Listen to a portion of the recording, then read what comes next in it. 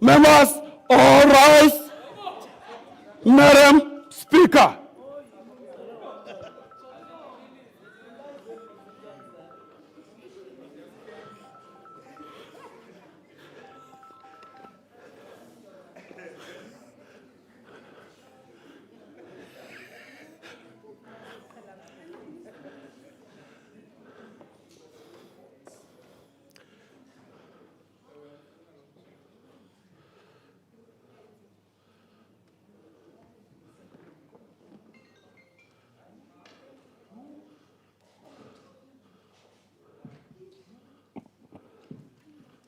There will now be an opportunity for silent prayer or meditation.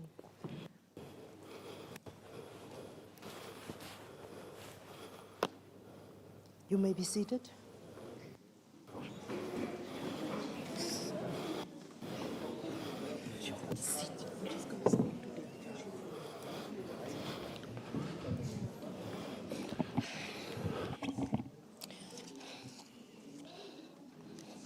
Let me take this opportunity to acknowledge, I presume it's the acting Premier and Leader of Government Business all in one today.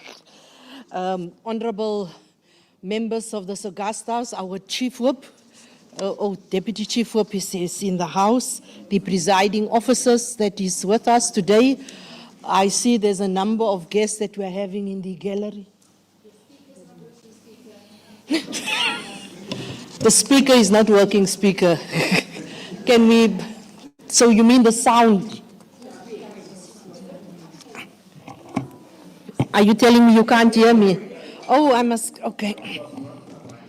It was not aligned, yeah? That's now finance for you, no? My apologies, I never knew that. Should I start again? No, don't think it's necessary. You are most welcome to this house sitting. It's quite an exciting day. I always say you will see the best and the worst usually when there are the debate of motions, because then the theatrics creep out. So yes, please, those of you who will have the opportunity to sit with us through the day, I am quite sure you will then also see everything that is happening in the House. Let me take this opportunity to thank all of you for the part that you've played making the Taking Legislature to the People in Buffalo City such a huge success. I think you owe yourself really a round of applause. Your discipline, you know, the commitment shown throughout those 3 days, it was quite hectic in that respect, but I think really there was times when we laughed, there was times when we wanted to throw ourselves under the seats for the things members said and did, and there was times when we just shook our head.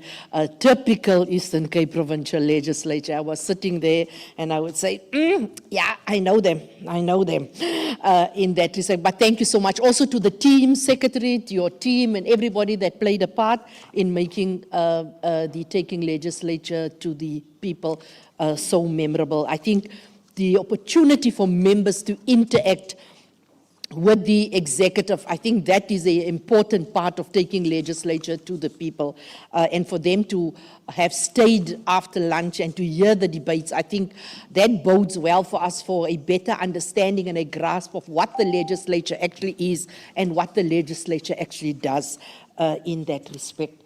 Can I just, I have notices of motions here from Honorable Deputy Chief Whip. You are up first.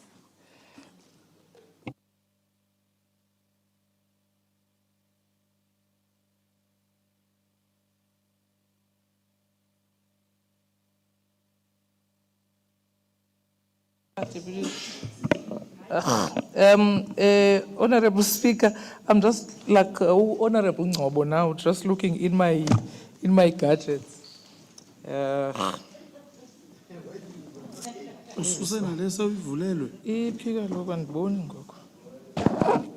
Apologies, Honorable Deputies.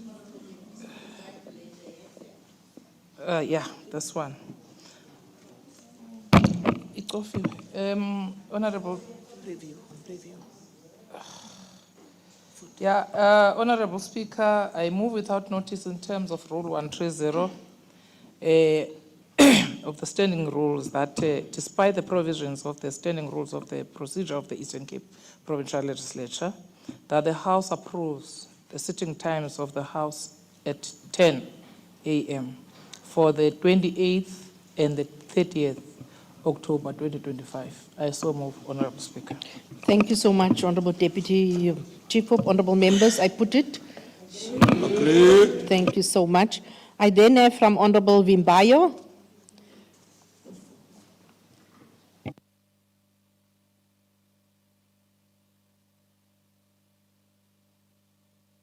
Here you have a withdrawal of motion.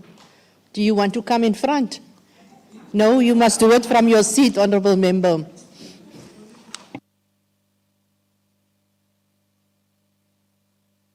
Okay. It's a withdrawal of a motion. Yes, dear Speaker, I confirm that I am withdrawing the motion.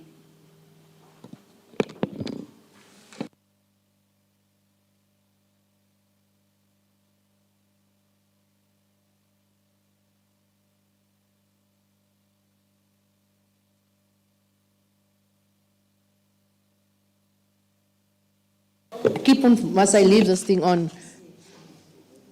You should inform us which motion you are withdrawing.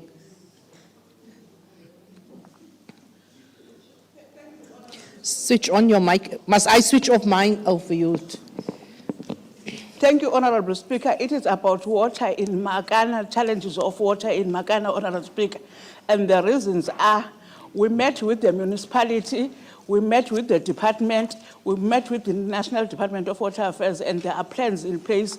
Others are already implemented, Deputy Speaker. Thank you. Thank you so much, honorable members. I don't think I need to put that for adoption. It's just a withdrawal of motion.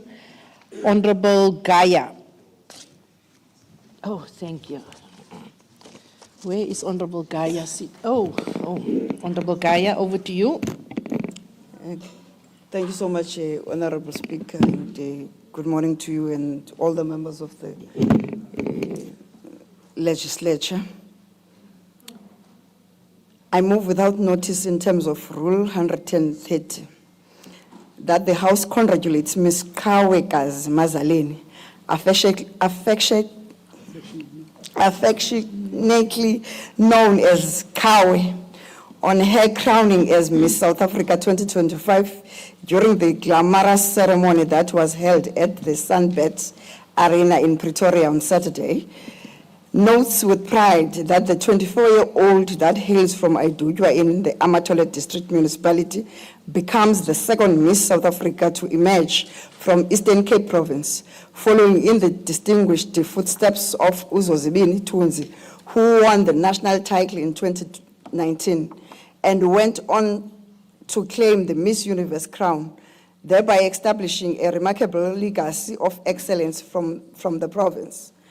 Acknowledges her professional achievements and academic excellence as a qualified speech therapist that holds a master's degree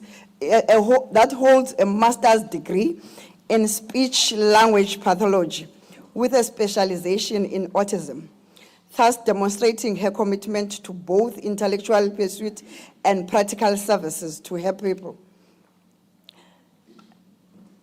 Commends her unwavering commitment to cause and inclusive education and her tireless advocacy for children with special needs, particularly those facing challenges that require specialized support and intervention.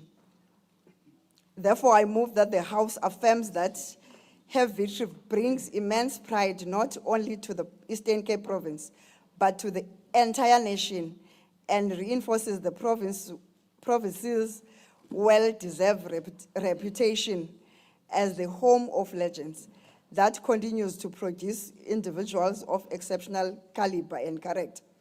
Agrees wholeheartedly with the sentiments expressed by Eastern Cape Premier Oscar Mabuyana that Ms. Mazaleni serves as a beacon of hope, a role model, and inspiration to young South Africans, particularly young women from rural areas who aspire to achieve greatness. extends heartfelt congratulations to Ms. Mazaleni, her family, her community in Aidutwa, and all her supporters on this momentous achievement that has captured the hearts and imagination of South Africans from all walks of life. Expresses confidence in her ability to represent South Africa with distinction, grace, and dignity in both national and international platforms, serving as an excellent ambassador for the country's values, diversity, and potential.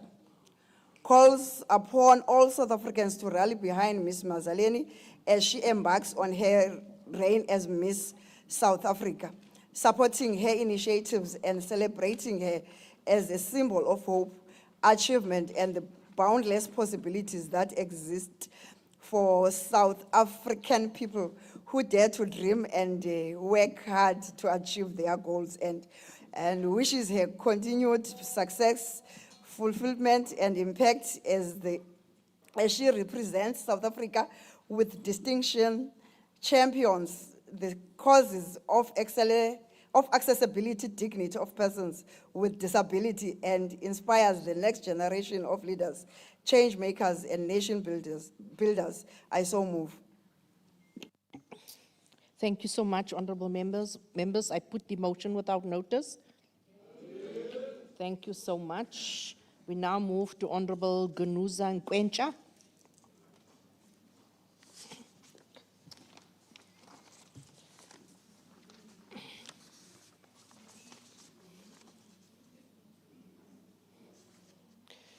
Not in the House, I will put it aside. I then move to Honorable Pretorius.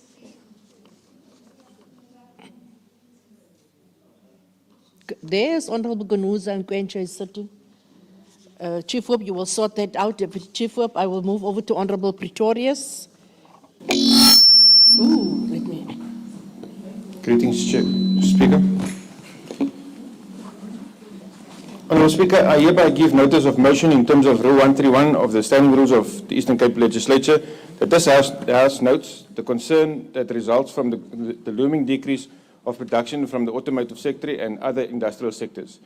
2, acknowledges the negative impact of the US tariff changes in the economic outlook of the country and the province in particular. 3, commends the program that the province has embarked on, particularly the Department of Economic Development, Environmental Affairs and Tourism, in revitalizing economic frontiers that the Honourable Premier highlighted during the official opening of the legislature in Tabankulu.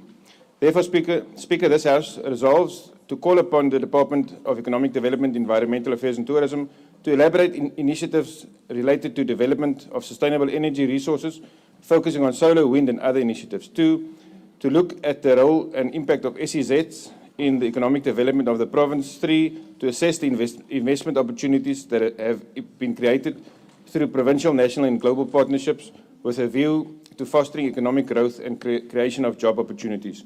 4, to encourage the department to explore programs that focus on incubating township and local economic development to advance our locally produced products, re-engineer and repurpose entrepreneurship skills, development programs targeting the unemployed, the graduates, women and youth to mitigate the higher rate of unemployment and negative economic outlook, and to acknowledge the impact of the automotive sector investment conferences and look forward to the innovations and positive spin-offs that enhance economic growth of the province. I so move. Thank you, Honorable Pretorius. I will note the notice of motion. It will then be debated at a later stage in accordance with Rule 133, subsection 1. Honorable Gunuza Nkwencha, are you ready?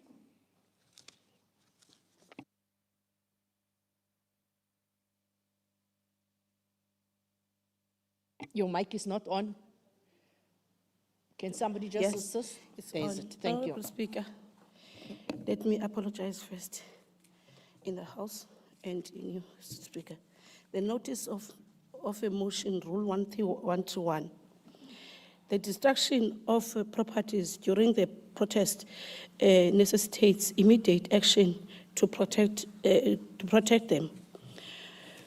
Honourable Speaker, in terms of Rule 131 of the Standing Rules in the Eastern Cape Province of Legislature, I hereby give notice of this House expresses concern about the recent violent protest at the University of Fort Hare that caused significant property damage. Points out a substantial property damage during the violent student demonstration at the Fort Hare in October 2025 is believed that to have cost between 250 million and to 500 million, in addition to interfering with the necessary services. These illegal operations take public money away from important maintenance and development projects, which puts a pressure on the economy and delays service delivery. Recognizes that although the Constitution guarantees the freedom to demonstrate, such activities must be carried out legally and peacefully. Denounces the criminal activity and arson during the demonstration that have resulted in significant financial losses, interrupted vital services, and put lives in danger. The extensive damage to private and public property caused by violent protests in our province is a serious issue for this House. Such violent activities, which not only jeopardize lives and livelihoods, but also erode democratic values and the rule of law, are denounced by this House. Therefore, that this House resolves that the government takes effective measures to develop and set into place more robust conflict resolution and community involvement procedures to handle complaints before they turn violent. In addition, demand that current laws be reviewed to make sure that those who cause property damage are held accountable and that impacted individuals and companies are promptly compensated where necessary. Create standards for non-violent protests in cooperation with law enforcement. Demand the law enforcement agencies to take prompt legally complaint measures to avert and deal with the violent protests. Urge the Department of Community Safety through law enforcement agencies like SAPS to receive adequate resources and training to ensure that such protests do not end with the loss of civilian lives. I so move, Honorable Speaker. Thank you, Honorable Member. I note the notice of motion and it will be debated at a later stage in accordance with Rule 133, subsection 1. Honorable members, that concludes the notices of motions. Those are the only ones that I've received. I will now move over to the member statements. I have only received 2 member statements from Honorable Fishlani and Honorable King in that order. Thank you. Honorable Speaker, I move, as we draw near to the close of the academic year, this House must turn its collective attention to a matter that strikes at the very heart of our society, the safety, well-being, and future of our learners and students across the province. The end of the school year is at a time of both anticipation and anxiety. For the thousands of grade 12 learners, it marks the culmination of the 12 years of hard work, discipline, and perseverance. It is a defining chapter of as well as a bridge between schooling and the next phase of life. However, it is also a period that tests not only their academic readiness, but their emotional and social resilience. Honorable Speaker, as the grade 12 learners of 2025 are already in motion for their final examination, we must commend the efforts of the Department of Education in ensuring the readiness across all districts. Examination centers have been audited, materials secured, and logistic coordinated to safeguard the credibility of our national school certificate processes. But readiness cannot be measured by logistics alone. It must also be reflected in the psychological, emotional, and material support given to our learners, particularly those from rural areas and under-resourced communities. Many young people in our province still study under difficult conditions, such as lacking electricity, quiet spaces, or even a daily meal. These realities remind us that equitable access to education remains one of the most pressing developmental challenges in our province. Teachers, the unsung heroes and heroines of this process, have carried immense responsibility in preparing learners for this critical stage. Their dedication deserves recognition and support. Schools, district offices, and communities must stand united to ensure that every learner is given the best possible chance to succeed. Equally, honorable members, we must recognize that education is not a sole responsibility of schools or government, but it is a societal matter. Its success depends on the active participation of parents, families, churches, communities.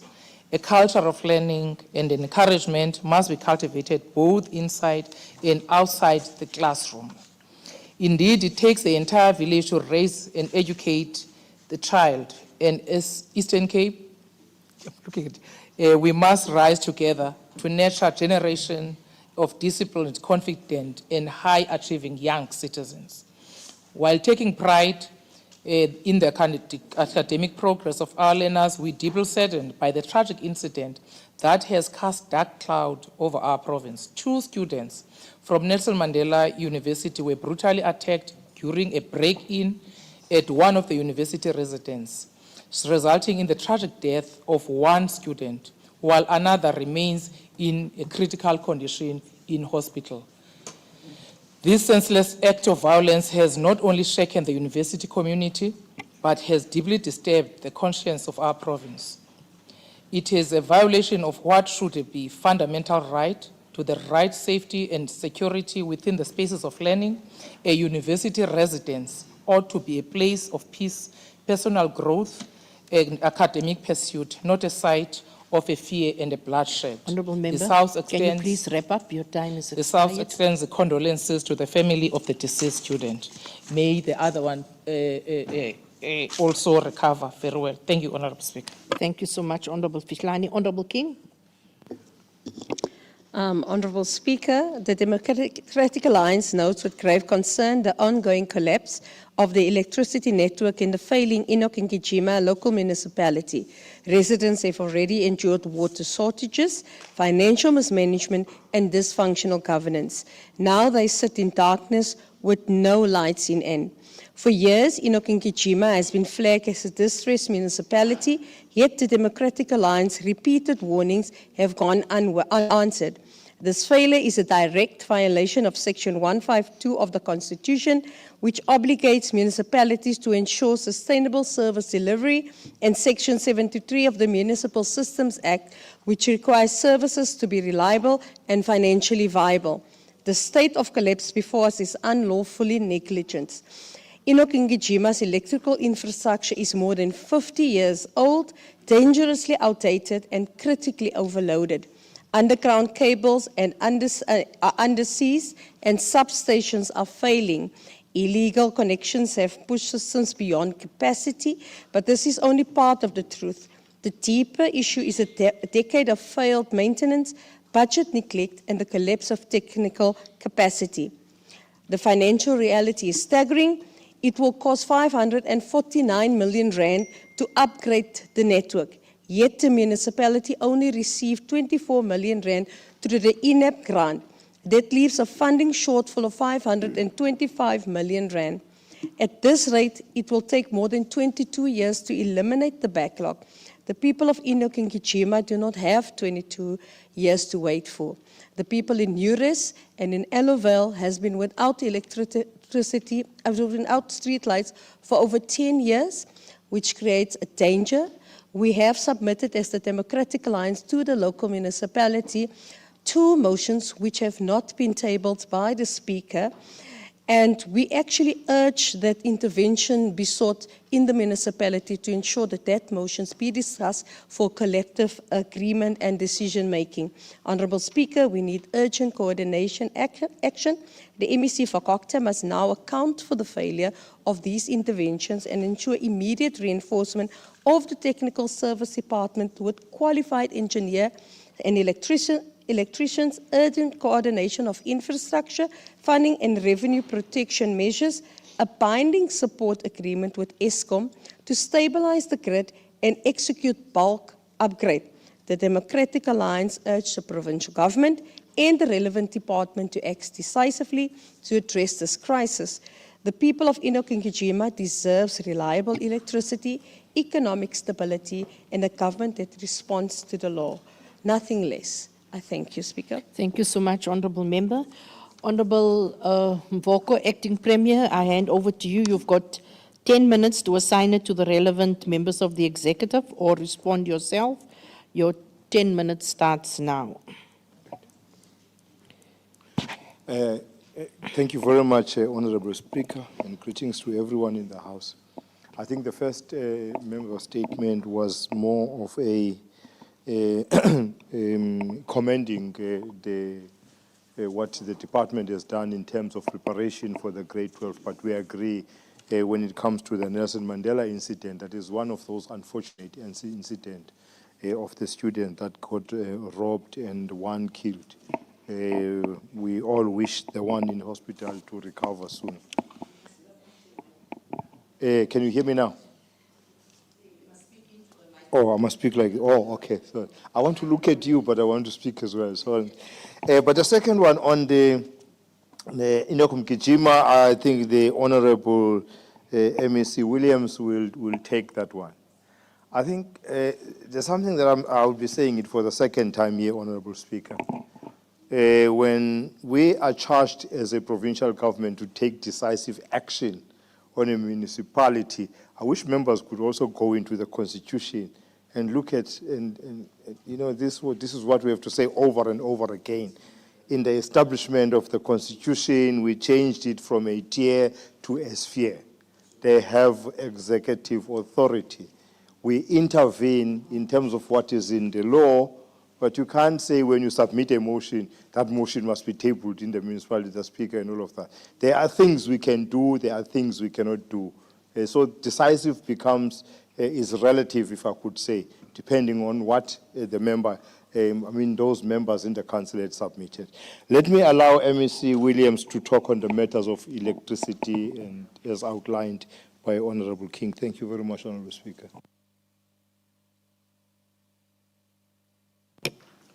Thank you very much, Honorable Speaker, Acting Premier, members of the Executive, members of the House, and our people from the gallery, and members of the public in all our social media platforms. Honorable Speaker, indeed, the challenges of electricity in Enoch Mkijima are acknowledged that they are. However, there's work we are doing. The member, Honorable King, must remember that there's no need for another intervention. There's an intervention, a national intervention there. The cabinet has sent about 3 officials in Enoch Mkijima because of the call by the opposition. So the president responded by sending a team of administrators in Enoch Mkijima. So they are there already. I don't know why the member would ask for another intervention. Now, the issue then of Enoch Mkijima, we are currently, because of electricity losses, we all know that because of illegal connections, there's about close to 49% electricity losses. So there's a program that we are implementing where we are putting up new meters through the National Treasury Program to try and address the challenges of these electricity losses. On the payment of Eskom, the Eskom account, we can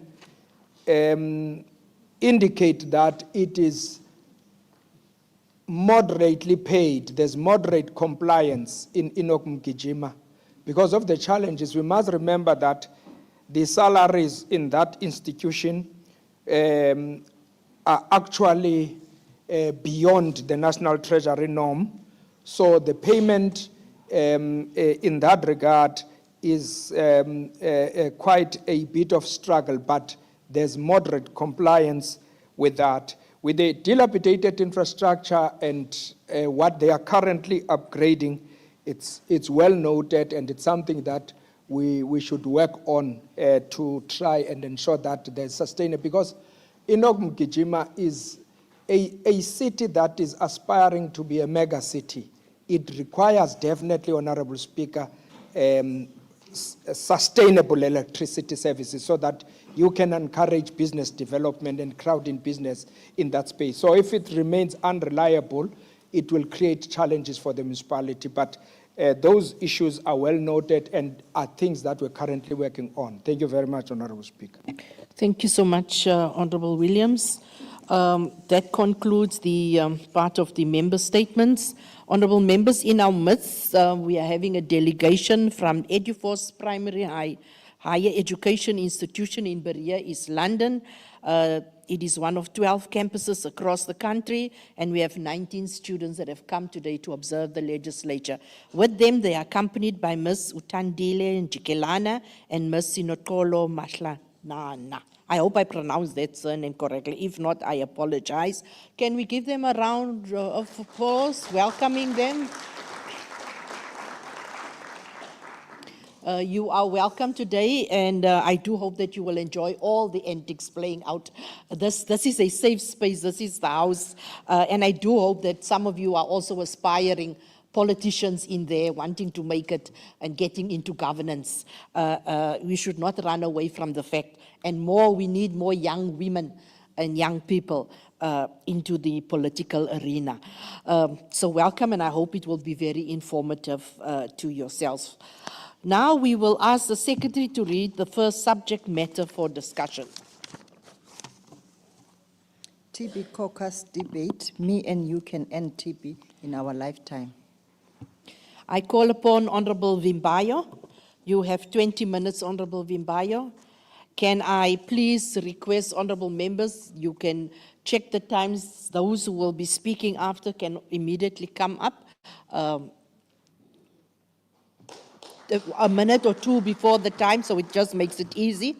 So, honorable member, your 20 minutes starts now.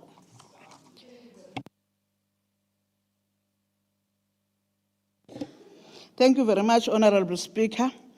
Greetings to Honorable Speaker, Honorable Acting Premier, Deputy Chief Whip, members of the Executive Council, members of the Legislature, guests in the gallery, and our esteemed stakeholders in the fight against tuberculosis. And I believe Dr. Danabapaya, no Mr. Luciti, kwi gallery.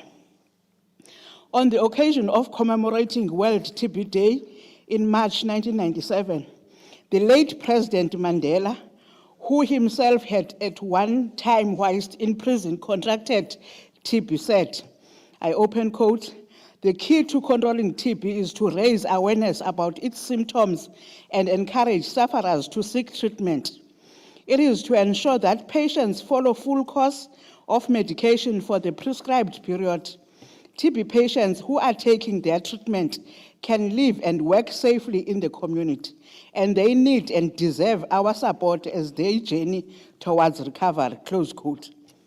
The ad hoc committee on TB caucus, Honorable Speaker, appreciate the opportunity to hold a debate on TB, a first of its kind for the legislature since its establishment and since the establishment of the TB caucus in the last term of the legislature.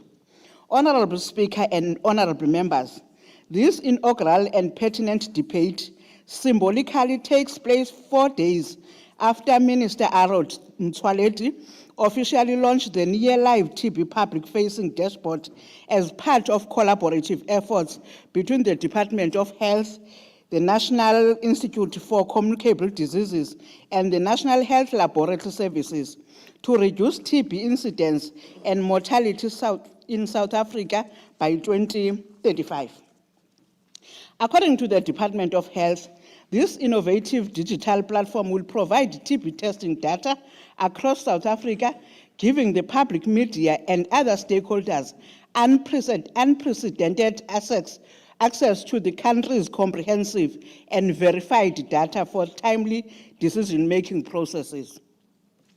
This dashboard, according to the department, will play a significant role in tracking the country's progress towards the End TB campaign's ambitious goal of testing 5 million people. Honorable Speaker, we host this debate in fulfillment of our terms of reference as the TB caucus, which are to assist with reduction of illness and death from TB and care, and adherence to support for all, promotion of leadership at all levels and shared accountability, mobilization of resources to support achievement of the NSP and ensure a sustainable HIV, TB, and STI program. In the current term, we have had an induction led by the Eastern Cape as well as National AIDS Council and the Department of Health. We have also, Honorable Speaker, as the TB caucus, crafted our own annual action plan that will guide our work as we assist in the fight against TB. This TB debate today is one of the priorities as encapsulated in that action plan. So this is an important milestone for us, Honorable Speaker. According to the World Health Organization, 10.8 million people fell ill with TB in 2023, and a total of 1.25 million people died from tuberculosis. In that same year, this happens, honorable members, against the target of the United Nations Sustainable Development Goals 3.3 to end the TB pandemic by 2030. TB is a contagious bacterial infection caused by Mycobacterium tuberculosis, which primarily affects the lungs. Honorable members, TB remains a significant global health threat, claiming millions of lives each year as stated above, and mainly and disproportionately affects the poor and vulnerable, preserving cycles of poverty, inequality, and poor outcomes.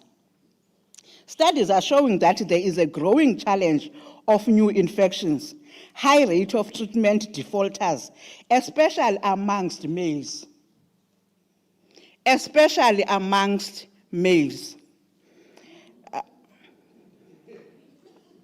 In particular in the Eastern Cape, and drug resistant.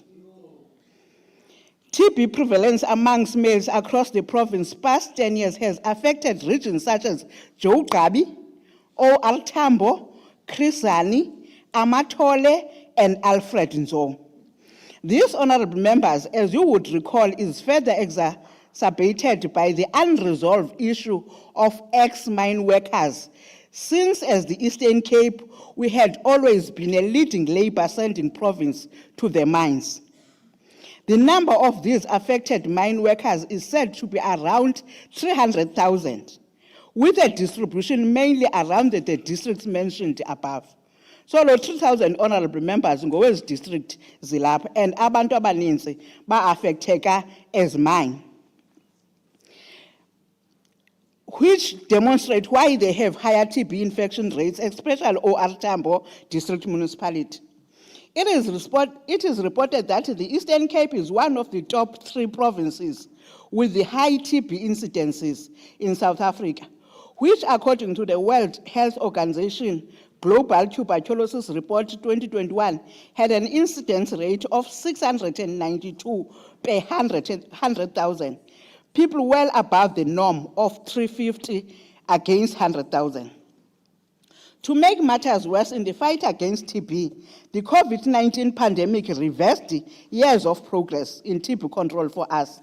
The hard and soft lockdowns overwhelmed healthcare systems and resources prioritization, resulting in declines in TB testing and diagnosis, increasing the number of undiagnosed TB cases. Delays in treatment initiation and adherence leading to higher mortality rates. reduced funding for TB programs as resources were diverted to pandemic response efforts, and increased stigma and fear, discouraging TB-affected individuals from seeking care. We therefore need to assist the department and our partners to ensure that the fight against TB is once again heightened, to ensure its eradication through a credible referral system, a tracking and tracing of patients to follow up.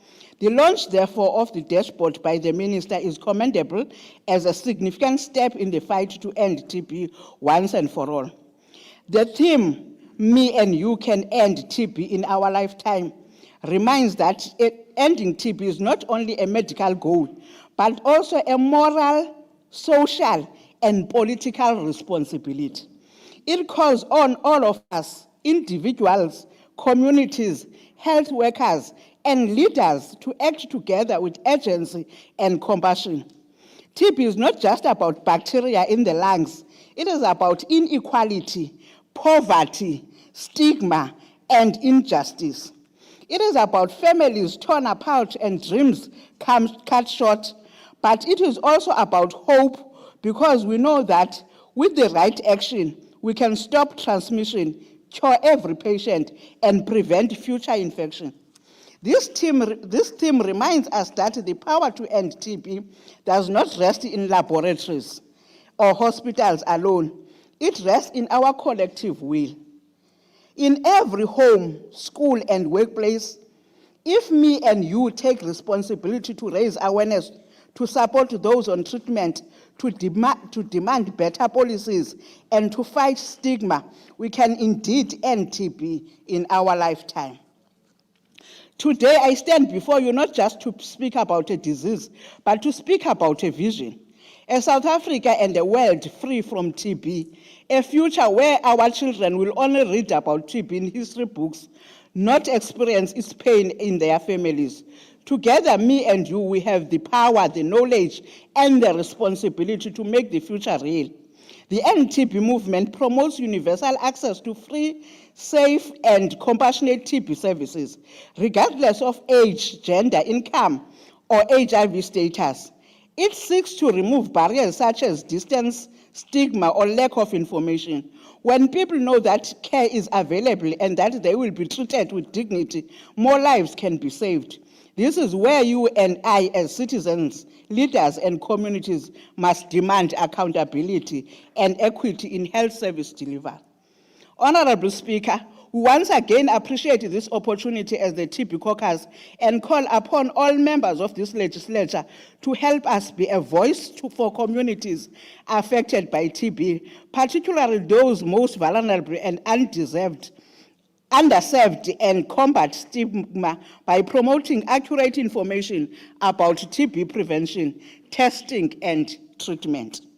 Ending TB requires bold leadership, sustained funding, and active citizens' participation. The purpose is to unite all sectors, government, civil society, and communities behind one mission, a TB-free generation. The slogan, "Me and You Can End TB in Our Lifetime," captures the true spirit of this goal. It reminds that ending TB is not only the responsibility of health sector or government, but also a shared responsibility between individuals, communities, and leaders. Honorable Speaker, this is a direct call to political leaders and honorable members of this House to prioritize TB, and to ordinary people to take action in their homes, schools, and workplace. This House, Honorable Speaker, also needs to assist the Department of Health and its stakeholders in its effort to implement the TB recovery plan so that the country can meet its target of ending TB by 2025. Lastly, Honorable Speaker, we call on this legislature to rally behind the TB caucus in ensuring that it is allocated a budget and time in the legislature program so that it is able to assist in fighting the scourge of TB in collaboration with our partners. TB can be eradicated. Me and you can end TB in our lifetime. I thank you, Honorable Speaker and honorable members. Thank you so much, Honorable Bimbayo. I now call upon Honorable Cowley from the DA. Honorable Cowley, you have 9 minutes, starting now. Thank you, Madam Speaker. Honourable Speaker, honourable members, guests in the gallery. Tuberculosis should be an historical disease. Instead, it is a living epidemic. It is the quiet killer that moves through the communities unnoticed, claiming the lives of the poor, the malnourished, and the forgotten. And it is winning, not because it is unstoppable, but because those responsible for stopping it have failed to do so. South Africa remains one of the world's top 5 TB-burdened countries, with an estimated 427 new infections per 100,000 people, according to the World Health Organization Global TB Report of 2024. The Eastern Cape continues to rank amongst the 3 worst affected provinces, and we also have one of the highest rates of multi-drug resistant and extreme drug-resistant TB in the world. Even the AG's report has said that TB treatment success rates have regressed and patients lost to follow-up have increased. And while scientists develop new treatments and diagnostic tools, our provincial health system remains unable to react with agility to provide even traditional treatments. Earlier this year, the province was hit by a TB drug shortage that left patients without critical medication for weeks. Clinics were forced to ration doses, giving only a 7-day supply at a time rather than a whole month's supply. This was according to the Health e-News in March 2025. But while our TB patients are dying, our TB facilities are closing. Mpilweni TB Hospital in New Brighton was closed in 2020 as COVID-19 rates were skyrocketing in Nelson Mandela Bay. It has since been not quite converted into a district hospital. Makanda's only TB hospital, Temba TB Hospital, has also shut its doors. It was in premises rented by the Grahamstown TB Care Society, but it was too expensive, according to the provincial government. In 2021, the department closed Osmond TB Hospital in Nelson Mandela Bay, claiming dwindling patient numbers. That closure resulted in mismanagement and corruption on a grand scale, costing taxpayers over 130 million rand in payouts to staff who either refused to move or to work. And that was by 2024. I suspect it has increased by now. And in another anomaly, we have the Marjorie Parish TB Hospital outside the sleepy little town of Port Alfred. And last time I conducted oversight there were 19 patients and 180 staff. That leaves Jose Pearson TB Hospital. Today, it is a shadow of its former self, with broken plumbing, limited oxygen supply, great technology for security, and incomplete renovations. When we shut down specialized facilities, Honourable Speaker, when our province records the highest TB burden outside of KwaZulu-Natal, we do not streamline services, we sabotage them.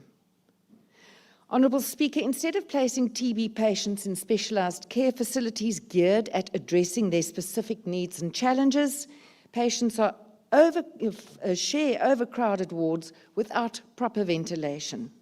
Nurses work without masks or protective gear. Doctors are treating MDR and XDR patients in general wards because there are no isolation beds or isolation wards. The World Health Organization has warned that the lack of dedicated isolation wards fuels drug-resistant outbreaks. Yet here in the Eastern Cape, we seem incapable of providing a single, fully functioning isolation ward for patients awaiting MDR and XDR diagnosis. They sleep beside others, they cough beside children, and the cycle continues. In 2018, the Health Ombudsman described the Eastern Cape Department of Health as a department with a track record of successful failures, incapable of correcting itself without external administration. These words are even more valid today. Leadership has undermined national directives, ignored audit findings, and allowed critical vacancies to stand open. Tenders go to friends while patients go unseen. This is not a health system, it's a monument to mismanagement. Speaker, the department has proved time and time again that it cannot correct itself. Even the AG notes that interventions fail because leadership refuses to implement recommendations. We must accept the inevitable. This department needs to be placed under administration in terms of Section 100 of the Constitution. That means appointing an independent administrator to oversee finances, procurement, and personnel until systems are restored. It means a forensic audit of the infrastructure program and all supply chain management systems. It means cleaning house. If we do not act now, this department will drag the entire provincial health system to collapse. The theme of today's debate is me and you can end TB in our lifetime. But, Honourable Speaker, it is not the nurse in Lusikisiki or the community worker in Ngamakwe who stands in the way of curing TB or ending TB. It is this provincial government. How can we end TB when diagnostic delays persist in our province and studies show that non-functional or poorly deployed Gen Expert machines continue to delay TB diagnoses? Honourable Member, you have 2 minutes remaining. Thank you, Madam Speaker. How can we end it when clinics close because there's no nurse on duty? How can we end TB when I get a phone call yesterday from State Level Clinic? There is no chronic medication. How can we end TB when drug-resistant patients sleep beside the newly diagnosed because there are no isolation wards? And how can we treat TB at community level when we have just a small fraction of the community health workers we require? Ending TB requires 3 things: leadership that cares about outcomes and not contracts, infrastructure that works, clinics with water, power, and medicine, and accountability that bites, not press releases that vanish. Until we have that, the only thing that will end in our lifetime will be the TB patients and the patience of our people. Honourable Speaker, our people are dying not because TB is invincible, but because we are stuck in a quagmire. Place the department under health today so we can rebuild a system that saves lives instead of burying them. Honourable Speaker, I have visited our hospitals and seen patients lying in corridors and nurses buying gloves out of their own pockets. The fight against TB cannot be won by slogans. It will be won by competence, by consequence, and by courage. That the House must show this courage today to acknowledge that we need to rebuild our health system. First, fix the department by rooting out its drug-resistant corruption, cadres, and collapse. When we get that right, then and only then will we truly, effectively be able to end TB in our lifetime. I thank you. Thank you, Honourable Member.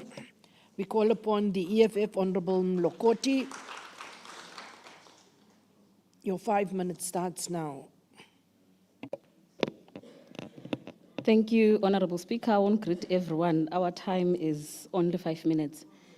Tuberculosis is not a mystery. It's not some new disease that we don't understand. TB has been around for centuries and its causes are well known.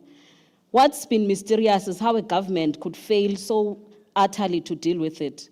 TB is the predictable result of poverty, of hunger, and overcrowding.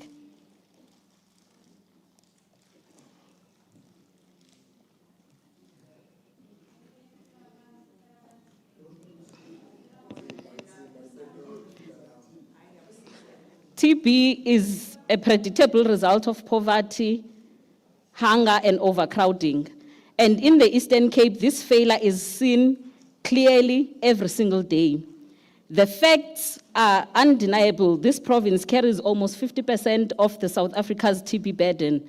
In areas like OR Tambo and Alfredo, the infection rates are sky high, of which Honourable Vimbayo has just mentioned that it's because of the ex-mine workers.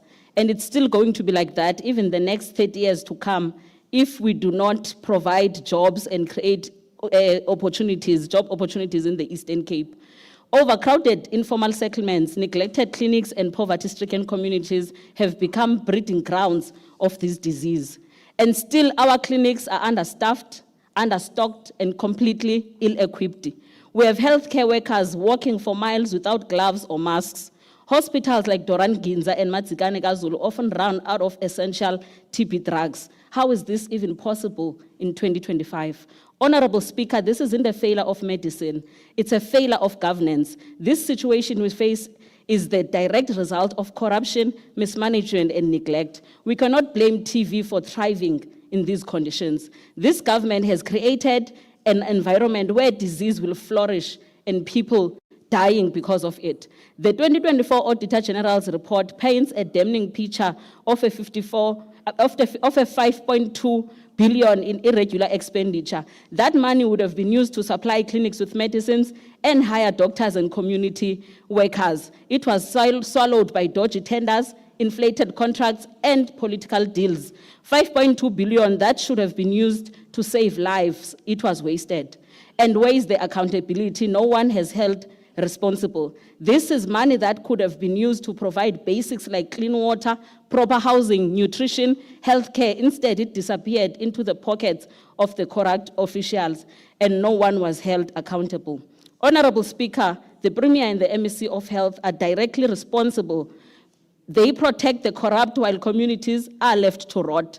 They have failed the people of the Eastern Cape, and they need to be held accountable for their inaction and neglect.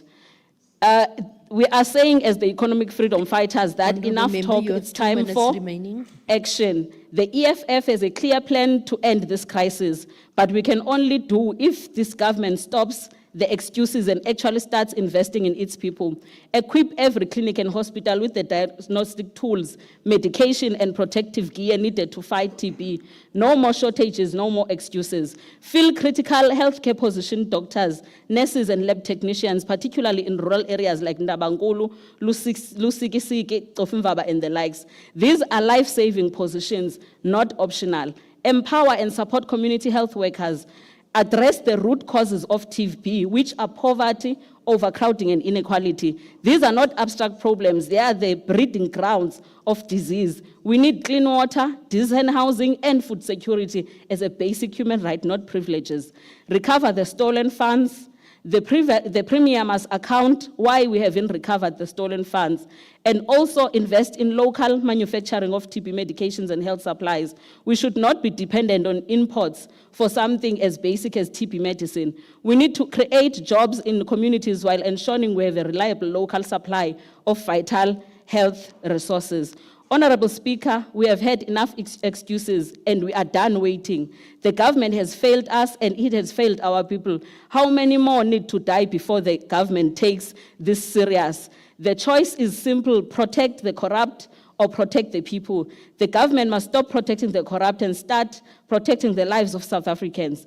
We will not stop until this is done. We can end Honourable TB Member, in your our time lifetime, is but up. only Thank you. if we end the corruption, Thank the you, Honourable mismanagement, Member. and the neglect. Honourable Member, I your thank you, time is Honourable. up. Thank you. Thank you so much. From the UDM, Honourable Mkotro. Your 3 minutes starts now. Greetings to you, Honorable Speaker.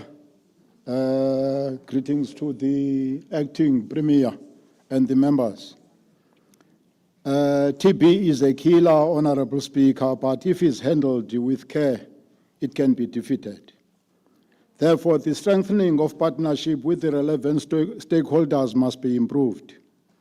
Support groups and social support should be introduced in assisting to address misery of many families left vulnerable without hope after being affected by TB. The resources that could assist in saving the poor and address malnutrition through providing nutritional interventions must be fairly distributed to those who need them most.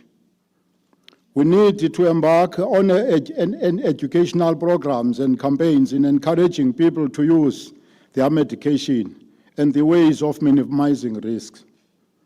Economic situations should be improved. in terms of addressing the unemployment, and also assist addressing risks of the infections and use of alcohol be discouraged. We must also encourage that medication for treatment to be used must be a quality medication and of standard so that it doesn't fail our people. It must be this House, Honorable Speaker, that must ensure that hygiene and environmental practices need to be improved and include disinfection, ventilation in houses, covering of mouth when coughs. Again, people must be educated on practicing a strong immune system, and for them to avoid smoking. The issue of overcrowded living conditions must also be attended by avoiding the stagnant air in small closed spaces where TB germs can stay for a long time. Again, Honorable Speaker, clear systems of preventative measures be introduced by campaigning and on searching for vulnerable populations and hotspots for early diagnosis. Again, which is the last part, we must ensure that monitoring mechanisms of the patients to complete their full course of medication established. Thank you. Thank you so much, Honourable Member. We now call upon Honourable Anil Kumar from the ANC. Your 14 minutes starts now. Honourable Speaker, Honourable Acting Premier, Honourable members of this august House, the people from the AIDS Council, the learners, those who are the promises of tomorrow, the people who are watching us in social media. Honourable Speaker, this is a historic moment for this legislature. In 2018, the National Assembly made a magnanimous decision of opening a South African chapter of the TB caucus in the National Assembly, which was actually the continuation of 2014. Around 70 countries in Barcelona, Spain, they come together. Our current Health Minister, Aaron Matsoledi, was actually leading that delegation. He was co-chairing. They established this TB caucus. It's unfortunate, Honorable Mulaketi, you are coming and saying that this is political. You are not understanding the theme. It's you and me, Pillai and Mulakoti, DA and UDM. The countries, the provinces, we are together. That's the theme. We should put away the politics here. Today we commemorate the millions of people who lost their lives because of this deadly disease. Other millions of people who are still battling every day to find out some kind of console from this deadly disease. ANC pays tribute to the medical professionals, the doctors, the nurses, the pharmacists, the technicians, who sacrifice, who are in charge to eradicate TB. For their unwavering commitment and assistance, we are grateful to the communities, civil society, churches, organizations, partners, and contributors. We honor the men and women and children who bravely battled while remaining hopeful and silently bearing agony and suffering.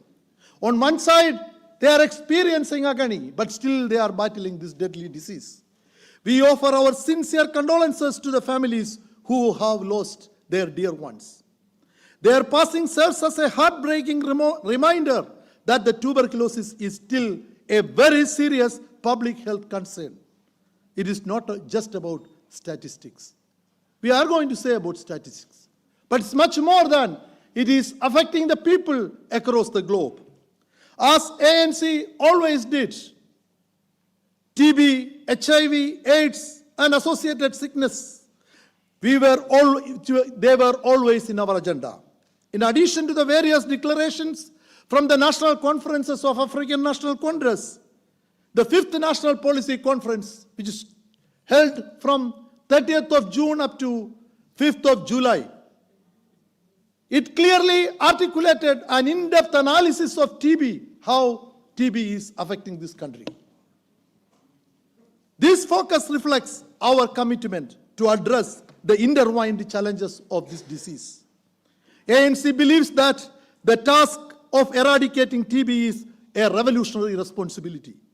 It is revolutionary because it is to assist the human beings. Honorable Speaker, we do hear people come here and speak, they are revolutionaries. They quote of Che Guevara, they quote of Thomas Sankara. But it is a lip service. We need to be revolutionary. We must forget the narrow political interest and find the pains and the problems of the people across the province, across the country, across the globe. ANC believes that this task of eradicating TB is a very important commitment. Not only reflects a profound understanding of the health crisis, but it also highlights the importance of collective action in addressing such a significant challenge. We believe, all of you sitting here, all political parties are needed to be there. I can say with confidence today that we will continue the struggle to eradicate tuberculosis, which is still one of the deadliest infectious illnesses in the world. Over 3,500 people are dying every day because of TB. Over 30,000 people are affected or inflicted by this particular virus, bacterial infection. For people impacted, their families and their communities, it has profoundly a negative human and social impact. This is not a human matter. Once it is affects humans, fit a filter into the society, it creates a social impact. For ANC, today's theme, you and I can end tuberculosis in our lifetime, is not a mere slogan. We don't take it as a slogan. It's a call to action that emphasizes the role each of us can play in combating the disease. By raising awareness, advocating better healthcare access, and supporting research initiatives, we can collectively make major advancements towards a tuberculosis-free future. We are all aspiring for a TB-free country, community, nation. Our own Nelson Mandela declared on stage at AIDS 2004 conference over 21 years ago that he said, we cannot win the battle against AIDS if we do not also fight TB. For individuals suffering from AIDS, tuberculosis often results in death. He said it is a death sentence for a patient. This powerful statement highlighted the interconnectedness between these two diseases and the urgent need of comprehensive healthcare strategies. Addressing both illness simultaneously is crucial for improving the quality of life and survival rates of those affected. 21 years later, Honorable Speaker, we are sitting here. For those who with HIV, those who with tuberculosis, those who are still going to the hospitalization and eventually getting into the fate of death, we must be there. So we are saying, me and you, we can end that. The increasing knowledge of the socio-economic determinants of tuberculosis and other diseases, along with advancement of medical research, guides our actions. True, socio-economic problems are a cause of tuberculosis, but we need to address. These include elements like culture, gender, and social stigma that contributes to the spread of the disease. Stigma is still really being affected us. When someone got TB, he or she is not prepared to come out and say, because she is fearing how the society is going to treat with them. And even on the other side, when we see a TB patient, we feel that should we be far away from that. We are not even understanding that after 2 weeks, this cannot be actually transferred. But we are not understanding that fact. But, Honorable Speaker, as a ruling party, we are proud. South Africa has been a leader in TB innovation. Introducing new diagnostic and shorter, more effective treatment regimens, the rollout of the 6-month BPIL regimen of drug-resistant TB, initiated in September 23, has already saved many thousands of lives. South Africa has made significant strides in TB control. The incidence of tuberculosis has decreased by 57% since 2015. People sitting here, the ANC benches and the opposition benches should clap. We reduced this epidemic from 79 to 59%, which is a clear signal that we are fighting this thing again. TB only decreased by 16%, that I am talking about the drug-resistant TB, but still things are happening in a positive way. In 2024, We implemented a 4-month TB treatment plan for kids. Remember, children are the people who are being affected. There are emotions being moved here. So there were furthermore extensive short courses for TB preventive therapies has been used. And it is our dream that there should be a TB vaccine which can protect all this. Those differences highlight the urgent need of the improved financial protection, higher treatment success rate, and more robust community-based support system. To improve case detection, 2.99 million tuberculosis nucleic acid amplification tests were performed. This is a test which is an advancement happened in the TB innovation and research. Until TB is eradicated, we remain steadfast in our adherence to the UN's political declaration. The World Health Organization recommended rapid tests should be done. That is what they are suggesting, so that we understand there is an early detection of this disease. To expedite the plan of action in the upcoming years, ANC takes 2023-year pledge. Remember that we had a pledge on that. ANC takes it serious. We start with a solid base. Global efforts to combat tuberculosis have saved an estimated 75 million lives since 2000. This is, Honorable Speaker, we need to note. From the activities we have been doing collectively, we saved 75 million people. That is more the population of South Africa. Means we saved a country. We saved 75 million people is not something very small. Drug-resistant tuberculosis in South Africa, we are achieving minimal success, but we are sure we are on the course. COVID-19 also highlighted the unequal distribution of healthcare facilities in the country, as we have tended to focus our healthcare infrastructure in one or two or other big cities, as we have seen. Epidemics and pandemics, when they emerge, can spread and affect the poor and the vulnerable. I think as ANC, we are really concerned about it. Most of the time, I'm not saying that people did not pass away during COVID, the rich people. But generally, it affects the people, the rural and the township people. So we need to do something. Currently, medicine cures TB with antibiotics to kill the bacteria itself. But there is a discovery of TB biomarker could pave the way for treatments. So those treatments can actually attend how to improve immunity rather than simply killing the bacteria, which is a symptom.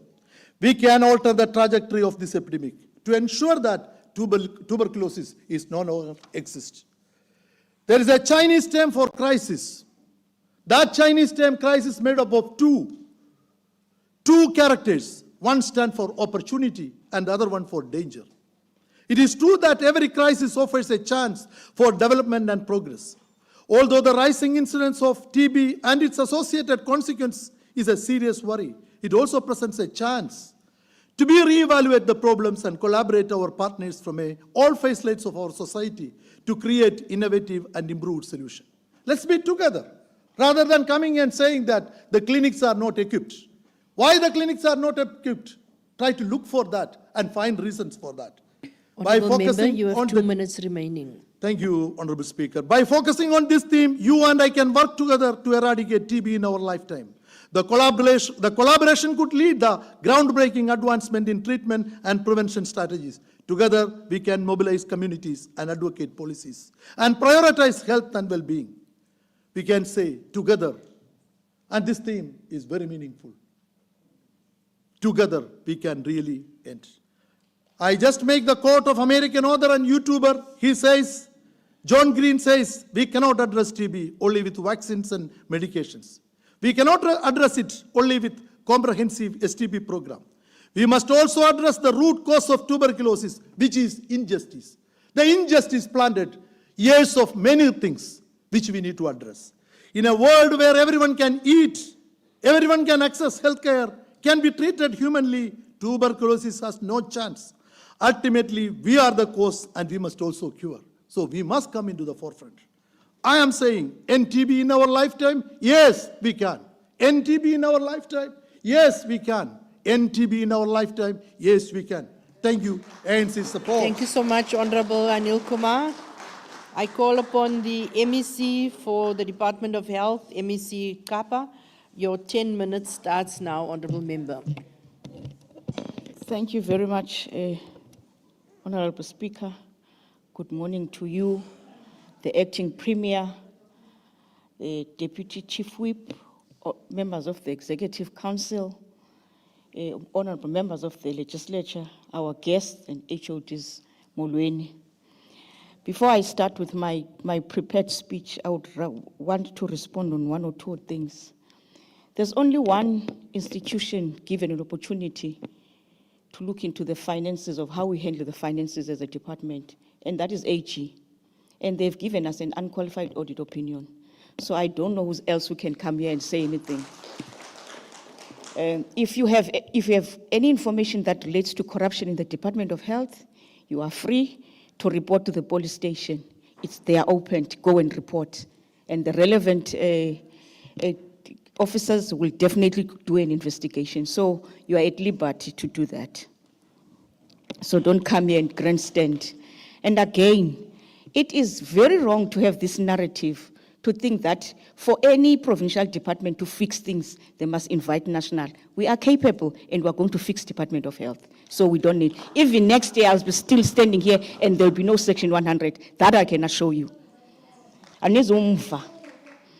Tuberculosis remains one of the greatest public health challenges in our generation.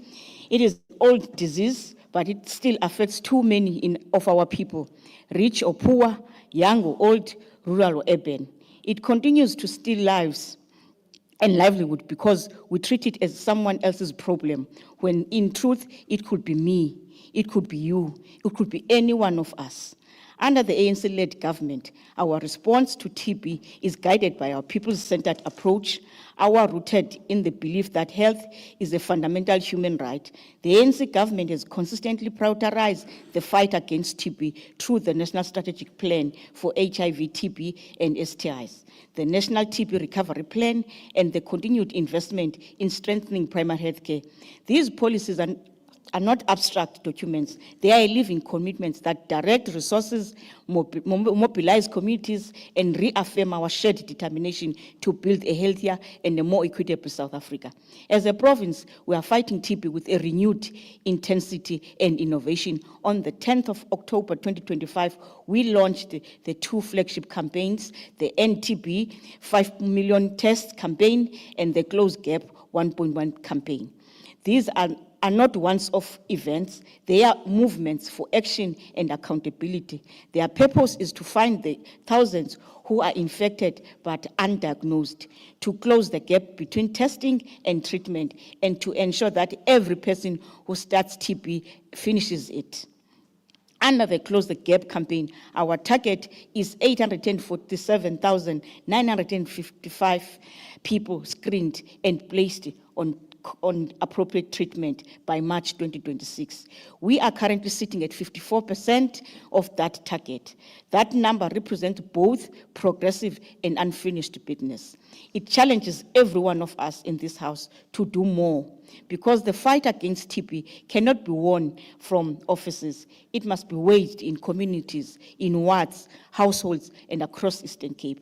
Our TB control conditional grant for the 2025-2026 financial year stands at 73,435,993. This grant is the financial backbone of the TB program funding. Our community outreach programs, early detection, tracing and support system, and this investment is yielding results. We have seen a low bed utilization rate in TB hospitals over the past few years. This does not mean that our TB burden is declining. It means that our detecting and our treating patients earlier. The introduction of the GenExpect diagnostic tool has been a game changer.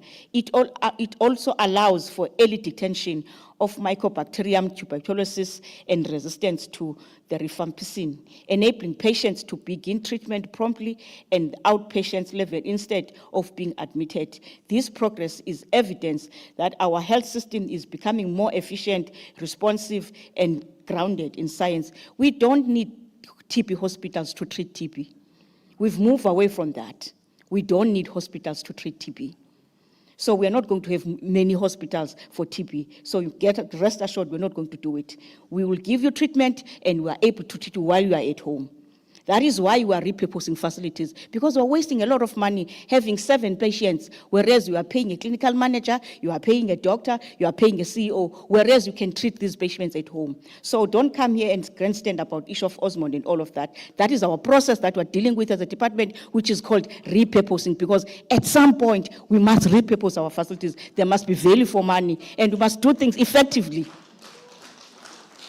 Our drug-resistant TB treatment success rate now stands at 78%, exceeding the national target of 70%. But we are still saying national must come and assist us, whereas we are reaching the target above the one of the national. That access belongs to our nurses, our clinicians, our community health workers, and the patients who fight for their lives with courage and every day. And again, we must deal with this issue of shortage of staff. They are also already advertised. We are filling vacancies. We've got budget allocated by the national. We are going to employ nurses. We are going to employ doctors. We are going to pay other allied workers. So don't come here and argue about issues of shortage of staff. If you don't have information, come and ask, we'll tell you. But facts alone will not defeat the disease. We must also confront the stigma and misinformation that surrounds.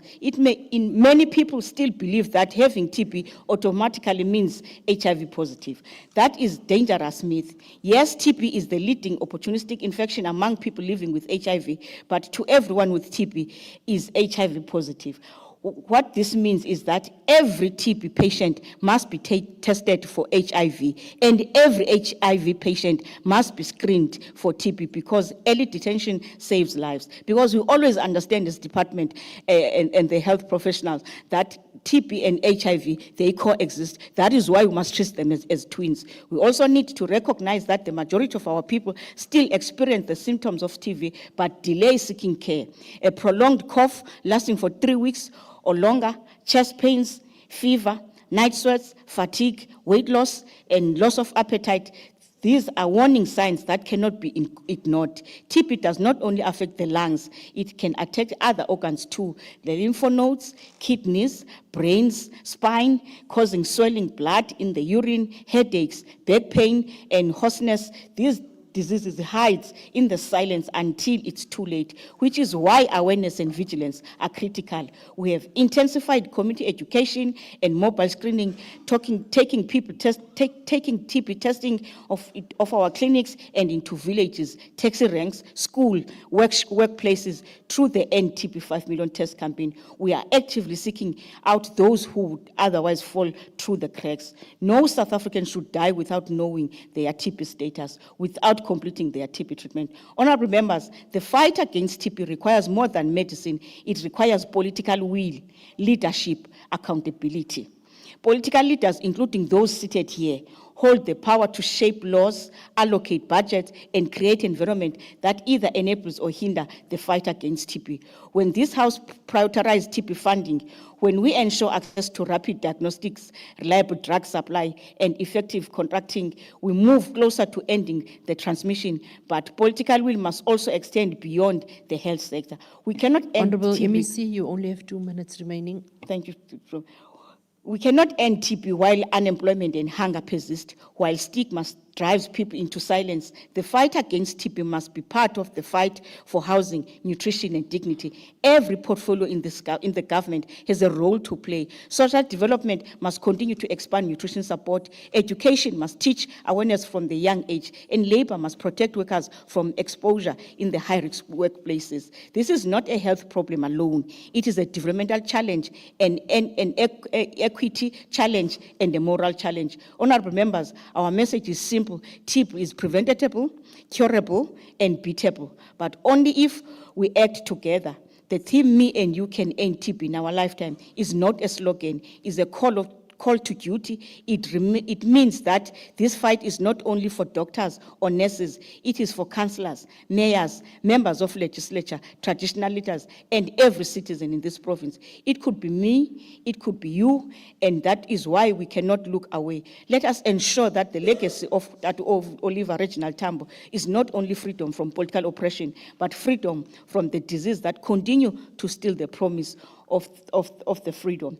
Together, through commitment, science, and accountability, we can end TB in our lifetime. But we also want to indicate the issue of the loss to follow as if it's our own making. The loss to follow is caused by a number of issues. People move from one area to another, and when they move, they do not go to and report in our facilities that I have moved from this area to another. That is why, at the same time, when you're dealing with TB, once you take your TB treatment, within a period of 2 weeks, you get better, you are able to eat, you've got an appetite. As a result, most people tend to default. Even you seated here, when you are given antibiotics, you are told that you must finish your antibiotics. Once you feel better, you stop taking your antibiotics. You can imagine an illiterate person, what is it that they can do? So it is very important to understand that the issue of TB it's not about politics, but it's about making sure that we end TB. I thank you, Speaker. Thank you so much, Honorable MEC.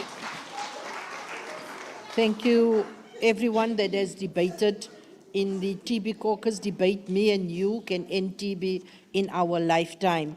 Honorable members, we have come to the end of our debate on this matter. I will ask the Secretary to read the second subject matter for discussion. Draft resolution by Ms. ZP Kotoyi on maintenance of stormwater drains to avert disasters. I call upon Ms. Kotoyi from the EFF. You have 10 minutes starting now. Thank you. Enkosi, Honorable Speaker, ndibulise kwi-guest in the gallery, honorable members, abantwana betongo, ndithi kubo Camagu. Honorable Speaker, I rise to move a notice of motion in terms of Rule 131 of the Standing Rules of the Procedure that the House must note and debate in the House.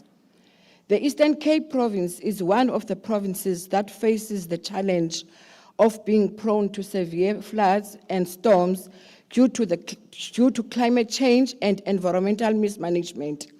Most recently, many lives were lost on account of floods that hit the King Sabata Dalingebo municipality very hard. In 2023, the Chris Hani District Municipality, the Great Kai Municipality, and the Nelson Mandela Metropolitan Municipality were hit hard by floods, and one of the factors that exacerbated the impact of the floods was storm drains that were not fully functional.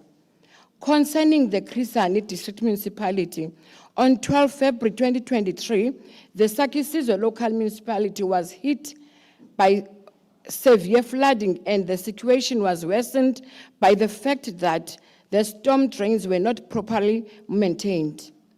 This was despite the fact that Dr. Fanny Ngapai, a community activist in Kala, had over a period of 23 years before the day of disaster, raised the issue of storm drains in every integrated development plan meeting of Sakisizwe municipality, and implored the municipality to ensure that the storm drains are cleaned regularly. The other areas that were affected in the Chris Hani district included Komani and Jogabi. In 2023, there were 54 households in Umkha that were severely affected by floods. The residents attributed the extensive damage caused by the floods to the fact that the Great Kai municipality failed to properly maintain the drainage system. During 2023, the Nelson Mandela Metropolitan Municipality was hit hard by floods, area which included Motherwell, New Brighton, KwaZakhele, Edongeni, Airport Valley, Red Location were severely affected. This resulted in some cases children not being able to go to school. Once again, the common denominator was the fact that the drains were not being maintained properly. The Nelson Mandela Metropolitan Municipality was also hit hard by floods, which resulted in the unfortunate loss of lives in 2024. The South African National Defence Force plays a crucial role in disaster management through providing rapid response and relief in cases of natural disasters such as floods and storms. The Defence Force can assist in evacuation of people from affected areas. The South African National Defence Force ORIX AS-32 helicopter, which is medium utility aircraft essentially for rescue missions, was not deployed during the recent floods disaster, and this was mainly due to shortage of flight engineers. Had it been deployed, many lives could have been saved. In addition, the province is under-resourced when it comes to dealing with disasters, and there is a need for localized emergency services, particularly divying units and helicopters.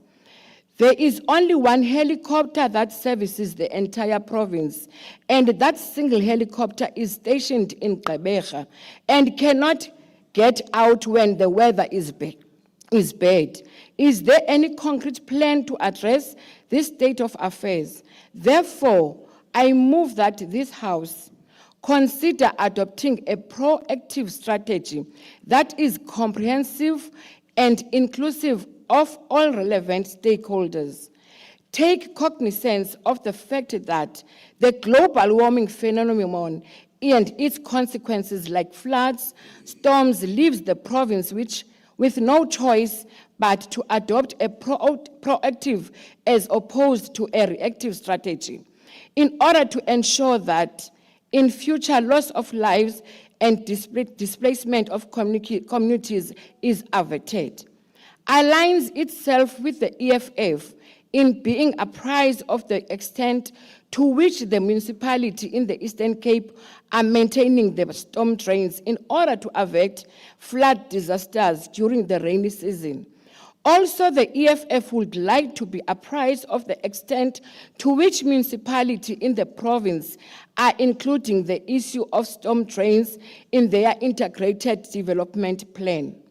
Note that it is our view that there must be a comprehensive emergency preparedness plan for future disasters like storm, floods, so that the loss of lives on large scales is prevented and mitigated.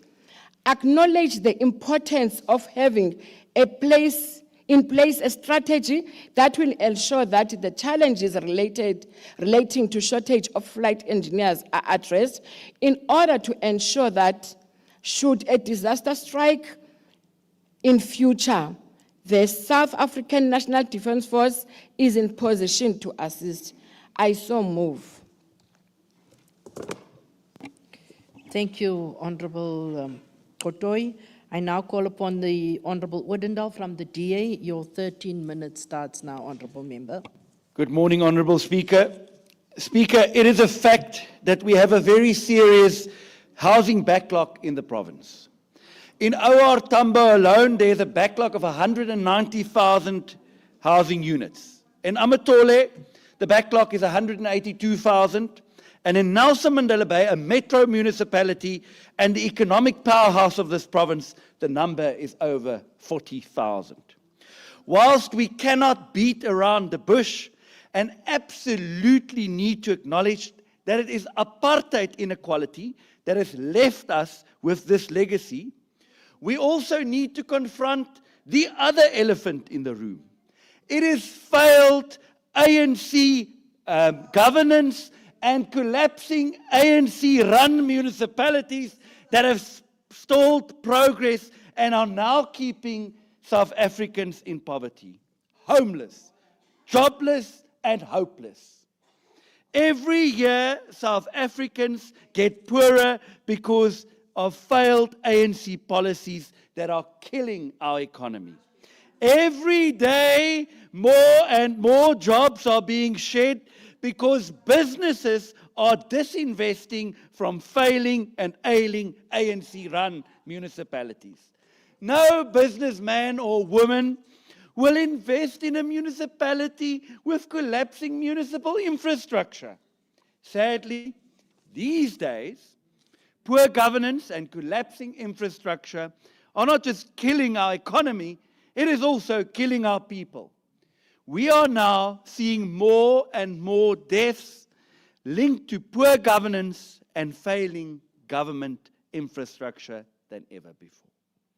Government, for example, wants us to ensure that our cars are roadworthy. But we have to ask ourselves, are our roads roadworthy? Whilst the government can't prevent an act of God like the June floods, government can certainly put measures in place to prevent or at least minimize the loss of life. In Mthatha, this means making sure that people who build their informal houses on riverbanks or within floodplains are relocated timeously. Do you think the municipality did not know these poor people built their shelters in a floodplain? Of course they knew. They knew and they did nothing. Whilst nobody wants to have the difficult conversations and tell people they should relocate to safer areas, is it not the duty of government to look after the public, to act in their best interest, and to put preventative measures in place to prevent loss of life? Speaker, it is therefore absolutely imperative that Cocta and human settlements ensure that municipalities do not shy away from their duty to take town planning seriously and to deal with issues of relocation, especially where people have built their shelters in floodplains or on riverbanks. Sadly, notwithstanding the huge loss of life we have experienced in Mthatha, we have not seen the government act in relocating such residents. This is a grave mistake, as the floodwaters will most certainly come again. Let's learn from our past mistakes and let's deal with this issue decisively. Equally important is the maintenance of our stormwater systems. In many of our municipalities, there is no stormwater maintenance or repairs. This constitutes willful negligence, which can lead to loss of life. In Nelson Mandela Bay, we saw how the lack of maintenance of key public stormwater infrastructure, such as the Cat Canal in Kariga, led to the destruction of hundreds of millions of rands in both public and private infrastructure in June 2024. Basic maintenance and repairs to stormwater infrastructure could have prevented this disaster. Sadly, in the aftermath of the disaster, we also saw how this broken metro municipality, in which money should not be such a big problem as elsewhere in the province, could not even fix the infrastructure damaged by the floods.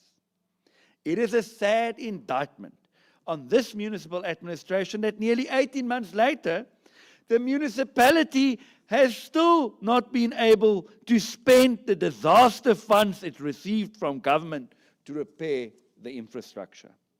The people of Kariga were failed by their municipality due to a lack of preventative maintenance that led to the disaster.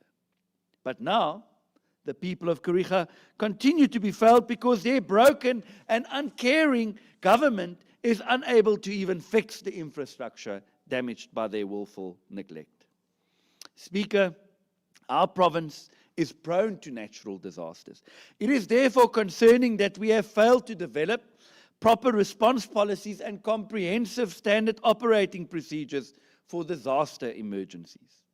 Our response to potential climate change threats was drafted in a document released in 2011. That was 14 years ago, and to date, we have done nothing to act on the advice of our own policy.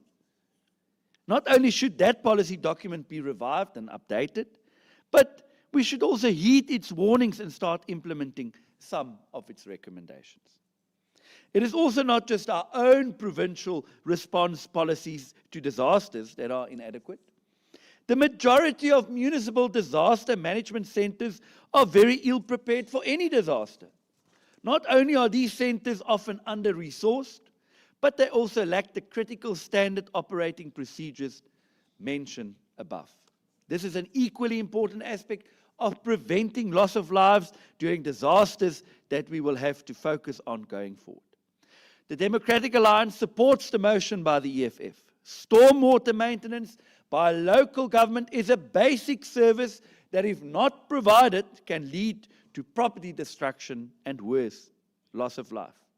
Recent flood events have shown that our municipalities are failing this responsibility, and therefore we have a duty to ensure that our municipalities start taking this responsibility seriously. This, together with the responsibility of ensuring proper town planning, coupled with the prompt, responsible relocation of families who have built shelters on riverbanks and or floodplains, will prevent the type of tragedies we witnessed in our province earlier this year. And Speaker, that alone should make this motion worth supporting. I thank you. Thank you, Honorable Odendaal. Thank you so much. I now call upon the EFF, Honorable Aloni.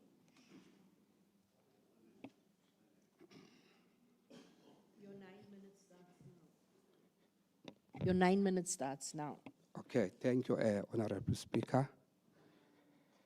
Honorable Speaker, I rise today not only to defend this motion, but to defend the lives and the dignity and the safety of the people of the Eastern Cape. People who have lost homes, families, and hope because of failure to plan, a failure to maintain, and a failure to act. This motion is not about politics, it is about lives that could have been saved if those elected to serve had done their jobs. Honorable Speaker, year after year, our province faces the same tragedy. Floods that come, people die. And then we issue statement of sympathy, we clean up for a few weeks and forget until the next disaster strikes. Let us be honest in this house. These floods are not only the work of nature, they are the results of neglect, the neglect of infrastructure, the neglect of maintenance, and the neglect of the cries of our people. Climate change is not a far-off debate in some international conference like Geneva. It is here in Kala, in Komani, Komka, in Motherwell, in Amtata, and all over. It is here washing away homes and livelihoods. It is here turning every rainfall into a potential funeral. As I make this submission, I am reminded of one man, Dr. Faningapai, an academic and a community activist. For 23 years, in every integrated development plan meeting, he raised one simple issue: clean the storm drains. For 23 years, he warned. Yet when the floods came on the 12th of February 2023, those words were drowned in the very water he feared. This motion honors people like him, ordinary citizens who show extraordinary commitment to their communities while government looks away. Across the province, the story repeats itself. In Komka, 54 families lost everything because the Great Kaiko municipality failed to maintain drainage system. In Nelson Mandela Bay, areas like Motherwell, New Brighton, KwaZakhele, Airport Valley, and Red Location were ravaged by floods in 2023 and again in 2024. Children could not attend school, families were displaced, lives were lost. How can we forget the tragic Juni floods, which took away hundreds of lives at Amtata and Butterworth, displacing thousands?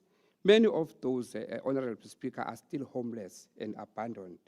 After government declared billions towards the disaster, and hundreds of millions were declared by many in donations, including the UAE, which committed 50 million, which could alone have been built between 200 and 300 houses. Honorable Speaker, we cannot continue to describe the same disaster every year and call it unforeseen. It is foreseen, it is predictable, and it is preventable. We know the causes. It's blocked drains, poor maintained infrastructure, and the absence of coordinated emergency response. When disaster strikes, our people look to South African National Defence Force for rescue, but even the SANDF is crippled by under-resourcing. During the recent floods, the Aussie AS-32 rescue helicopter could not be deployed, not because it was broken, but because there were no flight engineers available. Lives were lost, for lack of personnel, not lack of technology. To make matters worse, this vast province has only one rescue helicopter station in Gqeberha, as that is self-floods and is often grounded by bad weather. So when disaster strikes in a Ngobo, Mount Fletcher, Willowville, Senu, or Stakesford on areas, rescue is possible. Honorable Speaker, this motion does not come to complain instead, it comes to compel action. It demands that this House and this government act now. The EFF therefore calls for 5 immediate interventions. Within 30 days, the MEC for Kokta must table a province-wide audit of storm drainage, drain maintenance municipality by municipality and make that report public. Within 16 days, every municipality must include drainage maintenance and flood mitigation measures in its integrated development plan. And this House must monitor compliance. The Department of Roads, Transport and Public Works must jointly develop a provincial emergency infrastructure plan focusing on flood-prone districts, particularly King Sabata Dalinjebo, Chris Hani, Amatore, and Nelson Mandela Bay. The Premier's office, working with the SNDF, must immediately address the shortage of flight engineers and ensure 2 additional rescue helicopters are stationed in OR Tambo and Amatole within 90 days. Finally, this House must adopt a proactive disaster management strategy, integrating local knowledge, scientific data, and ongoing maintenance, not post-disaster cleanups. These, Honorable Speaker, are basic expectations of any functioning government. Only Speaker, Honorable Speaker, when the floods come, and they will, our people will not remember who spoke loudest. They will remember who acted. The EFF, moreover, calls upon the MEC for Kokta to commit here and now to deliver the storm drain audit within 30 days, to ensure municipalities table flood mitigation plans by the next sitting, and to report back to emergency rescue capacity before the end of this term. Honorable Speaker, here we are not asking for miracles, we're asking for maintenance. We're asking for leadership that plans ahead, not one that reacts after the fact. Honorable Speaker, the Eastern Cape cannot remain the province of mourning after every rainy season. We cannot continue to treat floods as surprises. We must move from reactive sympathy to proactive governance. The expertise exists in this province.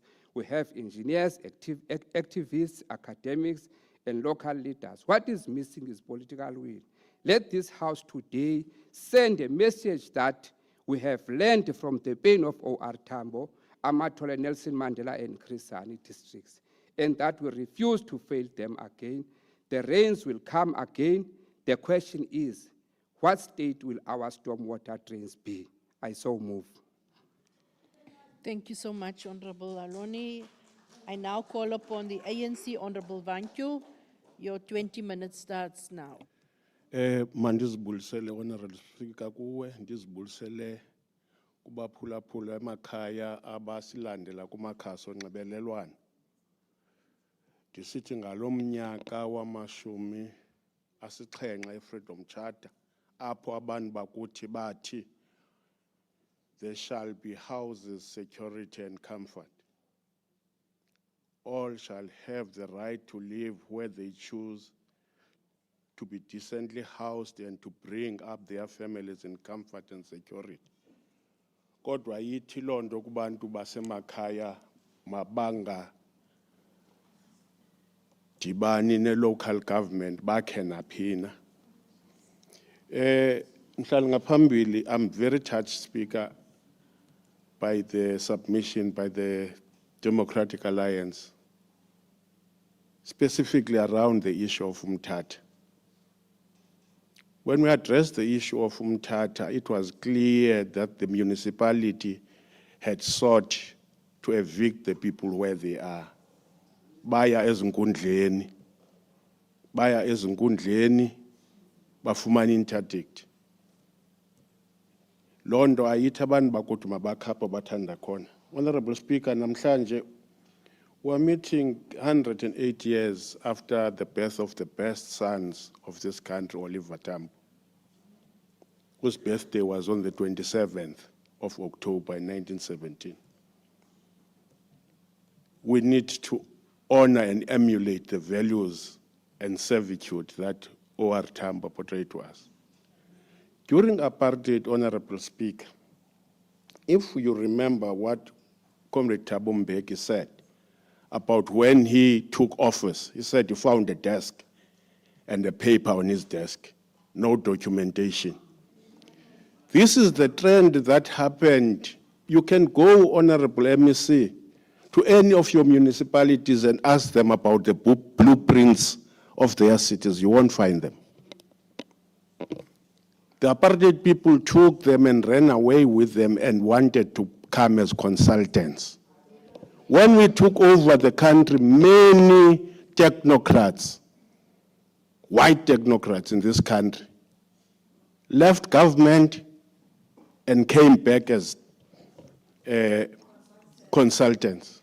Secondly, during apartheid, there was a wealth tax where industrialists or business people were obliged to invest about a percentage of their profits into infrastructure development. That was by government. That's how government was able to maintain the apartheid infrastructure. We are running away from that wealth tax. As the ANC, we note the motion brought by Honorable Kotoi regarding the floods that have affected parts of the Eastern Cape. While we acknowledge the reality of climate-induced floods and that devastating impact on our communities, the motion in its current form does not fully represent the extensive work and leadership demonstrated by the African National Congress-led government.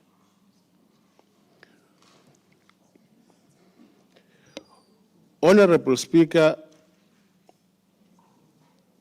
the ANC implores honorable members of this august House not to use the impact of natural disasters on the people for political expedience and point scoring.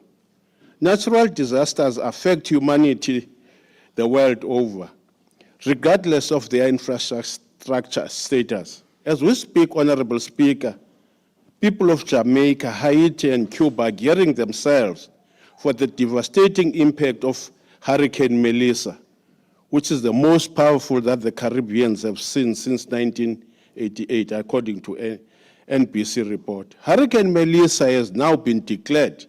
In fact, it was making windfall today in Jamaica.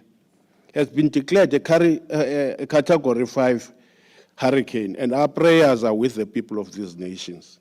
Even the most developed and modern cities can be and are affected by natural disasters, like Hurricane Katrina that devastated the city of New Orleans in August 2005. The ANC-led government remains committed to protecting the lives and livelihoods of the people of the Eastern Cape through sustainable planning, disaster preparedness, and infrastructure investment.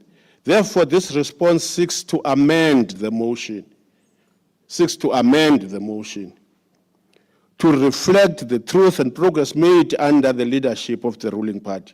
The headlines of today in the dispatch report of a pledge of 79 million by Buffalo City Metro to build a modern disaster management center. The pledge comes shortly after the Portfolio Committee on Costs of this House undertook an oversight visit to the Metro. The ANC-led government has proactively invested in disaster management and flood relief interventions. In the year 2025-26 financial year, the Eastern Cape Provincial Treasury allocated 295.5 million specifically for disaster management and climate change response. Following the June 25 floods, government estimated 5.18 billion as the total cost to repair damaged infrastructure across the province.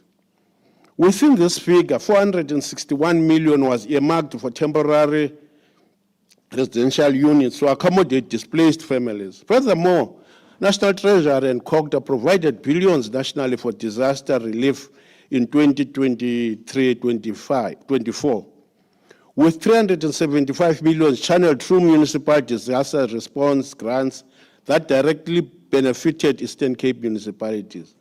These figures demonstrate not only the seriousness with which ANC-led government responds to disasters, but also its financial accountability and prioritization of the most vulnerable. It must be recognized that a significant number of people affected by the floods are those living in informal settlements or constructing houses in unsuitable areas such as low-lying, flood-prone regions and near riverbanks. These communities are often the most vulnerable due to historic inequalities. The ANC-led government, through the Department of Human Settlements, has been proactive in addressing this reality. Government is also implementing the Eastern Cape Climate Change Strategy and the Integrated Urban Development Framework to guide sustainable settlement planning and ensure that future developments are resilient to climate impacts. Risk assessments are ongoing across major river systems to support municipalities in managing land use responsibly, ensuring that residents are relocated to safer areas with adequate infrastructure and social amenities. The ANC-led administration, through the continues to strengthen local government capacity through funding and technical support. Municipalities such as the Great Kai, Chris Hani District, and Nelson Mandela Bay have received support through the Municipal Infrastructure Grant and Disaster Management Conditional Grants. These funds have been used to upgrade stormwater drainage systems, rehabilitate damaged roads, and enhance flood resilience infrastructure. Notable examples include the Motherwell Stormwater Upgrade Project in Nelson Mandela and the rehabilitation of key flood damaged bridges in Chris Hani District. These initiatives demonstrate the ANC government's hands-on approach in ensuring that municipalities are equipped to manage and prevent future disasters.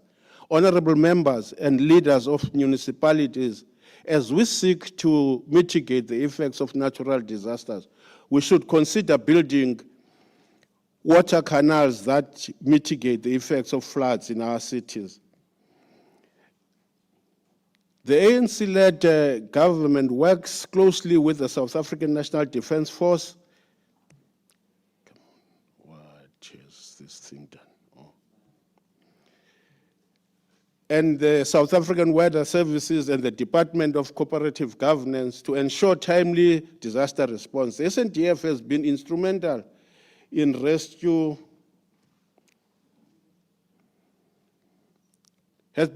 instrumental in rescue and evacuation missions, particularly in areas like Buffalo City and Nelson Mandela Bay during the 2023 and 2025 floods. Furthermore, the government has strengthened its aerial response capacity by increasing funding for flight engineers and helicopters used in rescue operations. In conclusion, Honorable Speaker, it is clear that the ANC-led government is not reactive but proactive in dealing with the effects of floods and storms.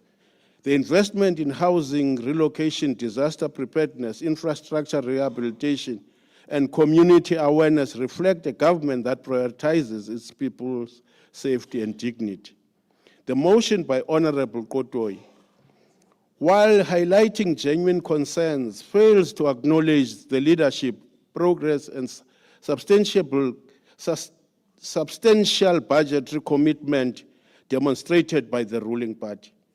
Therefore, this House should reject the motion in its current form and adopt the following amendment: that the House commends the ANC-led government for its proactive intervention, budgetary commitments, and sustainable planning in mitigating the impact of floods across the Eastern Cape, while acknowledging the need to continue supporting vulnerable communities, especially those residing in informal settlements located in flood-prone areas. This amendment accurately reflects the government's ongoing efforts to build resilience, protect lives, and create sustainable living conditions for all citizens of the Eastern Cape.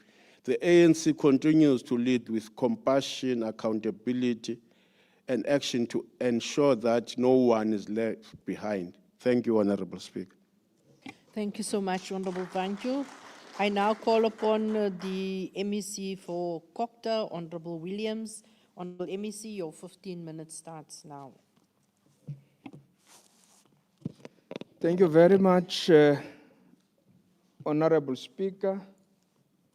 Greetings to you, Acting Premier, members of the Executive, members of the House, our people from the gallery, and those who are watching us in social media platforms.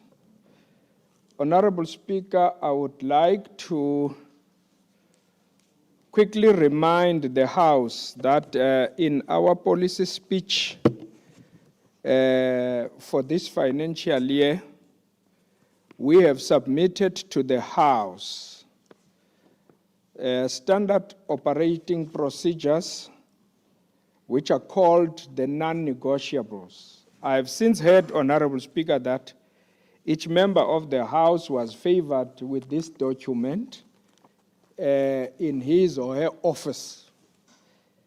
But somewhat I am worried that it seems to be gathering dust because members of the House seems not to have put primacy on what is contained in the policy.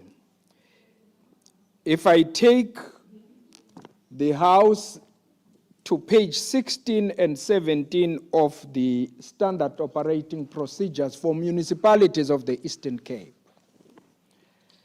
This is a standard operating procedure on stormwater maintenance, which addresses what the motion says. It deals with culverts, what to do, what municipalities should do to ensure that we prevent localized flooding. And we're busy now ensuring that municipalities are implementing the standards so that you prevent localized flooding. Now, when we talk in the House, we can't talk as if there's nothing that we have done to ensure that municipalities do what they're supposed to be doing. So I just wanted to remind the House about that important standard. Secondly, Honorable Speaker, there's been serious allegations about our failure to relocate the communities that are affected by disasters. I think the disaster in Mthatha was not newsworthy because of negatives. It was newsworthy because of what we were able to do as government to respond to that disaster. And as I'm speaking, Honorable Speaker, we have relocated those families that are affected by disaster to the Maiden Farm area, where they are residing in houses. They've been provided with water so that they can try to rebuild their houses, their lives. So that has been done. We are still in the process of finalizing it, Honorable Speaker. On the construction of houses in areas that are not defined or zoned as areas where construction of residential properties must be done. Indeed, Honorable Speaker, if you talk of the Mthatha disaster, there's a court case that was entered by the residents who were to be removed in the area, fighting with the municipality. We have since 2023, Honorable Speaker, in the provincial disaster risk reduction strategy, we have mapped all the areas of this province in terms of the municipalities to identify areas which are susceptible to disasters, especially flood disasters, due to climate change. And in that work, we are clear that in certain municipalities of the Eastern Cape, there are residential areas where if floods increase to about 5 meters, those areas would be affected, and those municipalities are made aware of such events. I am just saying, Honorable Speaker, we are implementing our risk reduction strategy and climate change adaptation strategy as a province. We continue to face challenges of climate-induced flooding, which threatens both human lives and infrastructure. As we have witnessed in recent years in various municipalities, your Nelson Mandela Kariaka area, Mbizana, Buffalo City, Enoch Mgijima, and many other municipalities. But I must respond, Honorable Speaker, and indicate that there's indeed slow expenditure of the disaster grant in Nelson Mandela.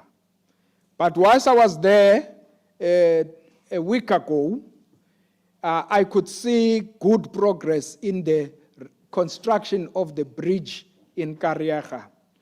And soon we'll have completed that project, but indeed I do not agree with the slow pace of responding to the disaster, which affects also the business sector, especially in Nelson Mandela. The maintenance of stormwater drains is therefore not an afterthought. It is a core component of disaster risk reduction and climate change adaptation. Properly functioning drainage systems are the first line of defense against urban flooding. When neglected, blocked, or poorly designed, they turn our streets into rivers and our communities into disaster zones.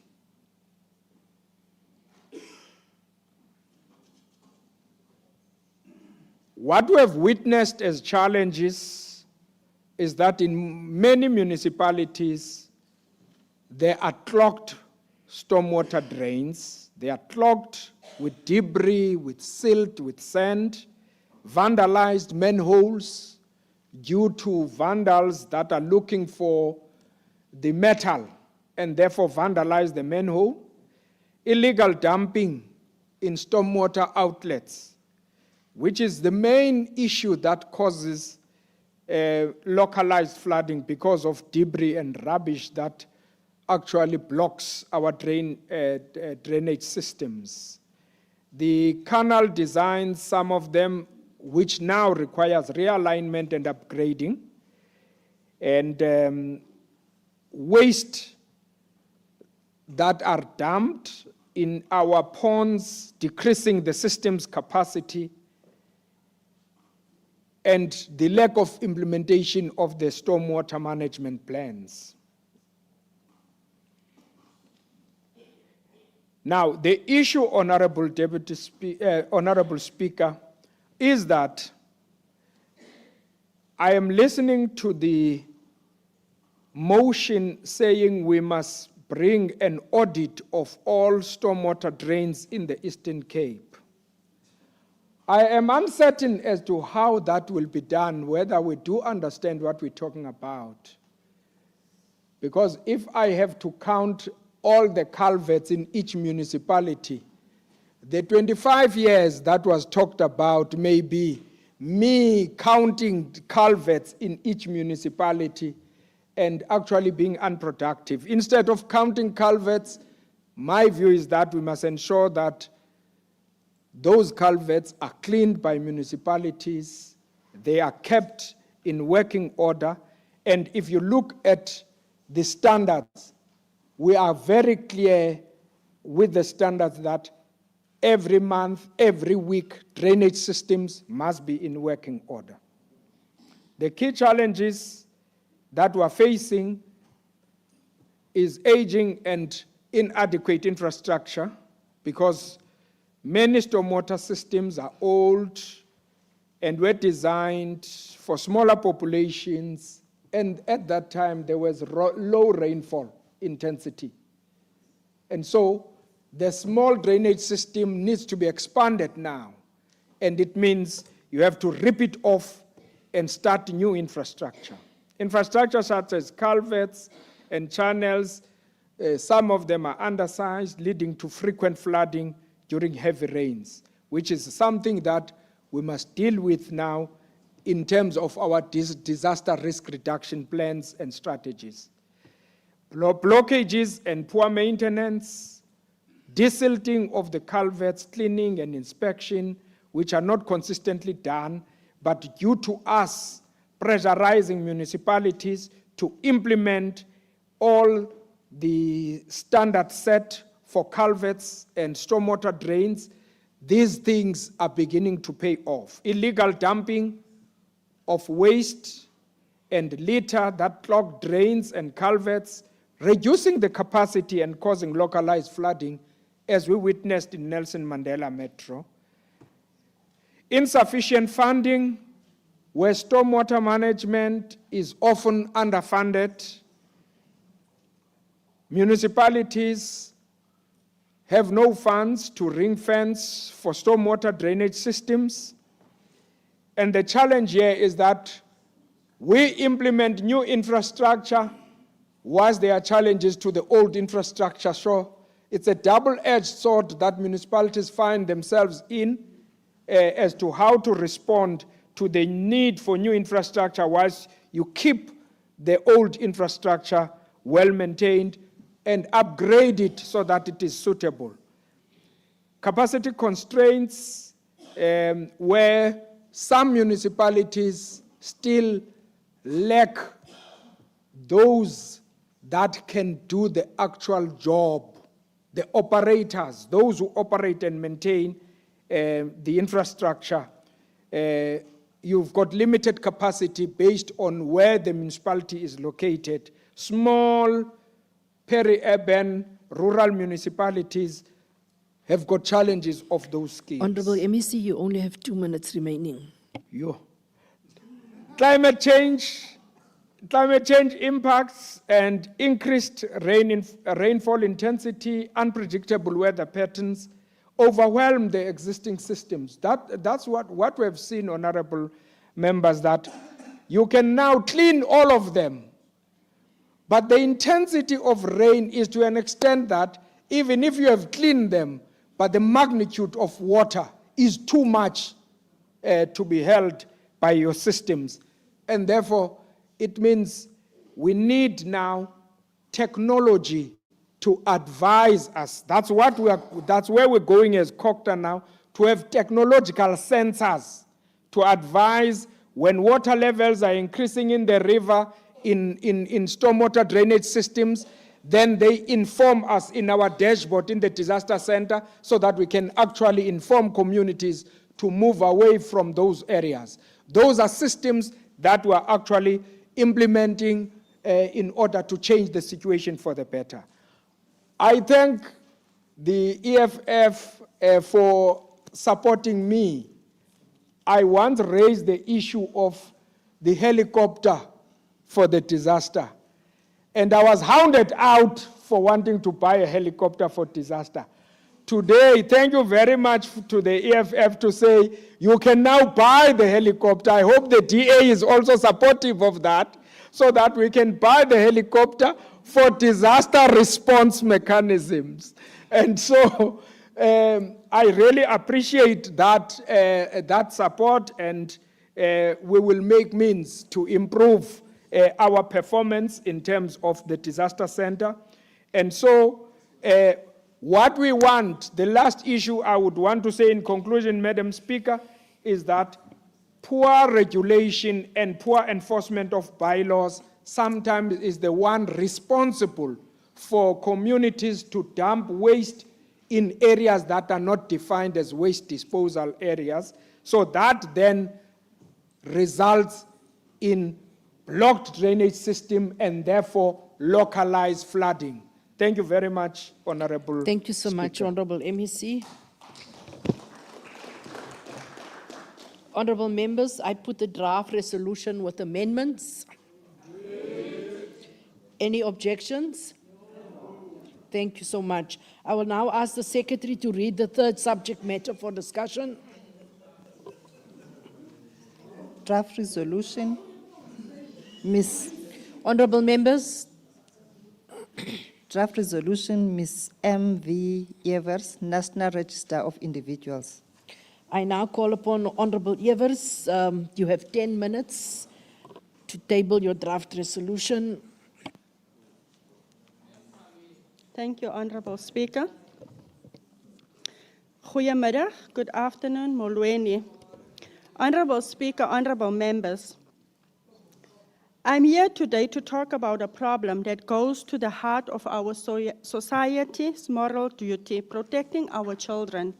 The motion before us is not just about bureaucratic neglect. It concerns the lack of political will to protect the children of our province by properly using the National Child Protection Register. Allow me to unpack the uncomfortable facts.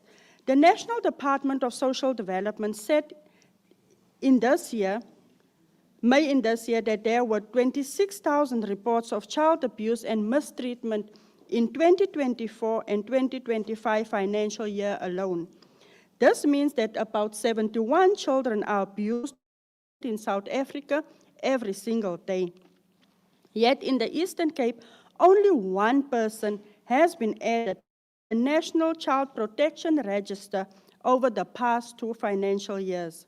So it is safe to say there was one case of child abuse, neglect in the Eastern Cape over the last 2 years.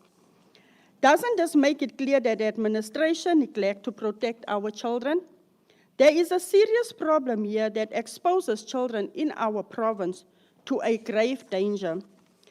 The Child Protection Act of 38 of 2005, especially Section 118, requires the Department of Social Development to maintain a list of people who aren't fit to work with children.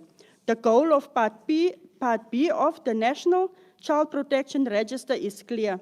It's to have a record of persons who are unsuitable to work with children and to use the information in the register in order to protect children in general against abuse from these persons.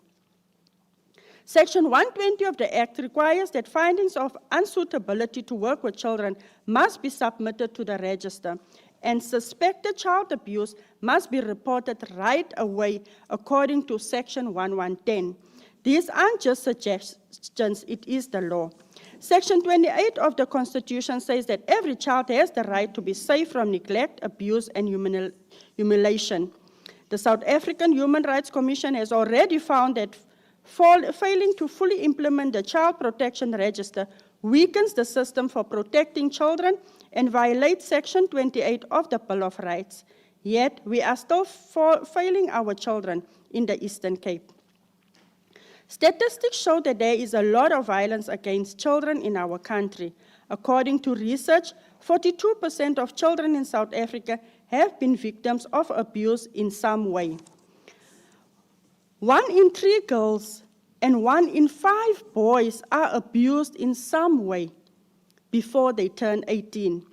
In the Eastern Cape, in 2022-2023, 45.9% of all crimes against children that were recorded were rapes. The response from the Social Development Department, one name on the register.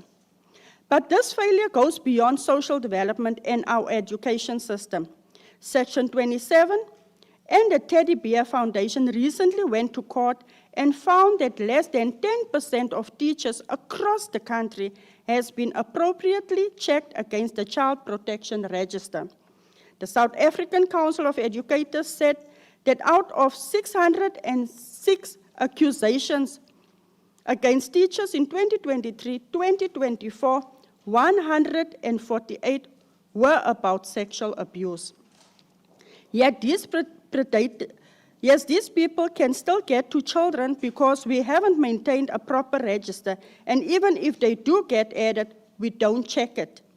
Speaker, between April and July this year, at least 117 girls aged 10 to 14 gave birth, and 4,752 girls aged 15 to 19 delivered baby in the public health care, almost all of which were indicators of statutory rape and serious abuse. One name on the register. Let me be clear about what the law requires of us. Regulations 42 of the Children's Act require that all qualified court and discipline orders be sent to the Director General within 21 days so that they can be added to Part B of the National Child Protection Register. However, our study shows that police and social services work together across sectors in only 8% of all reported cases. Social workers don't identify children who are in danger, and the system doesn't really protect kids. The motion before us calls for action. First, the MEC for Social Development must work with SAPS and the NPA to do a full review of all child abuse and sexual offense cases from 2023, 2024, and 2024, 2025 to find cases that need to be added to the register. Secondly, social development, the police, and education need to work together to make sure that results are appropriately reported and referred. Thirdly, all social workers must get regular training on their legal obligations under Section 1110 of the Child's Act. Fourthly, the Department of Social Development improved its case management system to ensure all disciplinary or court findings disqualifying individuals from working with children are recorded and submitted to the Director General within 21 days as required by Regulations 42. The Convention on the Rights of Child, which South Africa has signed, states that we must protect children from all kinds of violence. If we don't use basic safety measures like the Child Protection Register, we are in breach of international agreements and damage our image as a country that defends basic human rights. Honorable members, every day, the requirements of these motions are not put into action, more children are put in danger. To give you an idea of how many children are harmed by people who should already be on the register and not allowed to work with children, think about the fact that there are 48 child rapes in our country every day, and our province contributes to a disturbingly high number of these crimes. These answers are not easy to see. These answers are easy to see, apologies. The legal structure is there. The only question now is whether our leaders are willing to move quickly to deal with this crisis. Masikhusele abantwana bethu. I ask every member of this House to back this motion, not only with their vote, but also with their continued support and dedication to seeing it through. Our children deserve nothing less than our full support and care when it comes to keeping them safe. Now it's not the time for excuses. Now is the time to act. I thank you. Thank you so much, Honorable Evers. We now call upon Honorable Odendaal from the DA. Your 13 minutes starts now, Honorable Odendaal. Nelson Mandela famously said, "The way a state treats its children is a reflection of that society's character." Although we have one of the most progressive constitutions in the world with comprehensive rights to all, sadly, government often fails to give effect to the provisions of the Constitution because it fails to draft and implement support legislation or policies. In listening to this motion, it becomes clear that the safety of our children is no exception. Children are amongst the most vulnerable members of society as they depend on others for their care and protection. Section 28 of the Bill of Rights states explicitly that every child has the right to be protected from maltreatment, neglect, abuse, or degradation. Whilst the provision of our Constitution are very clear, the reality is that we often fail to protect our children. Stats SA revealed in 2024 that the top 3 reported crimes committed against children are rape, common assault, an assault with the intent to do grievous bodily harm. Girls are also predominantly more likely to be the victims of these crimes. Speaker, the fact that we have seen more than 26,000 instances of child abuse and neglect just in the 2024-2025 financial year, and those are the ones that got reported, and we have only added one person to the National Child Protection Register over a 2-year period, is a shocking indictment on government. How is it possible that, notwithstanding the fact that we have all the data to our disposal, we still fail to ensure that those that are not fit to be around children are not flagged as such? Surely, keeping such an updated register is one of the most basic steps government can take to endeavor to prevent our children from falling prey to sexual predators and other abusers. Whilst this is an important aspect, more can also be done in order to educate the public. Speaker, I'm ashamed to say that prior to doing some research for my speech on this motion, I did not know how one could go about accessing the National Child Protection Register, nor did I know that the information contained in that register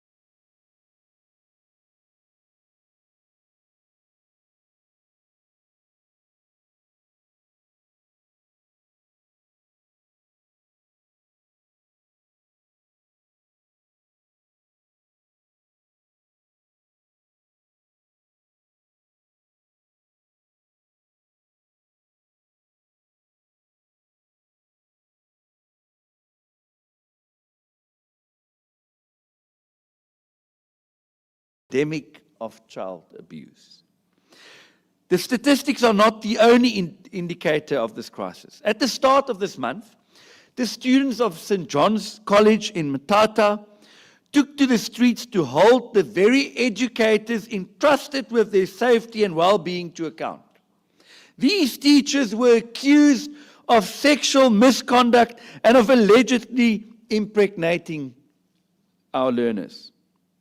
Only then were 7 teachers placed on precautionary suspension. Speaker, we cannot continue to treat this epidemic reactively. We must become proactive if we are to curb the dangers our children face daily due to systemic neglect, a lack of due diligence, poor monitoring, and inadequate reporting. Each time we wait for a crisis before acting, we send the message that children's safety is negotiable, and that should never be the case.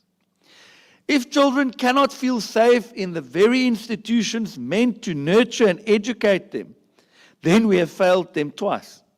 First, by allowing the abuse to happen, and secondly, by allowing systems of accountability to collapse. Every school, creche, and care center must become a zone of safety and trust, not one of fear and secrecy. Speaker, we must strengthen oversight mechanisms, ensure regular vetting of educators and caregivers, and demand accountability from the departments mandated to safeguard our children. Communities too must be empowered through awareness campaigns and education to know where and how to report abuse and to trust that the reports will lead to justice. parents, guardians, and community leaders must be partners in protection, not silent witnesses to a broken system. Speaker, we can no longer sit idly by and expect the status quo to change. This motion strengthens the implementation of legislation that already exists to protect children. It compels the Department of Social Development to comply with Section 118 of the Children's Act 38 of 2005, which requires a functional and updated National Child Protection Register. The legislation is available. The requirements are in place. The tragic reality is that we even need to table this motion at all. It is undeniable evidence that we are failing the children of our province. By not passing this motion and immediately implementing these requirements, we are also going to risk failing the children of our province. We risk failing to uphold their most basic human rights, and we risk failing to implement the simplest of safety measures like the Child Protection Register that could save lives. Speaker, the time for words have passed. What our children need now is visible action, decisive leadership, and a government that treats their safety not as an administrative burden, but as a moral imperative. I thank you. Thank you so much, Honourable Member. We call upon the EFF, Honourable Chocho.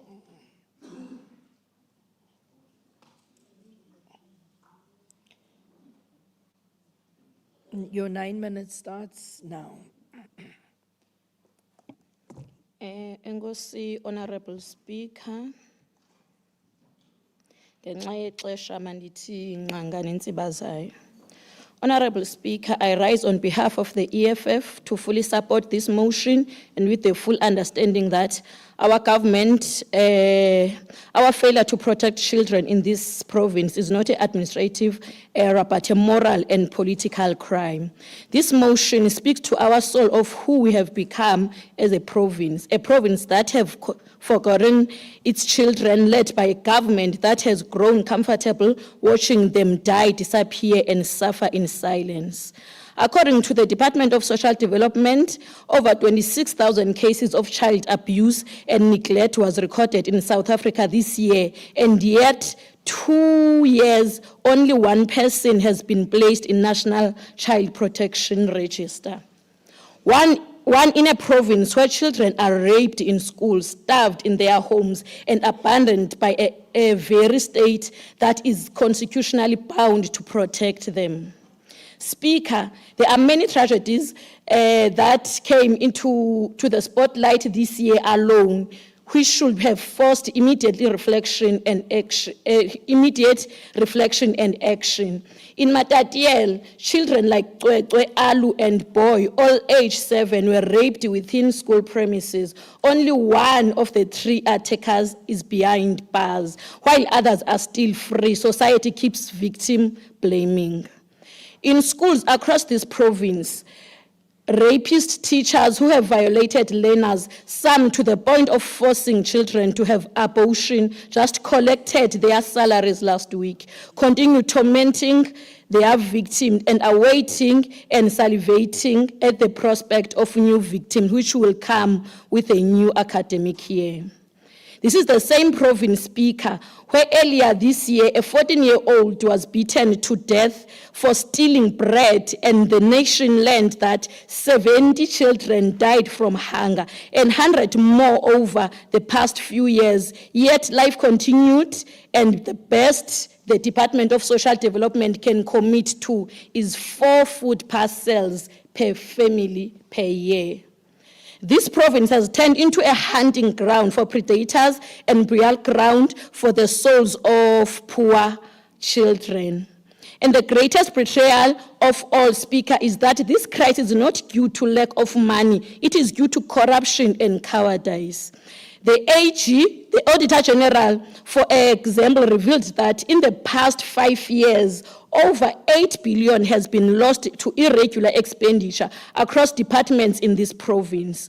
On the other hand, we have municipalities also bleeding billion annually with no consequences. For example, BCM municipality, where this legislature is housed, has lost over 10 billion rand in the same period. This is money that could have built safe schools, funded social workers, and rescued children from hunger. To date, no one has to date, no one has been fired, no cases opened, no recovery is made, and the very people who presided over this theft is still sit in offices signing off new budgets. In addition to the proposal made by Honorable Evers, which we support, we call for the following urgent interventions. The Premier urgently must establish a provincial child protection war room, bringing together education, social development, SAPS, health and justice under one coordinated structure, not another task team that dies in a report. This legislature must compel the Office of the Premier to table quarterly implementation report from the Child War Room and the Children's Act, especially Section 120, and to act against any department that fails to submit them. The Provincial Treasury must ring-fence and child protection emergency fund financed from recovered, irregular, and wasteful expenditure. The SIU and Hawks must be directed to investigate the official responsible for irregular expenditure and principal and official who failed to report abuse cases because their silence too is a crime. Speaker, no nation that kills its own children through neglect and corruption can claim moral authority anywhere in the world. As we will hear in some of the debates today, some of the abuse against children in state-sanctioned, a case in point being subjected children, some as young as 6 years old, to walk long kilometers to school in the dark, sometimes in the cold and rain, because they closed nearby schools if they were ever built, and then limited school transport. This is essentially abuse at the end of government and endangering children's lives, who are often victims of rape, swept away trying to cross rivers. Until this government fires the looters, recovers what has been stolen, and treats the safety of children as a non-negotiable priority, we will remain a province of empty speeches and full of symmetries. I thank you. Thank you so much, Honourable Member. I call upon the UDM Honourable Mkocho. Your 5 minutes starts now. Thank you, Honourable Speaker. Greetings to you again.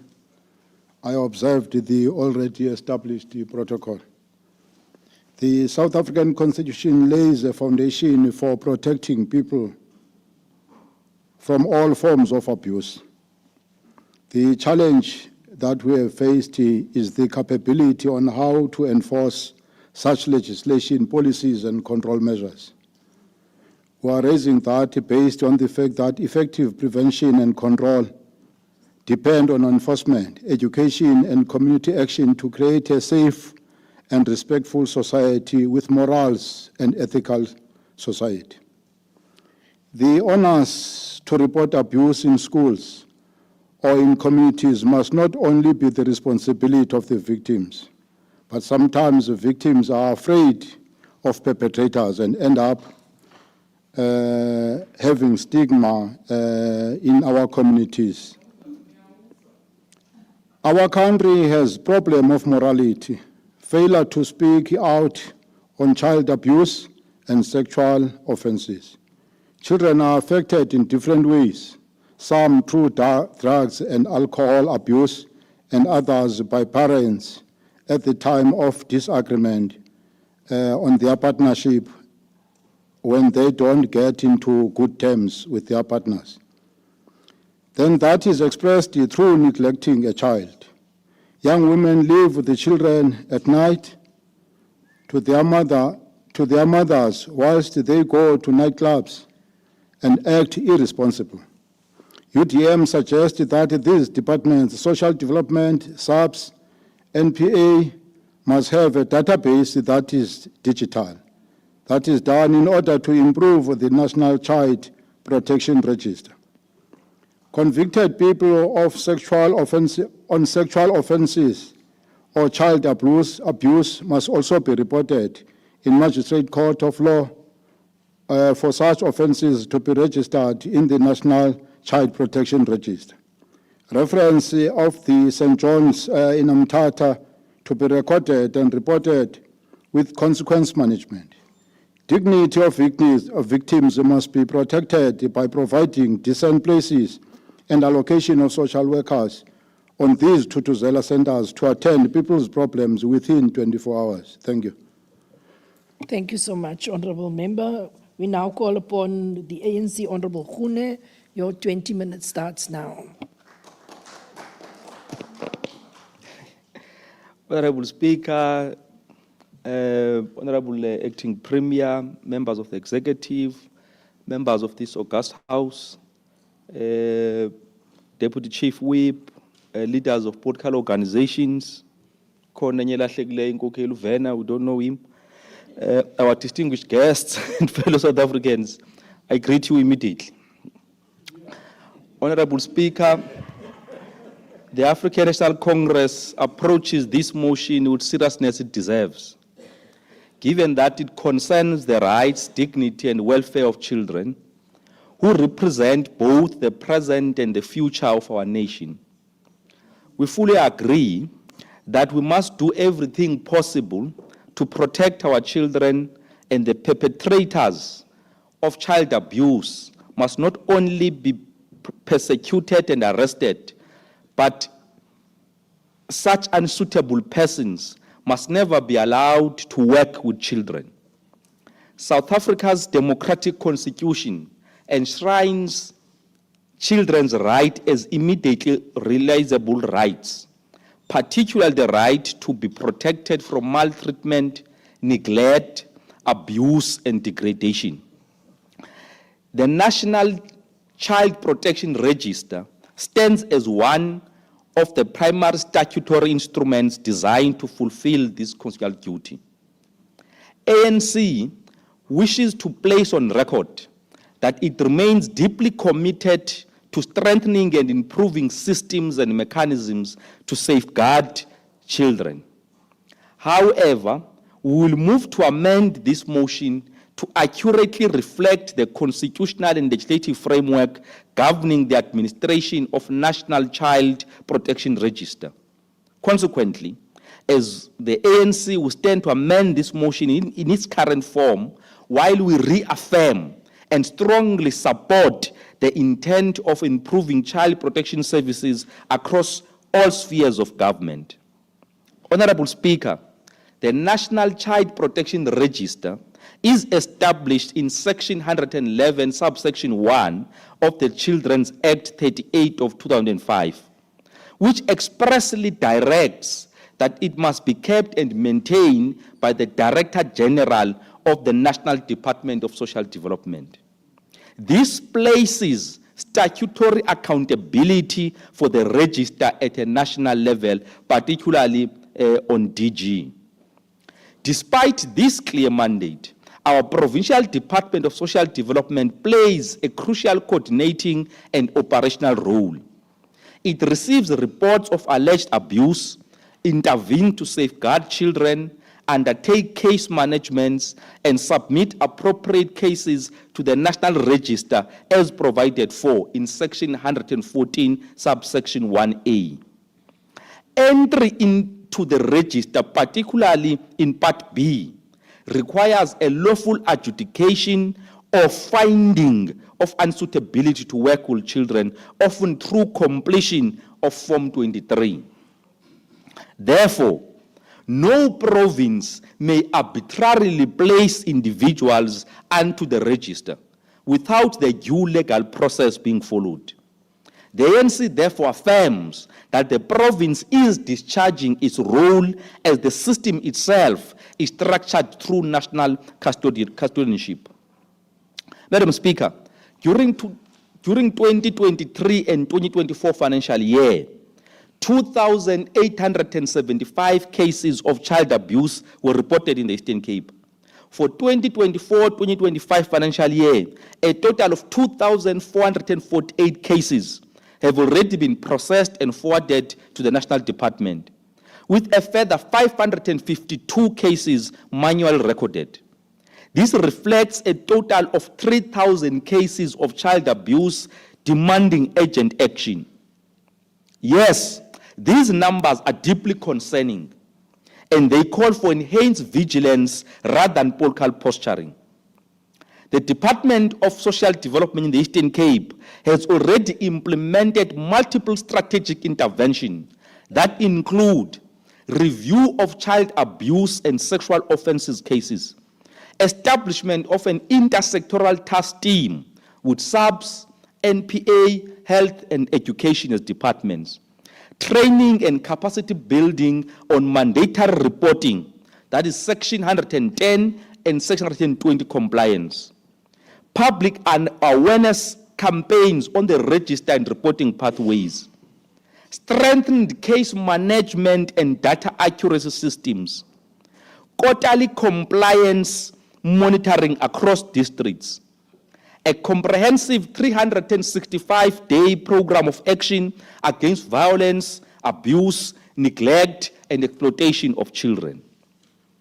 All social workers have been trained in the reporting obligation and the National Child Protection Register processes. There is a live database of pending cases awaiting finalization for listing. These actions demonstrate that the province is not passive. It is taking proactive measures while adhering to national legal requirements. Honorable Speaker, Section 110 of the Children's Act outlines a wide scope of professionals and role players who are legally compelled to report suspected abuse. These include educators, health workers, traditional leaders, municipal ward councillors, and child service practitioners. This makes child protection a shared societal responsibility. No motion or resolution can also replace the power of vigilance at home, in communities, in places of learning, and in health facilities. It demands knowledge of reporting channels and the courage to act. Madam Speaker, to provide a complete assessment, allow recognition of major supports and reforms already underway across the province. As the Portfolio Committee on Social Development not so long ago, we crisscrossed the province during Public Participation Week and encountered numerous interventions and programs the department is doing with many NPOs. Among those are child and youth care centers across the province that provide statutory care and rehabilitation services for abused and abandoned children. Isibindi Safe Park program, operating across multiple districts, supports vulnerable children through trained child and youth care workers. Tutuzela care centers, which offer integrated support for survivors of sexual assault, including fast-track medical legal services to secure convictions. The Prevention and Early Intervention Program strengthens parenting capacity, especially in high-risk communities. Community-based children protection forums ensure that abuse cases are identified early and escalated appropriately. These examples signify practical implementation rather than theoretical compliance, and they reflect sustained investment in children's safety and dignity. Madam Speaker, beyond the Eastern Cape, our democratic state has implemented significant array of child protection instruments, including, among others, the Sexual Offences and Community Affairs Unit of the NPA, which ensures perpetrators face consequences. The National Register for Sexual Offenders, complementary to the NCPR, providing an additional protective shield. environmental scanning through non-profit organizations such as Childline, Teddy Bear Foundation, and Mother Tongue projects. National Child Protection Week, which raises public consciousness annually. The Violence Prevention Policy Framework, placing emphasis on the prevention and community-level detection. These interventions collectively support a defensible assertion that the ANC government has advanced an evolving system committed to eradicating child abuse. The ANC does not deny existing systematic challenges, which include shortages of specialist social workers and high case volumes, gaps in coordination between SAPS, education, social development, and justice cluster stakeholders, persistent underreporting driven by stigma, threats, and community silence, ICT system limitations that hamper early detection and tracking of repeated offenders.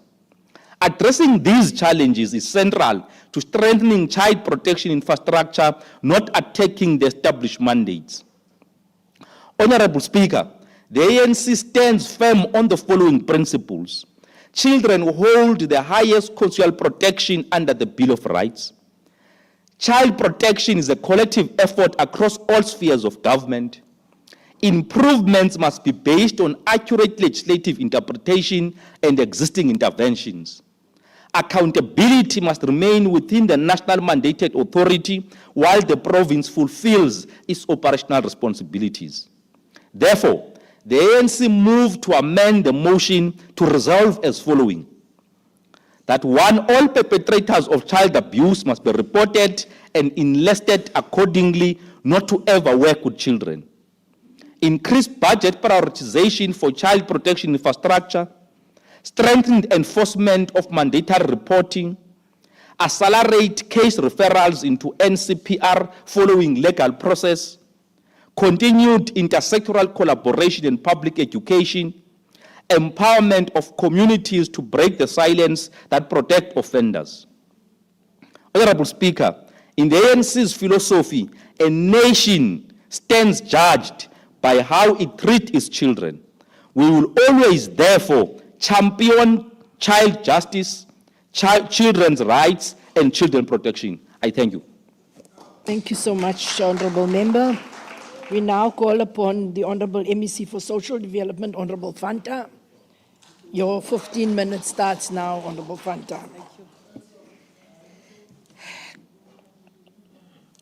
Honourable Speaker and Deputy Speaker, uPremier obambeleyo, executive members ezikhona apha, amalungu eParlamente, abantu bonke baseMpuma Kapa, ababukeleyo kumakhasi onxibelelwano, ndithi kunibhotani. Honourable Speaker, I rise today to participate in this important debate on the maintenance and functionality of child protection register and the child justice system in our province. This motion comes at a time when our society continues to be confronted by painful realities, the rising tide of violence, neglect, and abuse against our children, including within our schools and communities. For the past 2 years, our province has witnessed disturbing reports of child abuse and sexual offenses, as indicated by you, Honorable Khune, almost 5,875 reported cases, through court cases. Unfortunately, ukufaka ku-register uchilo uthi ayisithanga. It's a mandate of national DG. Tina, our social workers zimbalwa zinjalo, but they managed to pull through cases. As 875 uba zingene court futhi zifunyaniswe guilty. Unfortunately, asikwazi ke ukuba siyozifaka ku-register thina. It is not our mandate. These acts have not only robbed our children of their innocence, but have also shaken the moral conscience of our society. The motion notes, and rightly so, that there has been a degree of inaction and efficiency in maintaining the Child Protection Register, which is a vital instrument for safeguarding our children from individuals who pose a threat to their safety. Inene uthango olungenamgxeko lusengozini.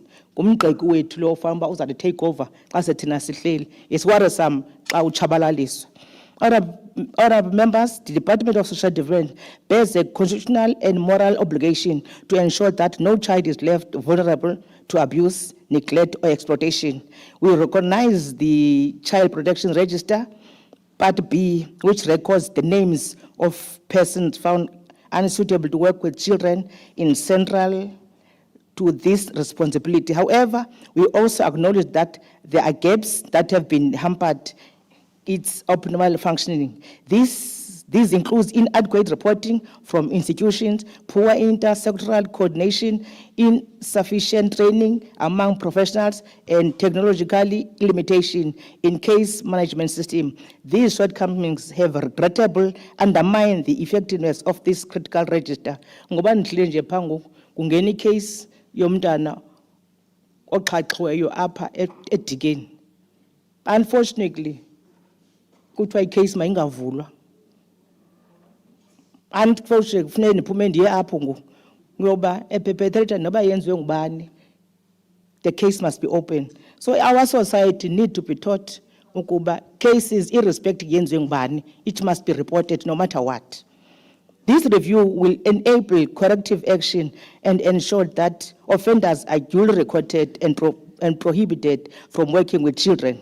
To improve coordination with aim to establish a provincial intersectoral task team comprising representatives from social development, SAPS, Department of Education, the Department of Health, and the National Prosecuting Authority.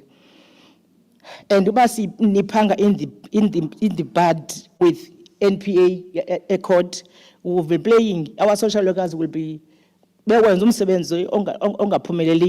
need to make sure that i-court zethu xa bebanjiwe bafunyaniswa on the side on the side of the wrong and bagwetywe. Iba kwenzeki njalo, it's a futile exercise for us as social workers. Educators, law enforcement officers, and relevant stakeholders on Section 110 and 120 of Children's Act, focusing on mandatory reporting of abuse and legal implication of child protection register. A provincial audit is underway to assess the level of compliance with Part B of the National Children Protection Register across all districts. This will help us identify the gaps, non-compliant institution, and the level of awareness among employees and employers regarding their legal obligation to screen employees and volunteers against this register. Honourable members, we are scaling up the awareness campaigns to inform communities, schools, and organizations about the purpose of the Child Protection Register, how it works, and the importance of mandatory reporting of abuse. This is to ensure that no community will claim ignorance when it comes to protecting a child. We are also strengthening our case management system to ensure that information is captured accurately, updated regularly, and accessible to authorized stakeholders. This will in turn enhance tracking child abuse cases and prevent duplication of or loss of critical data. The Department will further institute quarterly compliance monitoring and verification process. Through this, we will ensure that departments, schools, and child care facilities adhere to reporting obligation and that names of offenders are duly entered in the Child Protection Register. We will intensify the implementation of 365 days program action for no violence against children, a comprehensive initiative to combat violence, abuse against children throughout the year, not just during designated awareness months. This includes prevention, early intervention, and responsive care. Honourable members, social development continue to implement several programs aimed at ensuring the safety and well-being of children in the Eastern Cape.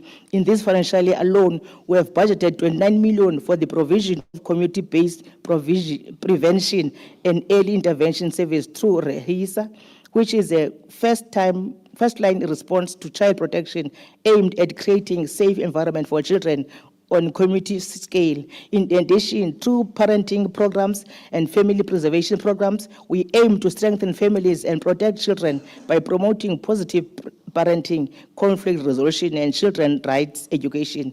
A budget of 65 million has been committed for these services in 2025 financial year. These programs help parents and caregivers to develop nurturing, non-violent, and respectful relationship with their children while challenging harmful norms that lead to abuse or neglect. In essence, such programs play a vital role in preventing violence, improving family well-being, and building protective environment for children within their homes and communities. Honorable Speaker, honorable members, we are calling for a collective effort between parents, teachers, social workers, the police, and indeed every member of a society. This is a social problem. It's not for the government only. The protection of children is not just a responsibility of the Department of Social Development alone. It is also a societal duty. As the department, we will strengthen oversight and enforce accountability so as to accelerate action. For in the face of child abuse, silence is complicit. We want to appeal to our communities to report these cases. Mazingafakwa phansi kwebhedi okanye zifihlwe. We want to appeal. We must speak out on these cases so that kudilishwana with whoever who is abusing our child. I put the motion as amended by ANC. I thank you. Thank you so much, Honorable MEC. Thank you. Honorable members, I put the draft resolution as amended. Honorable Speaker. Any objections? Yes, Honorable Mahutosi and then Honorable Kasim.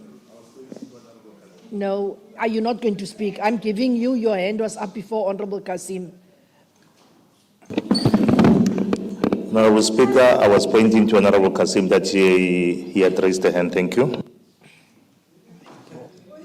To get your attention. Honorable Lucity, no. Honorable Kasiti, Lucity, no. Honorable Kasim, sorry. No, I'm not intimidated, Honorable Speaker. Honorable Speaker, we don't have an issue with the amendment, but just in terms of Rule 125.1, we just would like to get confirmation that the amendment has been submitted in writing, signed by the proposer and delivered to the table, because ordinarily what would happen is we would get confirmation of this and just understand exactly the wording of the amendment submitted in writing. Thank you, Speaker. The amendments is with Maria. They have received it.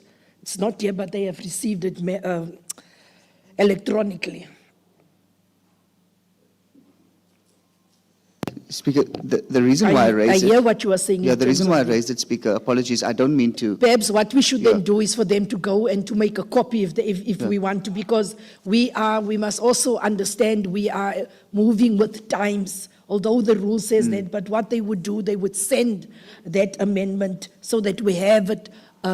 If we are going to be so pedantic to say that we only want a hard copy, then we can always go and make a copy and then submit it as evidence. No, you see, I'm not trying to be difficult, Honorable Speaker. The reason why I raise it, it's important that we understand what exactly are we, because we support what might have been read out. We could hear most of it in the speech.